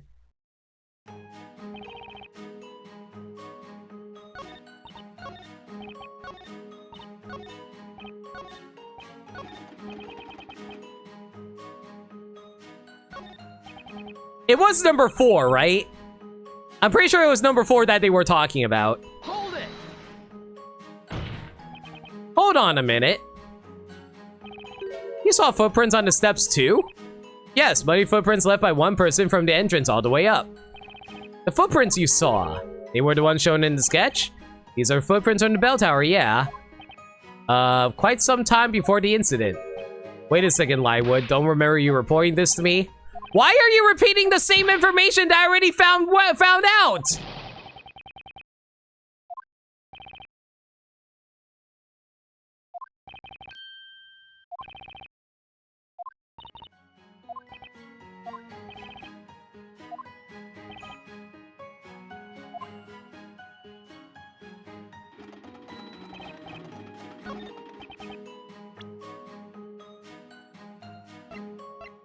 Gaddy, by all means, tell me. Did I miss another testimony during that testimony chain earlier?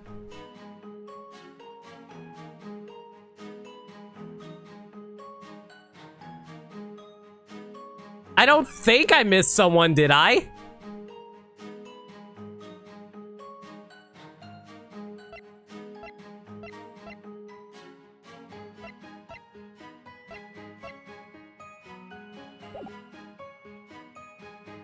You think I'm supposed to present? Okay, I think I'm now supposed to present the stupid cloak now, right? Because it's wet.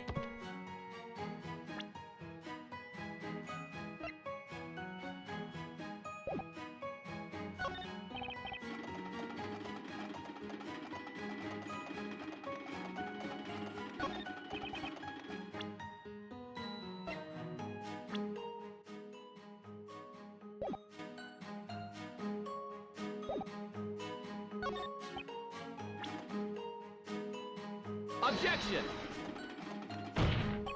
Wait, I'm not supposed to present you the footprint sketch? I thought I was supposed to present it to you because I already presented the footprint sketch to the 4th vigilante already. What do you mean, no?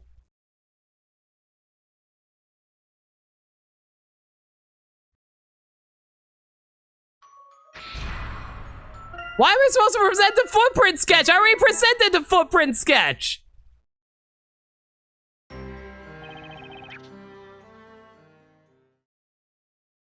I'm supposed to present... What? Why do I have to... Wait! Why? Why do I have to present the footprint sketch to him when we already present the footprint sketch to him when we're interrogating him? What? Why? Objection!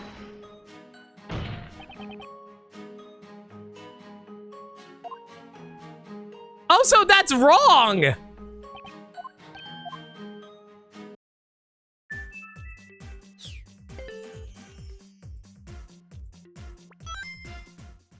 What?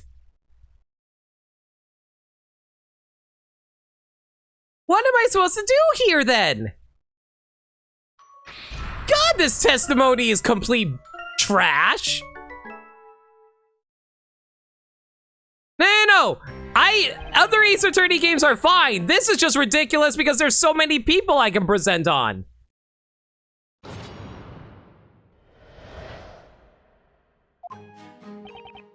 Ace Attorney games are fantastic. I love Ace Attorney games. This does not make any sense to me. Yeah, just DM it to me, Gaddy.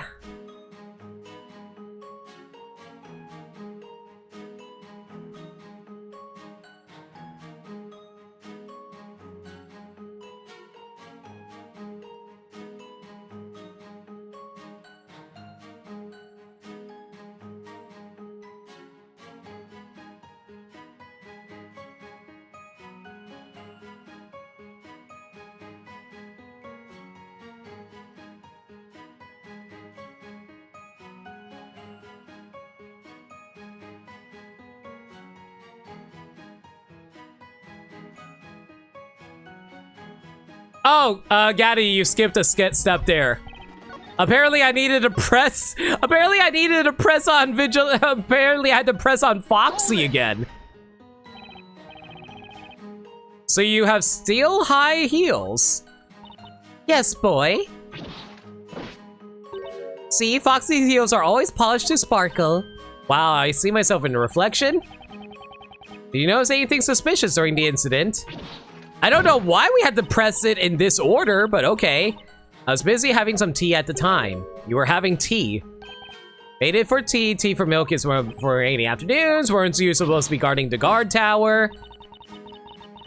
Yeah, I thought so too, Gaddy. Because this is all the same stuff we already pressed her on. Would you like me to squish you under my stilettos? Just say the word. No, I'm fine, thanks. Not every day someone's offered to tread on you. Maybe it's a celebrity in custom.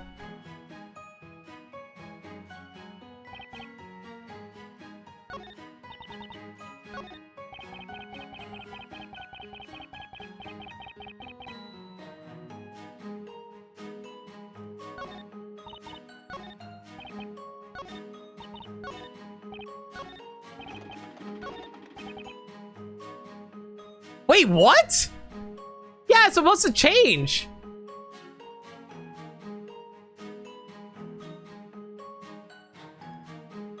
What? You need to press on Lywood and then Foxy? Hold it.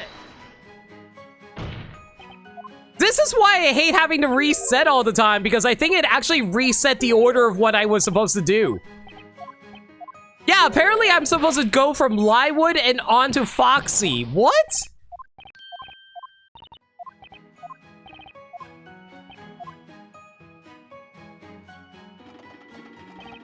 See, like, this is weird. Hold it. Okay, press Foxy. God, I wish. Anyway, skip. Having tea, blah, blah, blah. Press.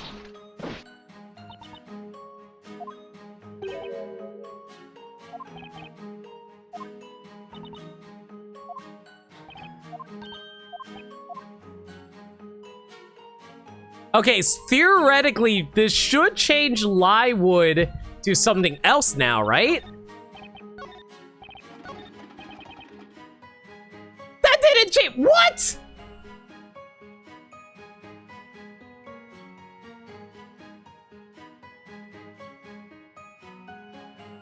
Oh my god, I have to start all the way from the very beginning. Are you kidding me? Yeah, I have to start all the way from the beginning from pressing on freaking Dave here.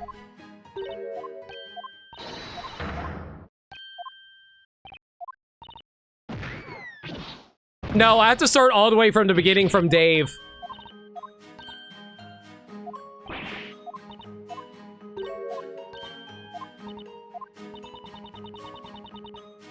What?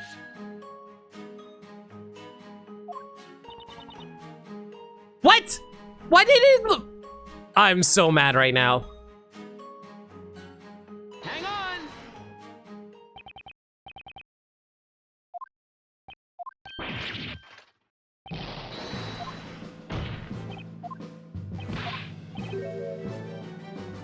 I'm sorry that if this is so confusing. Honestly, it's not your fault, Gaddy. It's the fact that there are so many characters I have to press. I have to press them the exact same order every single time. That is such a... Like, if this was Ace Attorney would not have this issue because, like, even if they had the multiple witness idea, it would save what you did last time so it would remember. It would remember who you already talked to. This doesn't remember that you talked to everybody already.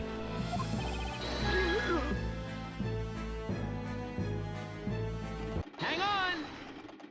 I have to go through all of this twice.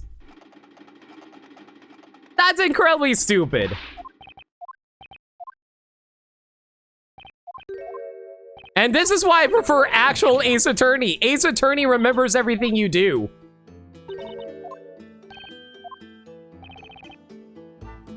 Well, yeah, but I'm thinking that even if Ace Attorney did have the multiple witnesses, it's fine. I can work around that.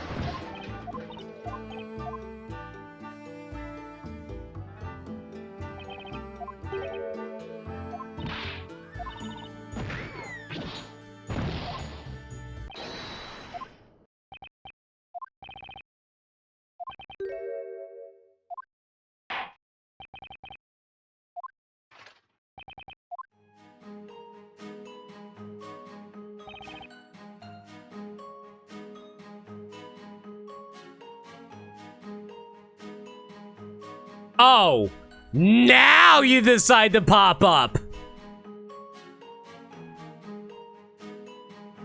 When I saw those muddy footprints at first, I thought they were Foxy's. There we go. Objection. Now a proper objection for the objection count. You seem pretty sure that the footprints in the bell tower were Miss Foxy's.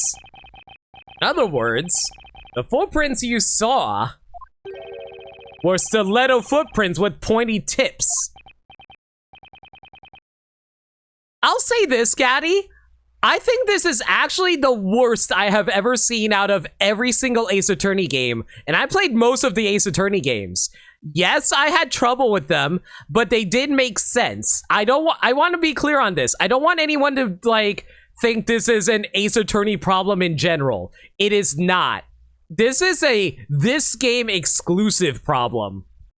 And the reason I say that is because I feel like the issue is the Professor Layton people weren't sure how to do Ace Attorney gameplay, so they thought, okay, you have to present it in the exact same order.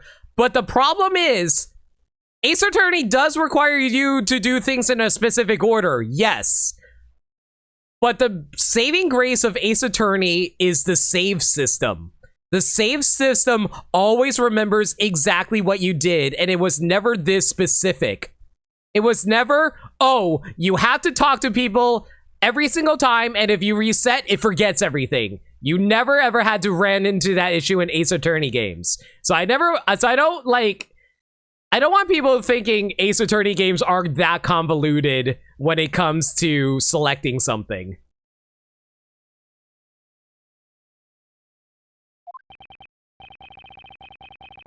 Because I ultimately I'll say this. I never, like, if I ever had a moment that I wasn't sure on, it's usually something that was very logic-based. When I played the other Ace Attorney games, I do remember me asking for help, but that was because I was stupid and couldn't figure out the logic. In this instance, I figured out the logic. The game just didn't want to agree with me because it wanted me to, because it forgot everything that I did. That's why I feel like this game is worse than the normal Ace Attorney games.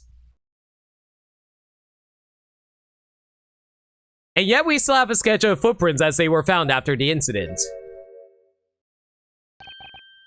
Oh, those footprints, they have rounded tips. So you see, Mr. Lywood, your testimony contradicts the evidence.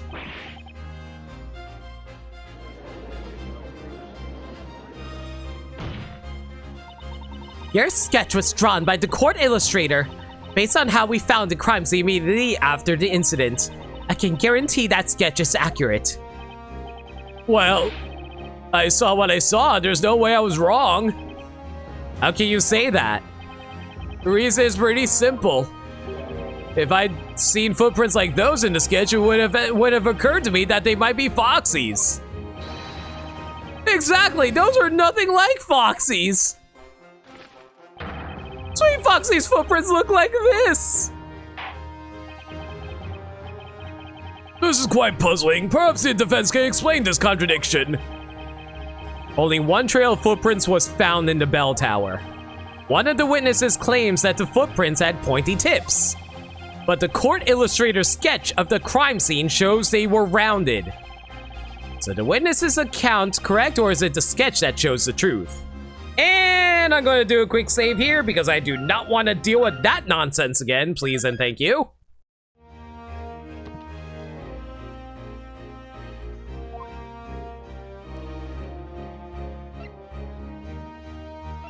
I think they're both correct, honestly. Both the witness and the sketch are correct, Your Honor. What? Two different types of footprints were observed in the bell tower. Now, if neither party is mistaken, it means the two trails of footprints were left on the stairs. Objection. That's so obvious, I shouldn't have to mention it. But if you trust that the sketch presents the facts accurately, there's only one trail left on those steps. You can see quite clearly. Objection. Actually, it's possible the sketch is showing 2 trails. Psst, and how would that be? Let's organize this evening's events in a timeline. Mr. Lywood discovered the footprints soon after the rain stopped. Which means that at that point, someone already entered the bell tower. Yes, that would be the case. The footprints were observed then had the pointy tips. Then sometime later, another person went up those stairs. But that person left different footprints. Footprints that had rounded tips. Oh, I think I can see where this is going. I'm glad you follow, Your Honor. You see, the second person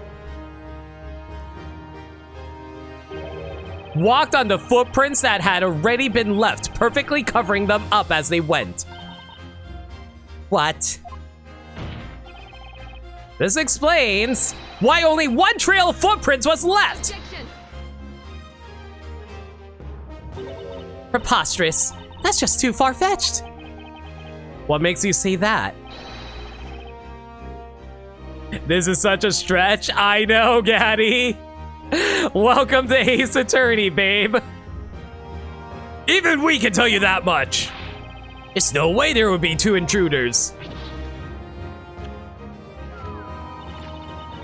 It's a big stretch, honey. Even if a body in them was a witch, it was invisible. We would have seen the other one. What you're saying makes sense, but it's a fact that none of you noticed a second intruder. And the only explanation for that is that the second intruder was also a witch, who had also made herself invisible when she entered the bell tower. What? Oh my god, is Foxy actually a witch? Because that would be hilarious. What the heck? Honest witch in this game. Order, order, order! There were 2 witches? Objection. Ludicrous! Ludicrous speeds! Are you honestly suggesting that 2 witches managed to sneak into the bell tower? They seem ludicrous to you, but you can't say it's not a possibility. It's easy to bat around possibilities, but your theory alone doesn't change anything. Or perhaps you have some proof to support your little story. That's when you get nervous and start saving everyone.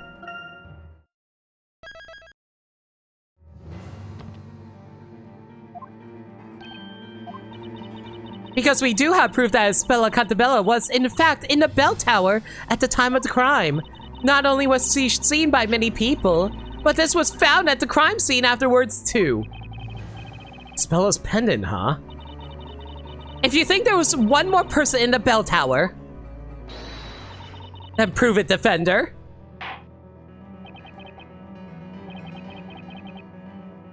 You know what? Touche, Woot. Touche. Very well then, the defense shall present evidence. Do you have proof that someone was other than the accused was in the bell tower?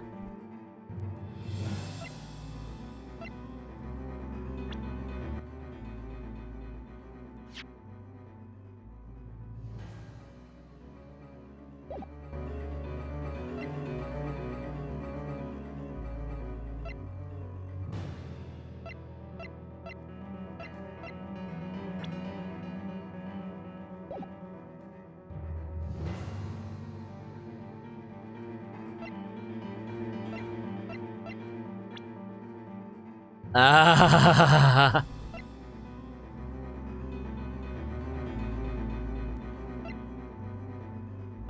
Well, technically, Eve was there. Does that count? Take that! And what do we have here? Huh? Ah, it's not an explanation. What do you make of it, High Inquisitor Darklaw? There's one thing I can say about this evidence. It certainly proves the point. Oops. Actually, we might not lose a penalty for that. We might not gain a penalty for that. Hang on. Never mind, we lost a penalty.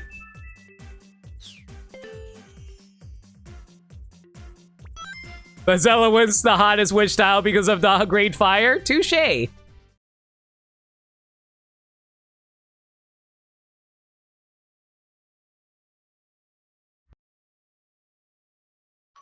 Offhand, everyone, I do want to apologize if I keep on screwing up this trial.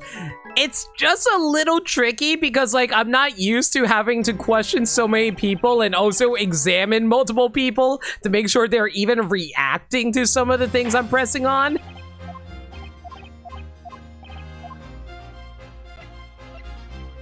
Like, look at this! I saved way after the fact, and it's like, nope, you gotta present this all over again. They're both correct. Objection! I hate the save system for the freaking trials in this game. There's so many times where it just throws me so far back without need. I don't understand how they were able to recreate court settings and even feature a court record, as well as presenting and pressing stuff without realizing, oh hey, let me goddamn save at my choice. Exactly! What? Where is the freaking checkpoints? Why did they just throw us at the random checkpoints instead of the actual save spot?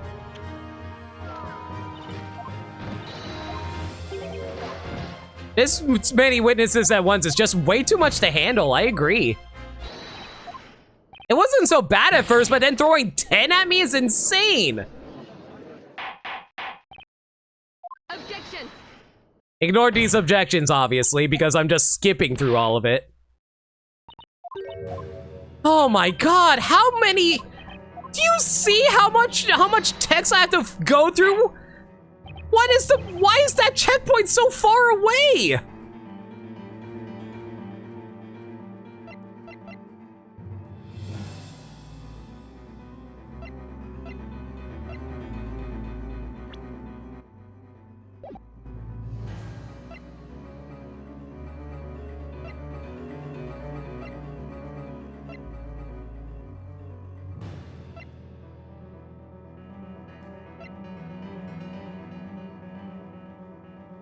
I'm gonna think on this one, Gaddy. You have proof that someone other than the accused was in the bell tower.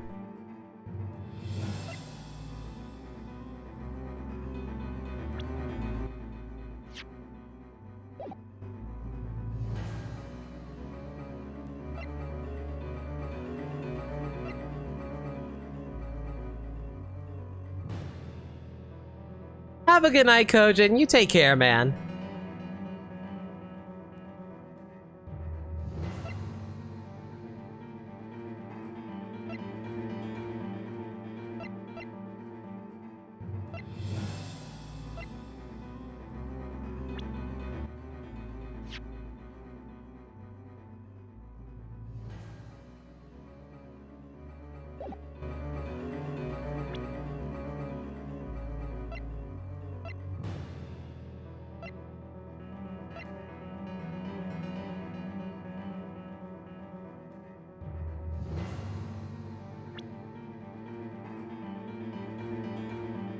The problem is, I don't really have anything that suggests a second person.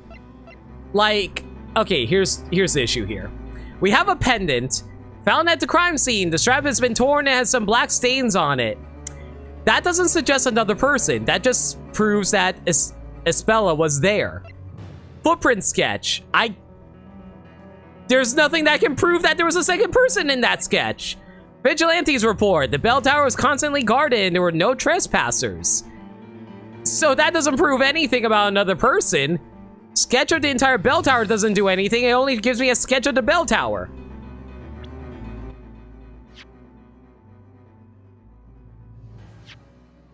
That doesn't give me pictures of anything. Mechanism from the middle floor of the bell tower. That doesn't really say anything either.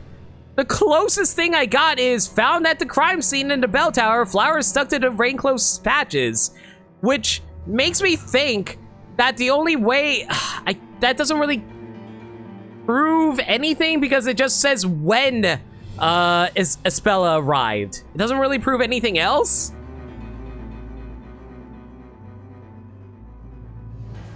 I'll give this one press, but if it doesn't work, I'm gonna have to look it up. Take that! Oh, thank God! Yo, let's go! I'm a genius!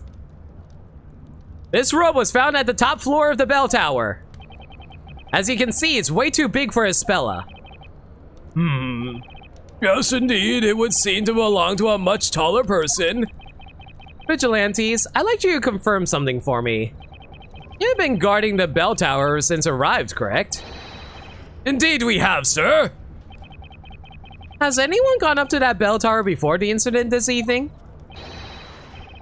Of course not. What would be our purpose if we freely allow people inside? Yeah, I mentioned nothing about the cloak size. That's... yeah, honestly, I think my biggest issue with this game so far is that it just doesn't give you a lot of info. Yo, Pickletron, how's it going? Welcome to the stream. Right now, I'm just, dealing with a lot of lack of information that this game likes doing to me. Suspicious or not, sadly, no one has ever approached our bell tower. I see, but then... how did this robe get up there? Do you get it now? There must have been a second witch in the bell tower.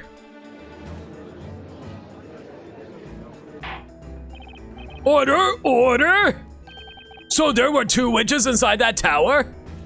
Sounds like the whole series. I know a lot of people like to say that for Ace Attorney, but I think Ace Attorney is a lot more logic-based than we give it credit for. A lot of times I feel like there are stuff that you can figure out on your own. Exactly, Your Honor. It's true that the defendant was seen in the bell tower at the time of the crime. But if any other witch was present too, it's impossible to say that for sure that was Miss Cantabella who summoned the fire dragon.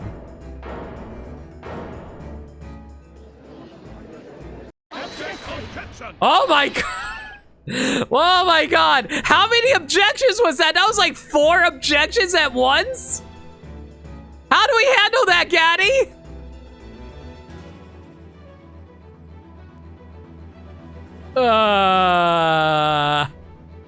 Okay, just throw in 10 more objections. I don't know. Yeah, just throw in 10 objections. That's 1. Everyone count with me, everyone. 1 objection. 2 objections. Well, that's the population of town. 3 objections. Yeah, only mods can do it. Because mods are the ones in charge of it. 4 objections.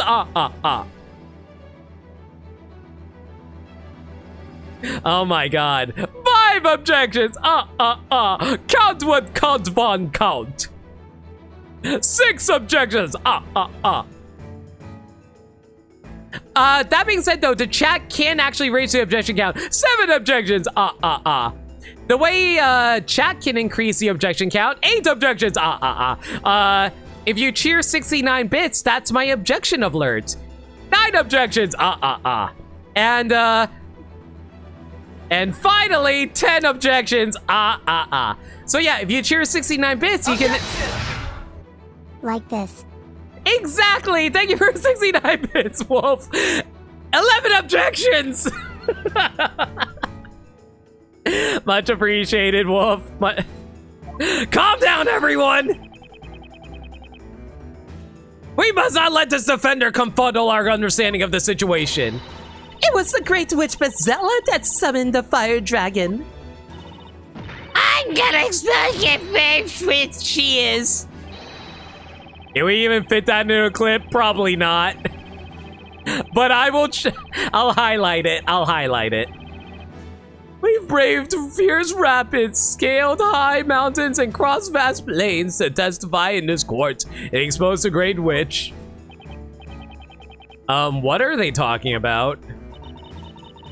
They'll know soon. High Inquisitor Darklaw, permit us to testify again. Darklaw is so unimpressed right now. I love it. You believe you can reveal the truth about the accused? Yes, Lady Darklaw. We may just be a bunch of commoners, but we shall offer our testimony with passion, purpose, and plausibility. Good alliteration there, buddy. Let us speak now for the sake of Labyrinthia. Oh man, for the sake of my sanity, please don't speak too much. Permission granted. May your words be as sharp as swords. And cut through all lies and fallacies straight to the truth.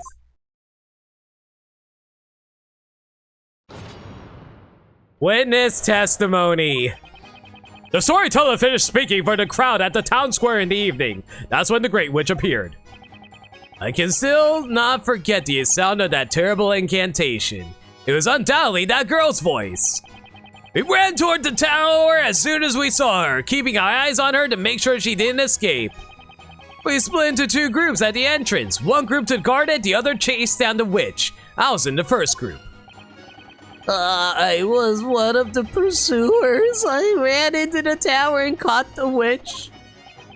There was no one but us at the crime scene. We captured the girl. There was nowhere for anyone to hide there. There's no other witch, I'm sure of it. And I was guarding the entrance, and I had the door locked. That's right, young one. The fateful bell tower. The fateful incident. We saw them with our own fateful eyes. Well, I suppose I can again be summed up by saying, y'all did the best you could. The vigilantes were the first to arrive at the crime scene. Their testimony is credible.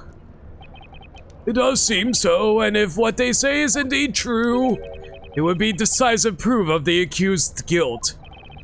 Our opponent is a witch. Great witch, to be exact. Things probably aren't as simple as they seem. If you think so, feel free to look for any cracks in their testimony. If there are any, and if you're up to it. Defender, you may begin the interrogation. Oh my god, how much more of Chapter 8 is there? Storyteller finished speaking to the crowd at town square in the evening, blah blah blah. Shortly before sunset, there were a lot of people in the town square, weren't there? All the people were in the square. You read the contents of the story, didn't you? The witch used invisibility. Couldn't she use it again? Oh. Town's grand finale was kind of a big deal, huh? Happened only several hours ago, a sight we'll never forget. Storyteller noticed the Great Witch first. She appeared at the bell tower and she conjured a flame above her finger. Storyteller fixed his gaze on that flame. But I was already too late. Great Witch uttered the incantation. Grand worm. I still cannot forget the sound of that terrible incantation. It was undoubtedly that girl's voice. And by that girl, you mean... What a question! I mean Esbella Cantabella, who else? She took her father's life with that fearsome word! Yeah, no doubt about it, the voice belonged to Esbella Cantabella.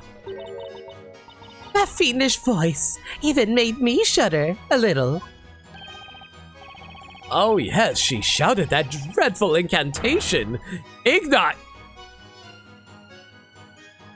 I almost threw my 3DS across the room. Wrong trial, Grandpa! That wasn't even the same witch! It looks like they all remembered her voice. Well, to be honest, I also think it was Esbella's voice. Maybe it's better not to dig too deep into this topic. We ran towards the tower as soon as we saw her, keeping our eyes on her to make sure she did escape. Hold it! Were the vigilantes the first to arrive at the crime scene? Of course! I was worried the Great Witch may escape us, so I never took my eyes off of her until I reached that bell tower. You didn't lose sight of her even once. No! Even when I tripped on a pebble and fell down, I kept my eyes fixed. Okay. Okay, game. Okay. You fell down. It's dangerous to run without paying attention to where you're stepping. I saw my fellow vigilantes capture the Great Witch. That's when I tripped and fell. It was impossible for someone else to have traded places with the person who summoned that fire dragon. Therefore, the Great Witch Bazilla can be none other than Espella Cantabella.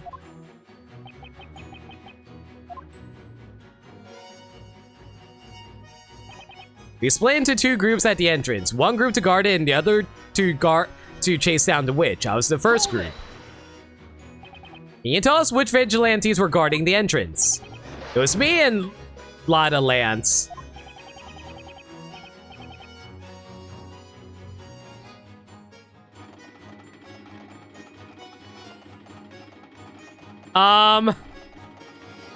Does that count as him reacting? I can't tell if him falling over counted as him reacting or not. God, I hate this. Why did you give me a character who's constantly shaking? How the hell am I supposed to know if what he does counts as him reacting to anything? Lotta Lance's Lance. That's a good point, Ruby. Didn't even think about that. The rest went after the witch, right, Lotta Lance? Yeah, I think that's right. What about me? I was yet with ya. I was guarding the entrance with ya. Ah, yes, now that I think about it, it was quite a scene.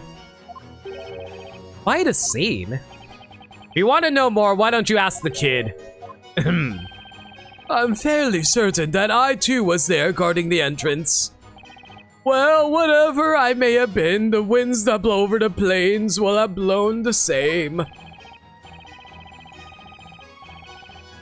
These guys aren't the best when it comes to teamwork.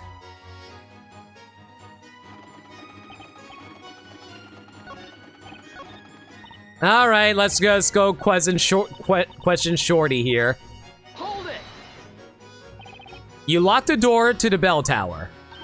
I wasn't gonna let anyone escape, and I turned the key in the lock. You did a great job, didn't you? The intentions weren't bad, but it did more harm than good. Huh? The little boy swallowed the key, and there was no spares. He successfully locked in everyone who entered the bell. What? He swallowed the key? That's right, we couldn't get down from the bell tower for some time afterwards. This incident has led us to coin a new word for getting helplessly trapped. It's getting quite popular. I hate this game. Don't go around touching strange meanings in people's names. So, you could say we got ourselves kinda worded in Labyrinthia. Look at you, a budding expert on Labyrinthian slang.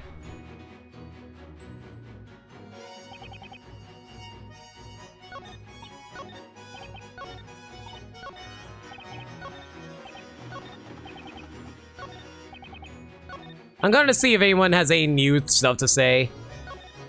Doesn't look like it.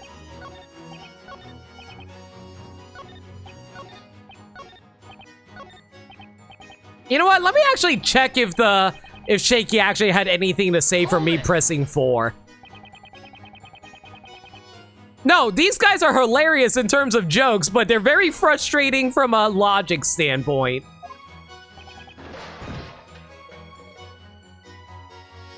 Hang on! Excuse me, Mr. Shaky. Would you like to comment on your fellow vigilante's testimony? Actually, don't worry about it. Well, good to know that was completely worthless. Why the hell did he fall over? I was one of the pursuers. I ran into the tower and caught the witch.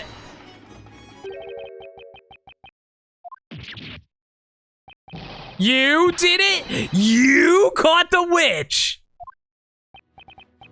What do you expect from a world with no logic? Fair. She was in a daze, I too was in a daze, and I seemed to fall unconscious when I came to. It seemed that I captured her. You fell on top of a Spella, didn't you? That means you climbed the tower before anyone else. Yes, that's correct. Let me tell you, that guy's the fastest among...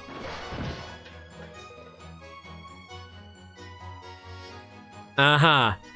Fastest among us. Runs at breakneck speed. Number 5 is very light. I'm quite jealous of his feathery build. That was quite a fast fall. Oh man, he's the fastest faller in all of Smash Bros, everyone. I just don't know what to say. There's no one but us at the crime scene. Are you sure there was no one else? Very sure. There was only 2 people on the top floor. Huh? Wait a second. You said 2? Yes, 2. It was me and my sweet Foxy. What? I'm in love. All my attention is directed at Foxy. That's a weak excuse. There were several other vigilantes at the crime scene too, weren't there? Yeah, probably. But that means nothing to me. To me, there's only Foxy. That's my romantic interpretation of events. I wish you'd testify about what you've actually witnessed. You captured the girl, then there was nowhere for anyone to hide there. How can you be sure there was nowhere to hide? The whole city was watching the tower at the time. If the witch tried to climb down using a ladder or something, she had been seen. Unless it was a step ladder, in which case she would have gotten away. That's a fair point. But we're talking about Bazella here. She could have come invisible and flown out of the bell tower, you know.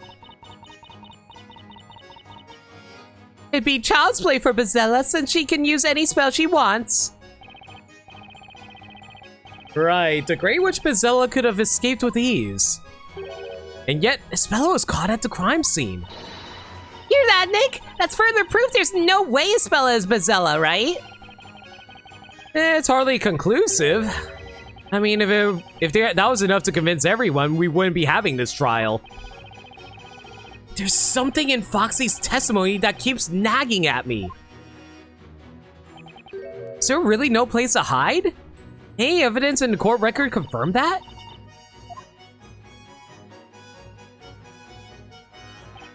There was no other witch, I am sure of it.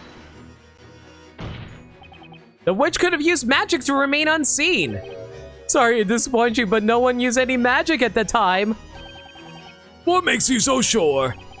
Cast a spell, a witch needs to say that spell's incantation. And we heard no incantation nor any other suspicious noises. Well, I have my choice in subject. Let's go for the horny one. Hang on! Miss Foxy. What? Would you like to ask Foxy a question, Defender Boy? I'd like to know what you think about Mr. Treadon's testimony. I have this little pet theory, you know. He's saying that since he didn't hear the incantation, the witch didn't cast a spell, no? Yeah, she didn't, so she couldn't turn invisible, see? Well, that would make sense. But couldn't she have simply cast the spell earlier? Huh? If she was invisible from the start, Of course we didn't.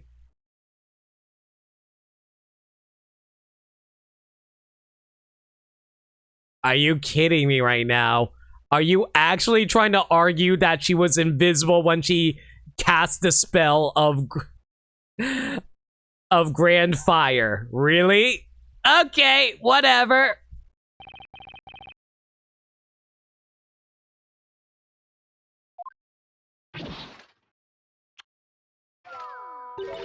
So I think you made a fool of yourself, sweetie. I have, it's just as you say. Oh, the public humiliation! Walk over me! Oh, God, I hate this. Looks like the testimony kind of went off the rails there. Tell me about it. Just leave them to themselves and don't make eye contact. But you know, it wasn't just Foxy that seemed to be thinking about something during Tredon's testimony.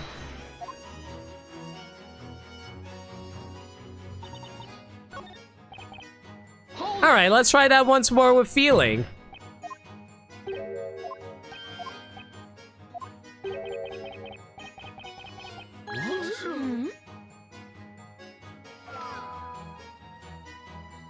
Alright, let's start in order. Shaky? Mr. Shaky? Please stop wasting my time. I've been streaming for 5 hours and I'm tired. I also have an appointment tomorrow. I didn't mean to startle you. Do you have anything to add to Mr. Tredon's testimony? Yes. I think there was something, strange noise. You actually heard something at the crime scene. Are you saying it was strange, was a strange noise? Yes. Look what you did, Nick. That's just cruel. What? I didn't do anything. I can't remember if I heard anything odd when we were in the bell tower. Excuse me, Mr. Shaky. It looks like we're temporarily one witness down. Let's give him a break. Maybe someone else also heard that noise.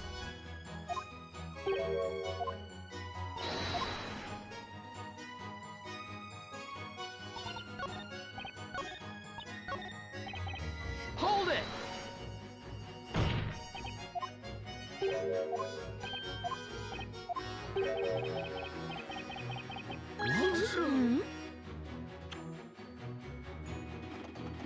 Hang on!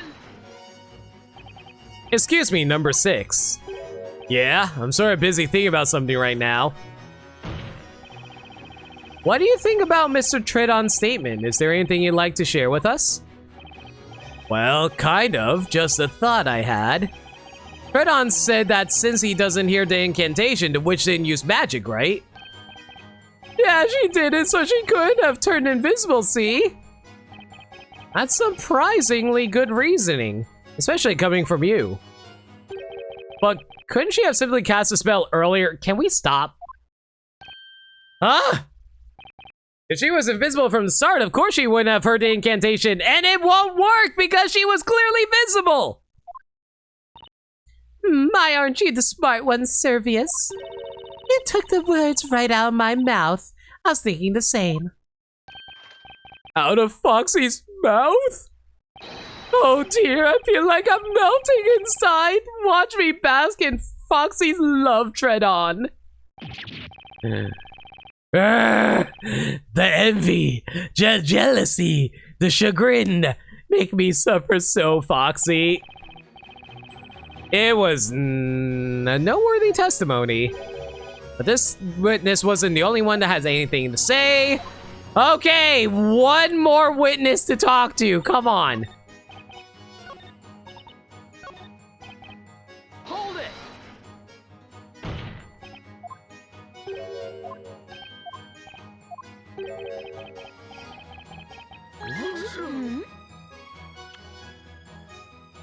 Hang on! Excuse me, Mr. Wordsmith. I do not know anyone by that name. Yeah. Anyway, would you like to comment on Mr. Tredon's testimony?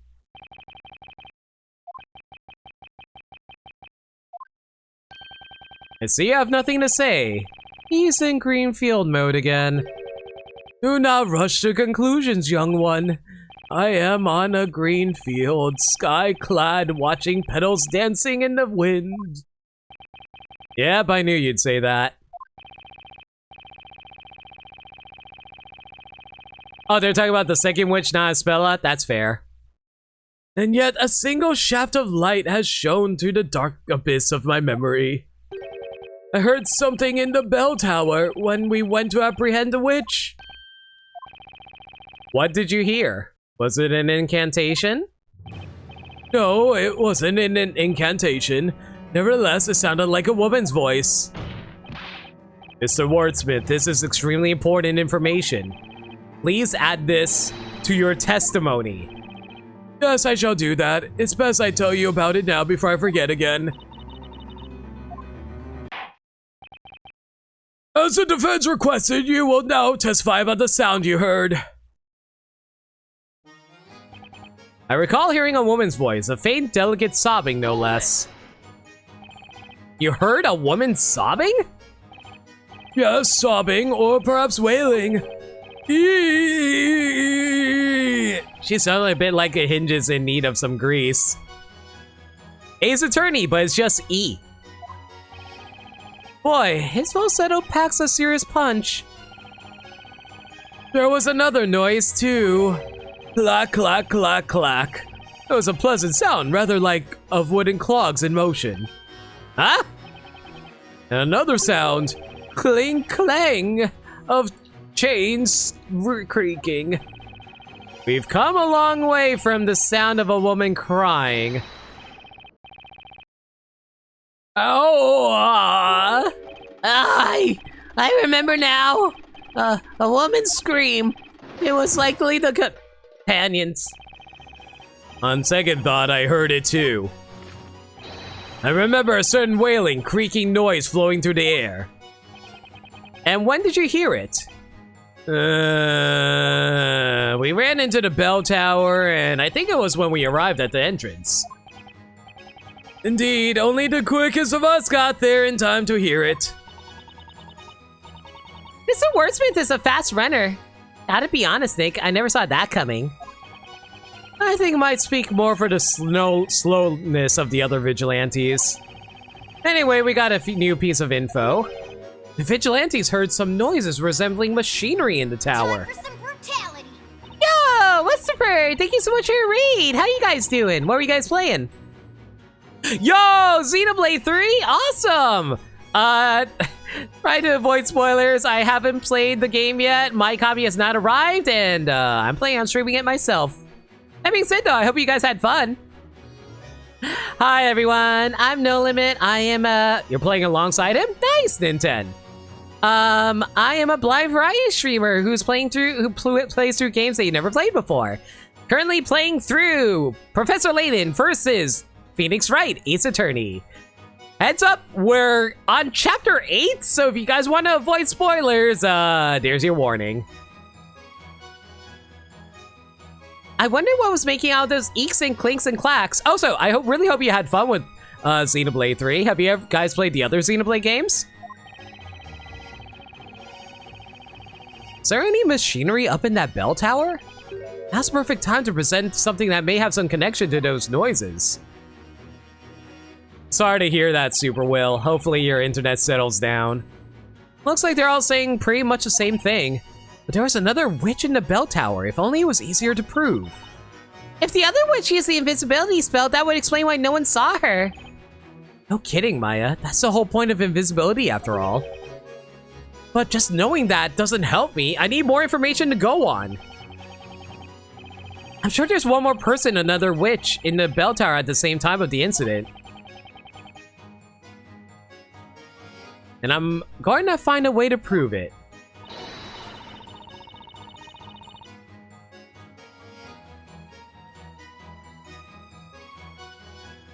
Right, let's keep our eyes peeled for any witnesses acting suspiciously.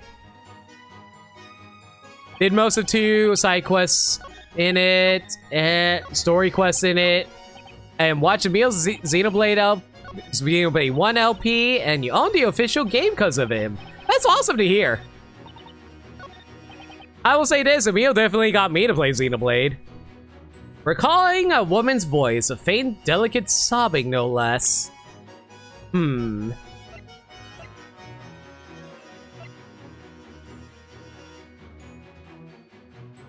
I don't know if this is going to work or not, but let's see.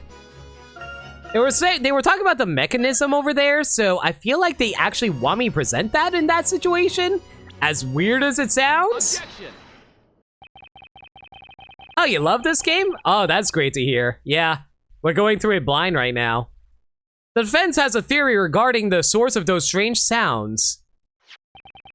It's most likely this. This mechanism is on the middle floor of the bell tower. That reminds me. There was some contraption up there unlike anything I've seen before. That's right, Chief. We never touched it, though. One of your favorite Ace Attorney games? I'm glad to hear it. I really am. I've been having a hell of a time with this one case, though. Mostly because the saving in this game is really bad. It keeps on kicking me further back than where I actually saved. The checkpoints are so bizarre in this game rather than the actual save points. And that's actually driving me insane, I'm sorry to say. How do we feel? How about we try operating that contraption and see what it does?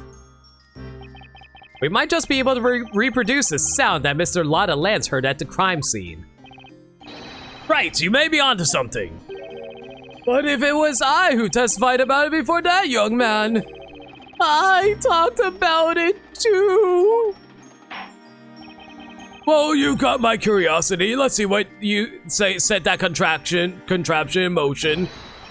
My lord, just leave it to me.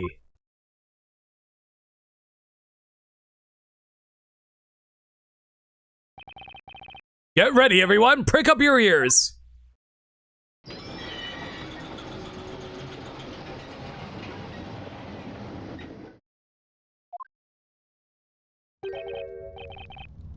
That's it! That's the very same sound I heard! Oh, it is? It's what I heard as well! Yes, that's it! As you all seen, or rather heard, it's clear that device was operating shortly after the incident! Objection. That doesn't change the fact that we know nothing about what that contraption does. That demonstration hasn't led us to any valuable conclusions. High Inquisitor Darklaw has a point. What do you mean it doesn't? She has a point. That means they heard something else up there. It's not like I don't have any idea what that contraption was used for. But how should I go about proving it to the court? Guess I should confront Madame Butterfly over there about her testimony. Since we waste a lot of time over nothing, defense, you may continue the interrogation.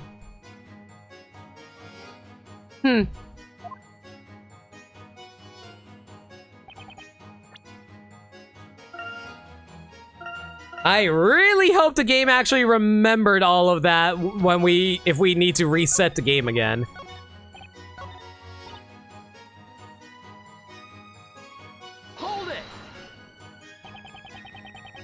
How can you be sure there was nowhere to hide? The whole city was watching the tower at the time. If the witch tried to climb down using a ladder or something, she had been seen. That's a fair point. But we're talking about Bezella here. She could have become invisible and flown out the bell tower, you know. It'd be child's play for Bezella, since she can use any spell she wants. Right, the Great Witch Bezella could have escaped with ease. Yet Bella was caught at the crime scene.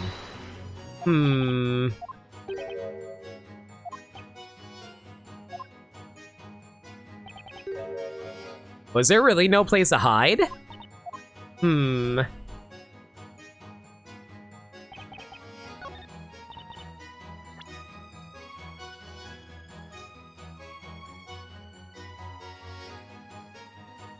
Objection! I don't think this was the right choice, was it? Nope, crap. Objection overruled. Dang it. I don't know how to prove that, I don't know how to prove that someone else was up there with Bezella, not Espella, rather. Because I don't really have much evidence that would suggest otherwise. Fingers crossed I remembered the mechanism. I mean, we can probably tell if we scroll over to Wordsmith's testimony.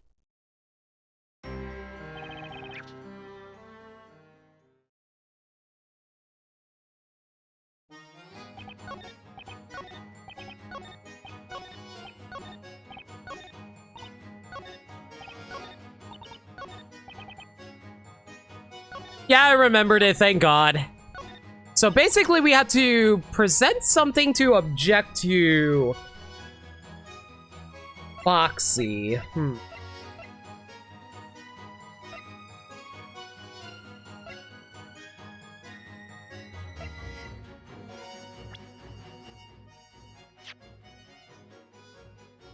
Wait! They could have been hiding in the belfry! Objection! The eyes of the whole town were on the bell tower, and the entrance was locked. Witches may be able to make themselves invisible, but they can't physically disappear. Which means it's not unreasonable to suggest that escaping from the bell tower was nearly impossible. However, that's an objection, by the way, mods.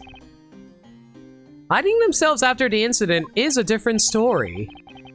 That's the catch of the bell tower, isn't it? That's fascinating. Well, Defender, how about you show us? Enlighten us as to where exactly the witch could have hidden.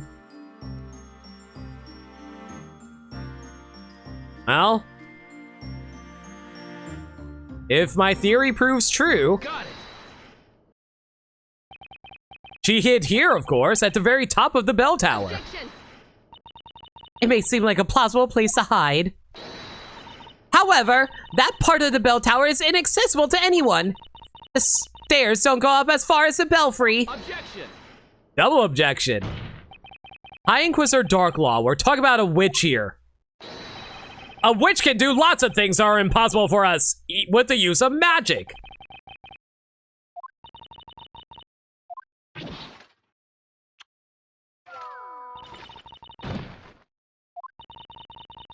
If you were a true knight of the court, you'd show us evidence rather than trying to justify your vague theories with the use of magic.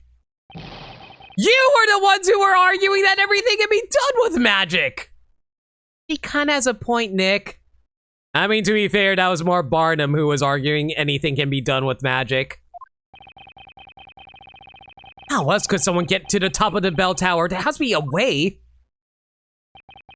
Is it magic or something a little more plausible? Whatever it was, I need proof. It's getting late. I see no point in dwelling on this. Yeah, it really is getting late. I need to call the stream soon.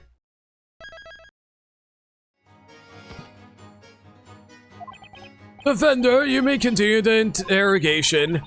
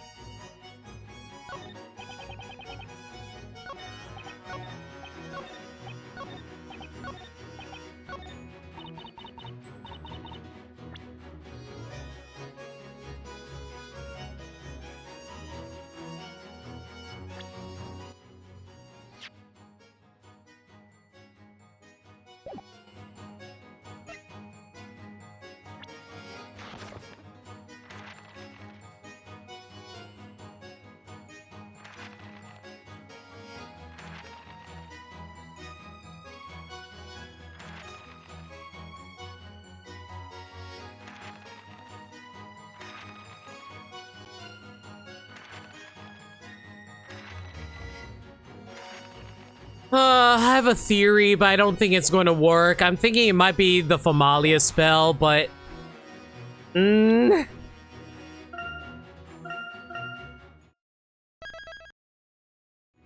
Because I feel like... Have a good night, Super Will. Oh, man.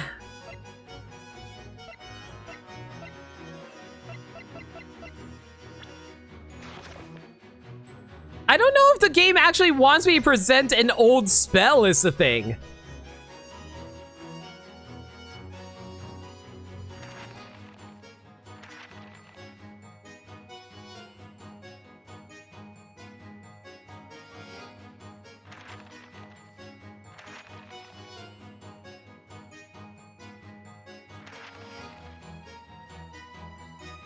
Gotta get to bed, got plans in the morning, it involves you leaving town. No worries, Gaddy. You have a good night, man. Thanks for helping out with everything. Oh, boy. We're kind of getting to the point in the night where I'm kind of running out of energy for figuring out the logic in these. I do legitimately wonder if I'm actually... Like, I get what I'm supposed to be presenting. I'm supposed to be presenting how the heck they were able to get to the belfry. And I'm thinking... Objection! That's not gonna work, is it? It's not. Dang it!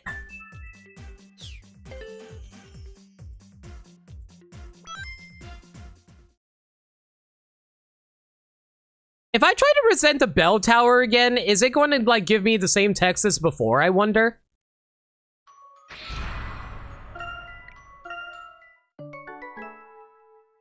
Oh, thank you. Yeah, it was, like, one of the few free themes. Might as well pick it up before the eShop goes down, you know?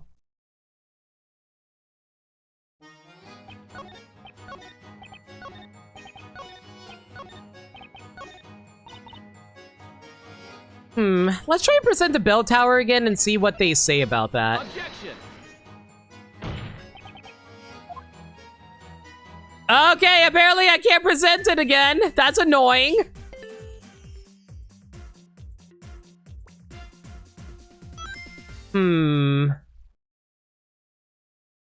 I'm not gonna lie.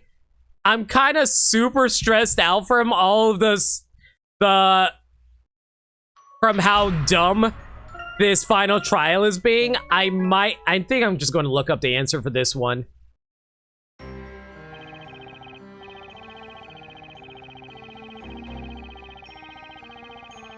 What? Oh my god, I'm so mad. Okay, so apparently... I'm supposed to press on you again for some reason? What logic is there to press on you? A witch could have used magic to remain unseen. Why would I have to press on you? I don't understand the logic on that one. Sorry to disappoint you, but no one used any magic at the time. What makes you so sure? You cast a spell, a witch needs to say that spell's incantation. And we heard no incantations, nor any other suspicious noises. When you say suspicious, what do you mean? If a witch casts a spell of invisibility, we wouldn't see anything. But we wouldn't heard we'd have heard of the incantation. You shouldn't ask us what we've seen, but rather what we heard. What do you think, my gorgeous Foxy? Don't you think that sounds cool? Wasn't I awesome just then? Maybe somewhat. Woohoo! Noises heard at the crime scene? May have been worth keeping in the back of my mind. Next witness, continue the testimony.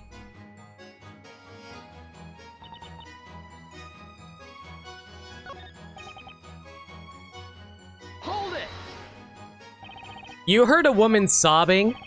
Yes, sobbing or perhaps wailing. Eeeeee, you sound like that. Boy, his falsetto packs a serious punch. There's also another noise too.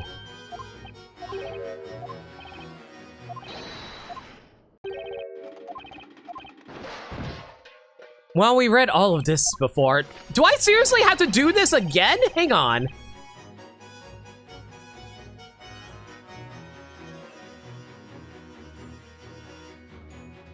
What?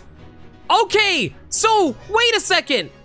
It didn't save my information. What? It had me go through all this information again? Oh my god, this is why I hate this game. Okay, I'm sorry. I'm sorry if you guys like this game, legitimately, I do. But like, it's actually really stupid that the game is all like, oh hey, you did exactly what you needed to do, but you have to do it all over again because the save didn't actually save. It didn't save anything that I did.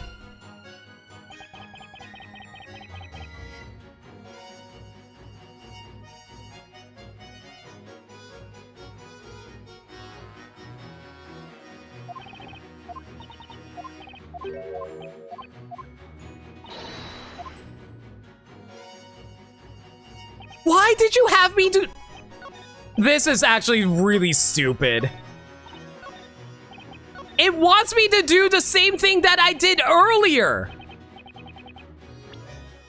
It wants me to present the stupid contraption to him again. But we presented it to him earlier because the game didn't remember. Oh my god, game!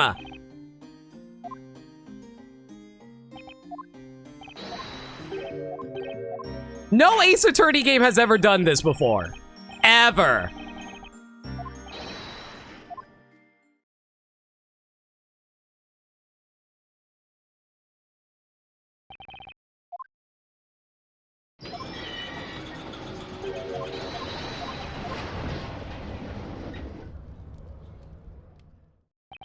As you've seen or rather heard, it's clear that the device was operating shortly after the incident. This doesn't change the fact that we know nothing about what that contraption does. Your demonstration hasn't led us to any valuable conclusions. Remember our demonstration a little while ago? Demonstration? Are you referring to that silly contraption? Objection! Start doing that objection, Dirt Dog, so go with that one.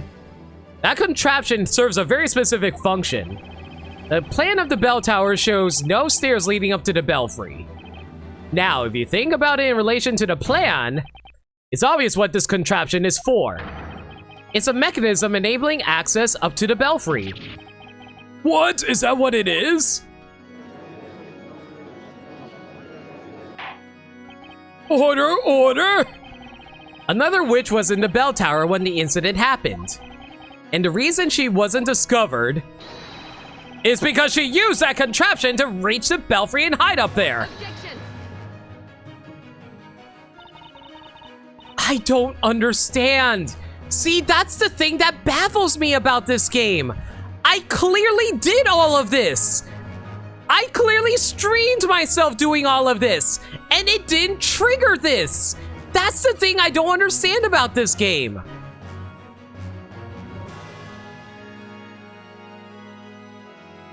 It reminds you of Franziska. Franziska's cool. Hold your horses, Defender. You seem oblivious to the contradiction in your reasoning. What do you mean? I'm talking about your little demonstration earlier. Yes, the device was set in motion and made some strange noises. And yet... that's all it did. That's right, nothing else happened. If it was a device for accessing the top of the tower, then why didn't it take us there? Ergo, that contraption is of no relevance to this case. Which brings us back to my erstwhile conclusion. That there was no other witch. Objection! It's too early to say that, High Inquisitor. And why is that? Sure, our demonstration didn't show it, but maybe the device didn't work because it wasn't used correctly. What? Why do you think so? My reasoning is simple. Let's just say it would be troublesome if A wouldn't just go up there and sound that bell.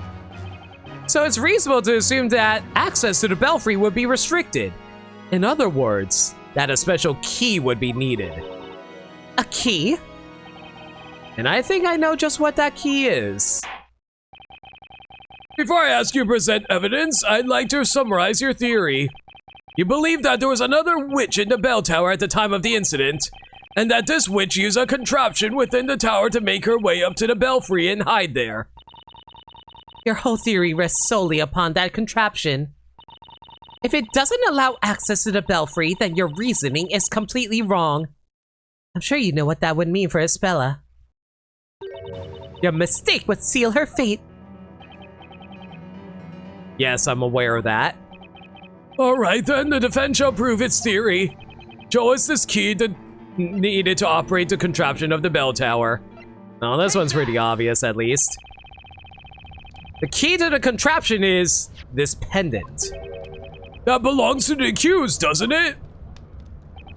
That's right. We found it at the crime scene. Now, if we take a look at the bottom part of this contraption, There's a depression here about the exact same size of the pendant. Yeah, I remembered a hole in the shape of that pendant. And I don't get it. Why would that pendant be the key to the bell tower?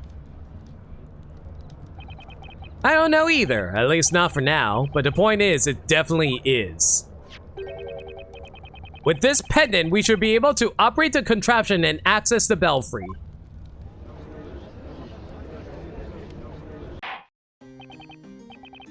Well then, the court will grant the defense a chance to prove its assertion. However, you shall be given one chance only.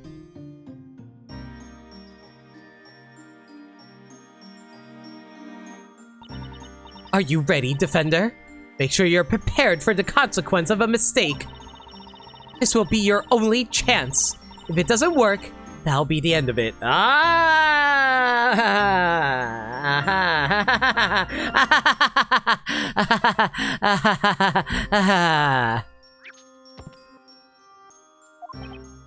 Yes, I'm ready. I've got to be right about this. Good. To be honest, this looks like a puzzle. I wish the professor was here. This is totally his field of expertise. Are you ready, Nick? Should we give it a try? Yeah, it's gotta work. Are we actually going to do a puzzle? Spella's fate depends on this. Talk about pressure. Stay calm. Yep, it's a puzzle! Here we go! Puzzle number 64! The belt... That's 70 Pickerats. Oh boy.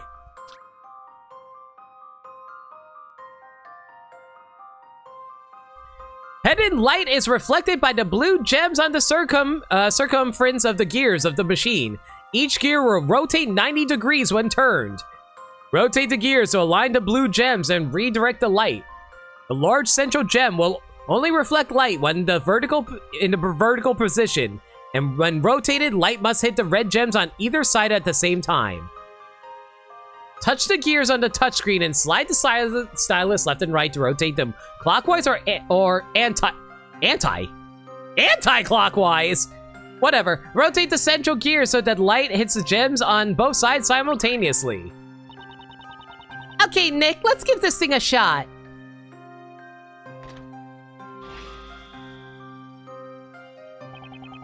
Whoa, a beam of light. Of course, this must be the key. This light is just begging to be pointed at one of those red gems. Right, still. It looks like there's some kind of trick to the whole thing. A trick? Yeah, think about it. There are two gems. I bet we have to light them both simultaneously. Looks like we're gonna have to do it with only one single beam of light, too. What? Are you sure we can pull that off? I have no clue, but we got no choice but to try. All we gotta do is move the gears and bounce the light off of those blue gems. Alright, no time for the jitters, Nick. We gotta make this work for Espella. I mean, to be fair, we got practice doing... Yeah, I assume anti-clockwise is counterclockwise, yeah. I'm guessing that's a British term. But yeah, you know what? To be fair, we do have a lot of practice with bouncing things around.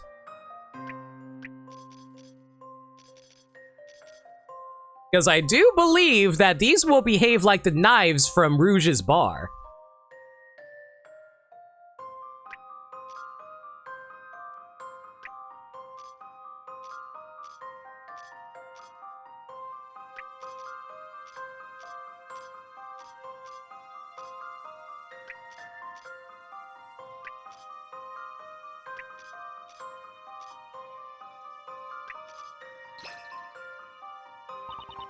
Did you see that? It let out for like a second. Yeah, it did, but now it's only one gem. What gives? Nothing's happening. What exactly did you expect? The gems must be lit simultaneously. But there's only one light. That's impossible. Indeed. Now then, I believe we have our answer. It is, as you say, impossible. Oh. Wait a second, let me try one more time. That will not be necessary, your time is up. Or have you already forgotten? You're only given one chance to back up your claim. No way! What?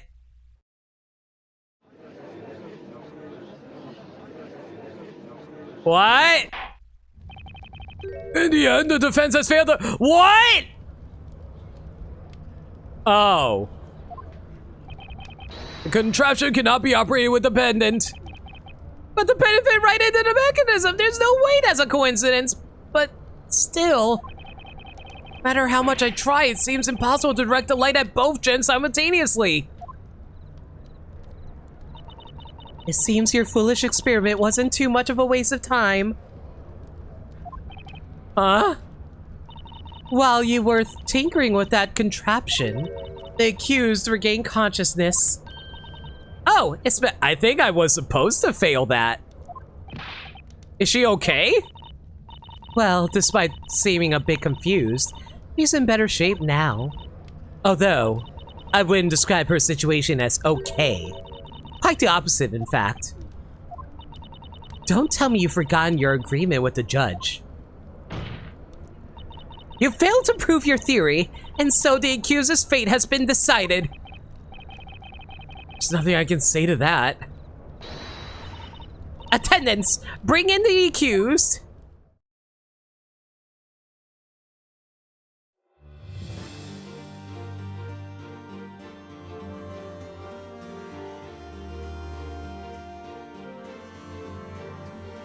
Accused, the trial has reached its conclusion in your absence.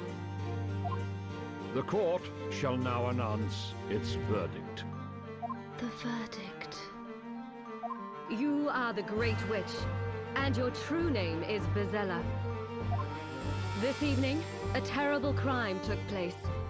You killed your father, the storyteller, using the spell Grandworm. Does the accused have anything to say? Yes, I am Bezella, the one that brought calamity upon this town.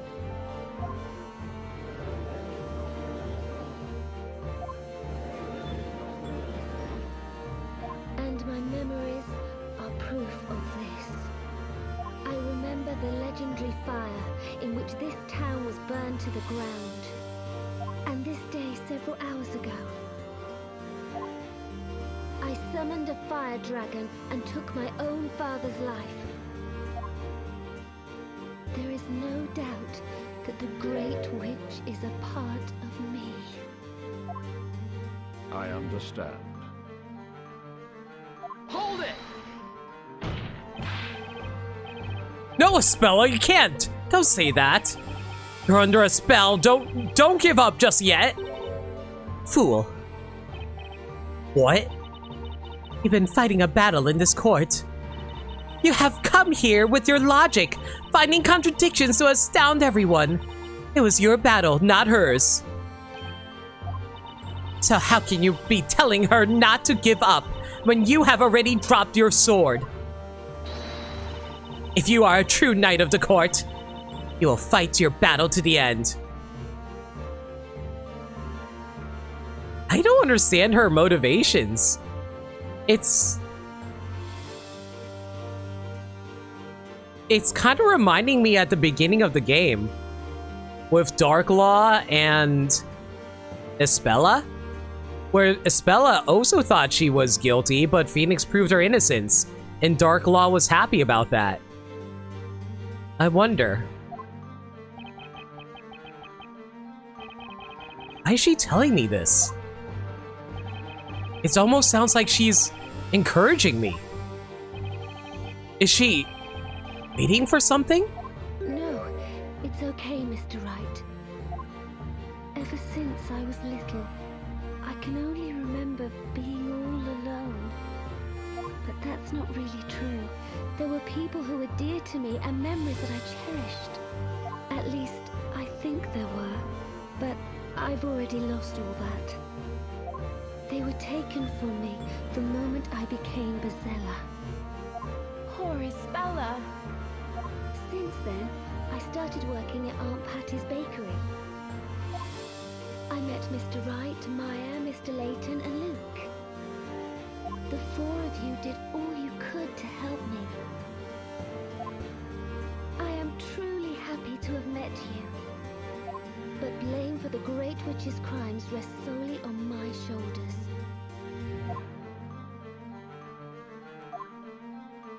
So let's put an end to this now. Bezella must not remain in this town. Thank you, Mr. Wright.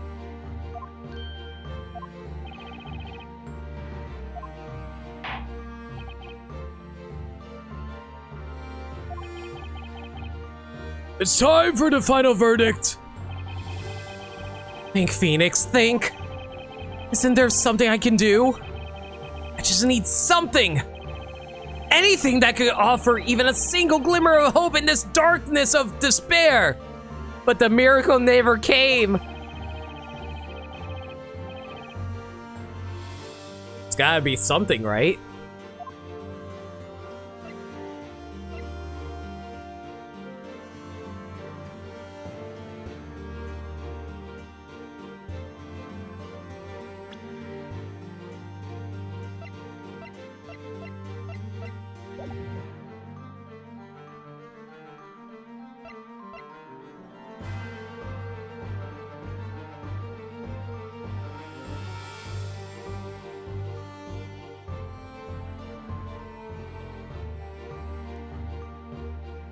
Oh. I don't think there is anything I can object with, is the thing.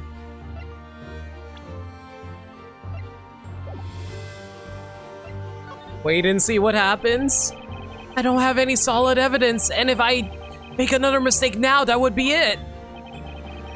Maybe something will pop into my head if I wait a bit and see how it goes. No, what are you doing, Nick? You want to wait and see how it goes? I'll tell you how it's gonna go if you wait. Badly, you gotta do something now. Come on, you gotta find a solution when trials are at their most hopeless. That's your thing. Well, I guess it sort of is. It's not great for my heart, though. Still, I gotta pick up my sword of justice and fight. Objection! All right. I guess we're objecting. Might as well object. Your Honor, please hold off with the verdict. It's that, Defender? It's too early to pass the final judgment on Isabella. What? Explain yourself. You said earlier that the trial has reached its conclusion. But there's something we have yet to examine. What are you suggesting? Do you mean to say you have some new evidence? Yes, I think.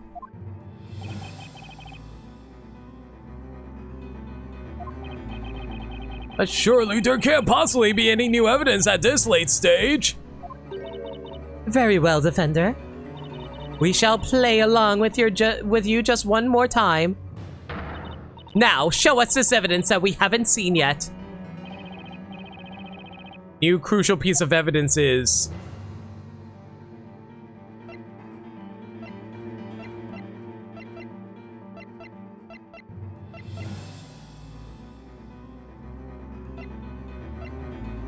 on Ispella's person? There's only one place it can be. In Ispella's person. I have it? I saw it for a second. Something there that she shouldn't have. An item that contradicts what we heard. My gut feeling is that item is the key to this whole case. Oh, I am so glad I noticed that too. Most interesting. I shall enjoy watching you hopelessly struggle with this like a fish caught in a net. Now, Defender, show us this new evidence that the accused supposedly has in her possession. Got it. Isabella, can I see that bracelet on your left hand? Yes, certainly, if you like. It's actually a pendant, you know. But the strap got torn somehow when I was up in the bell tower. That's why I've had it around my wrist since, well, just before this trial started. But this pendant, it looks exactly the same as the one we already have here. Wait a minute, what's all this? We confiscated your pendant at the crime scene. Why is she wearing it now? I don't get it. It's giving me a headache. So I was right. I have another question about this pendant.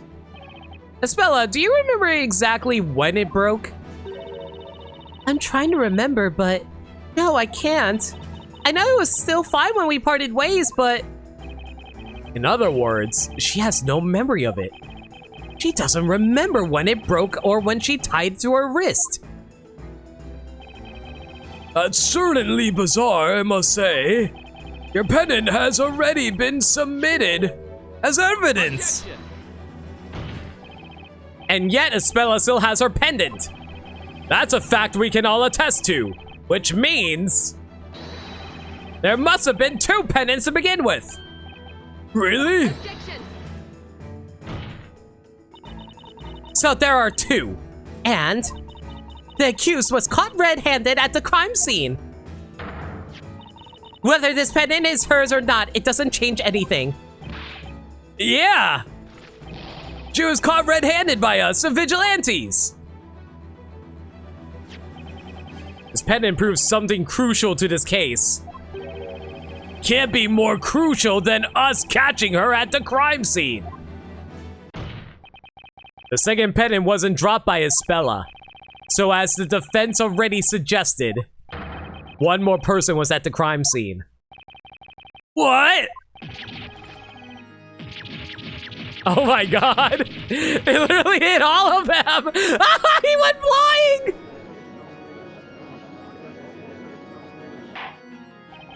Order! Accused, submit your pendant as evidence this instant. Yes, my lord. Nick? If we had 2 pendants to work with, maybe we can see if that strange contraption will work this time. Now that makes sense. But that must be why it didn't work before. Your Honor, the defense would like to try operating the mechanism in the bell tower one more time. What? Why now? The contraption didn't work before because we only had 1 pendant. But both pendants are needed to operate it properly. Foolish. Try as many times as you like. It's no use. High Inquisitor Darklaw, we know this is a waste of time. If it's not going to work anyway, why not let the defender see for himself? I feel like Darklaw is purposely trying to help us out here. What? Defender, if you think you can operate the contraption with 2 pendants, then I suggest you go ahead and try it, unless it's already dawned upon you that such a plan is futile. Like, she's giving me so many opportunities to save Espella. I think Darklaw has an ulterior motive here. The defense shall be given one more chance to verify its theory about the aforementioned contraption. Now let us make our way to the bell tower.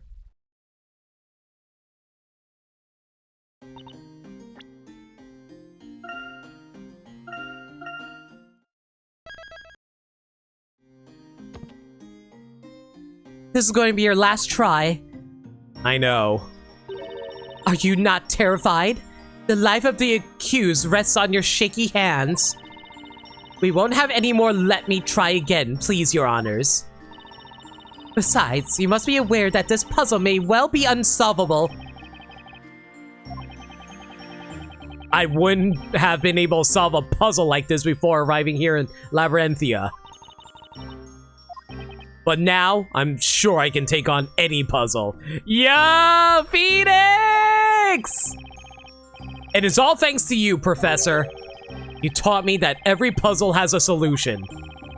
I have everything I need now. What do you say, Maya? Should we hurry up and get started? Sure thing! It's puzzle busting time!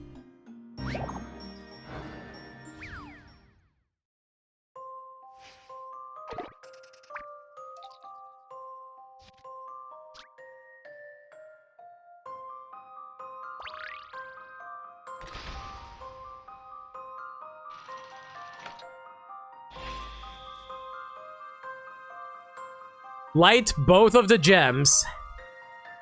Oh boy, here we go.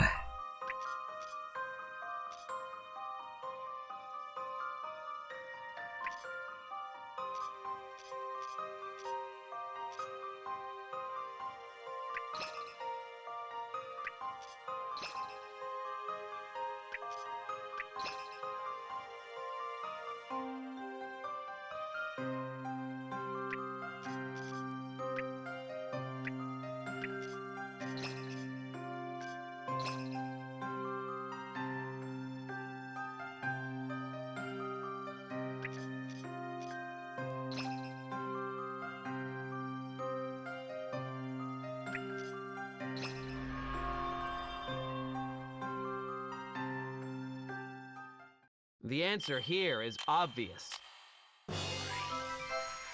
Just thinking outside the box. That was a 70 picker-at puzzle? I was just messing things around until I got it.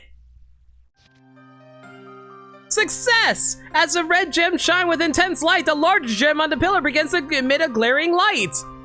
I don't even know how I solved that. But I'm not complaining. I'm sure I did it right. Nothing's happening. Just take the W and run? Agreed. The sound.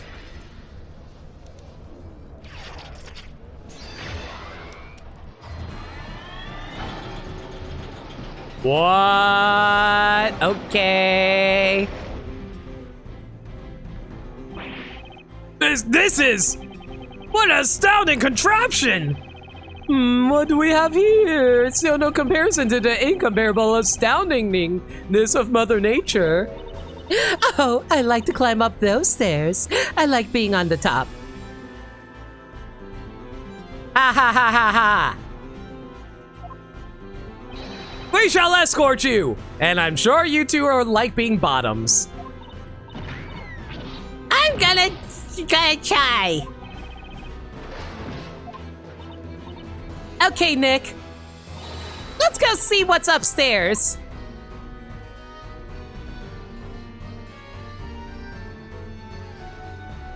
Exactly at the same time. Yep. I'll say, hey, Camille. Oh my god. Oh my god, have I been streaming so long that it's now morning for you, Camille? Oh my god, I need to end the stream soon. But yeah, have a good morning, Camille. Hope you're well. Nick, isn't this bell? Yeah, I think you're right. That's the bell that was taken from underground. The bell of ruin. The bell that must not be sounded. Nick, there's someone hiding behind the bell. Ah. What? What are you doing here? It's you.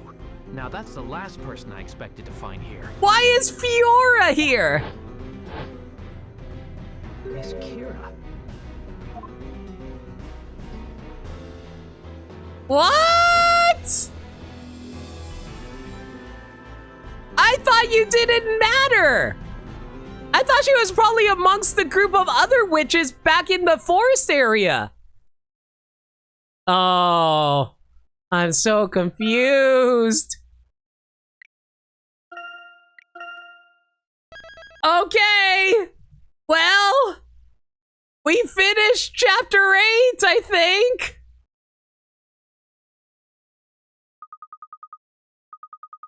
Let's save this for next time, guys. And that's where it ends for now. We're back with Luke and Professor Layton. I guess we're resting on this cliffhanger. Oh my gosh, I am so confused right now. How were you just hiding there the entire time? Is Kira actually the evil witch?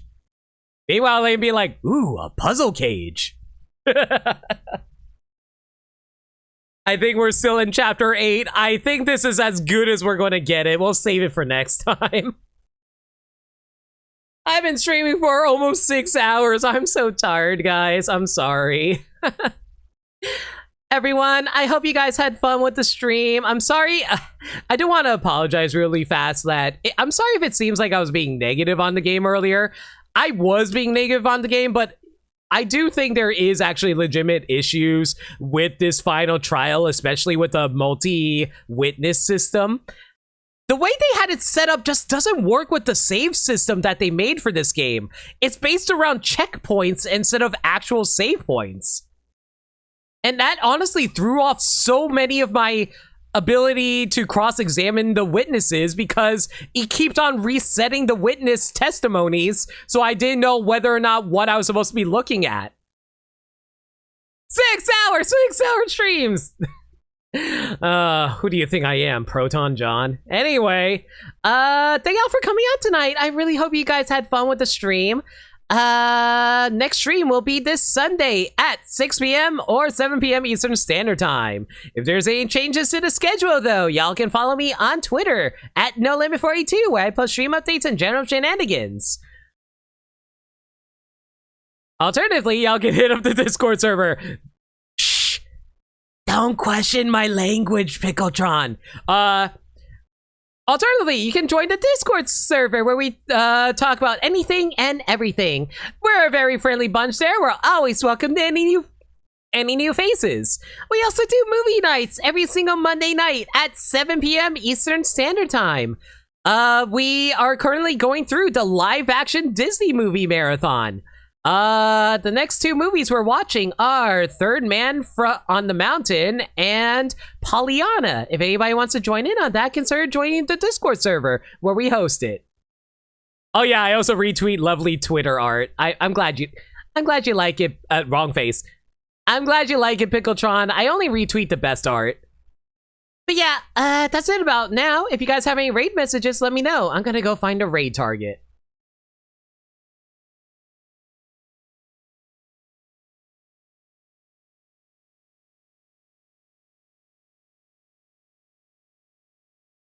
Vigilante vitriol, nightmare scenario. I think I have an idea.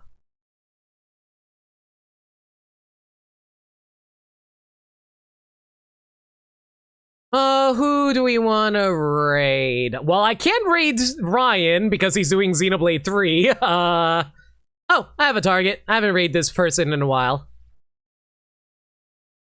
Anti-clockwise. You know what? Anti-clockwise is good.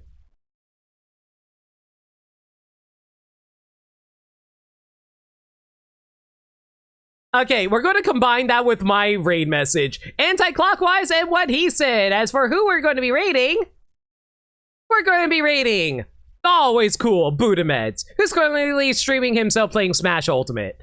Because of course he's streaming Smash Ultimate. Why would he not be? Alright, until next time, everyone stay safe, take care of yourselves, and remember, love always. Have a good night, everyone. Catch y'all on Sunday, hopefully.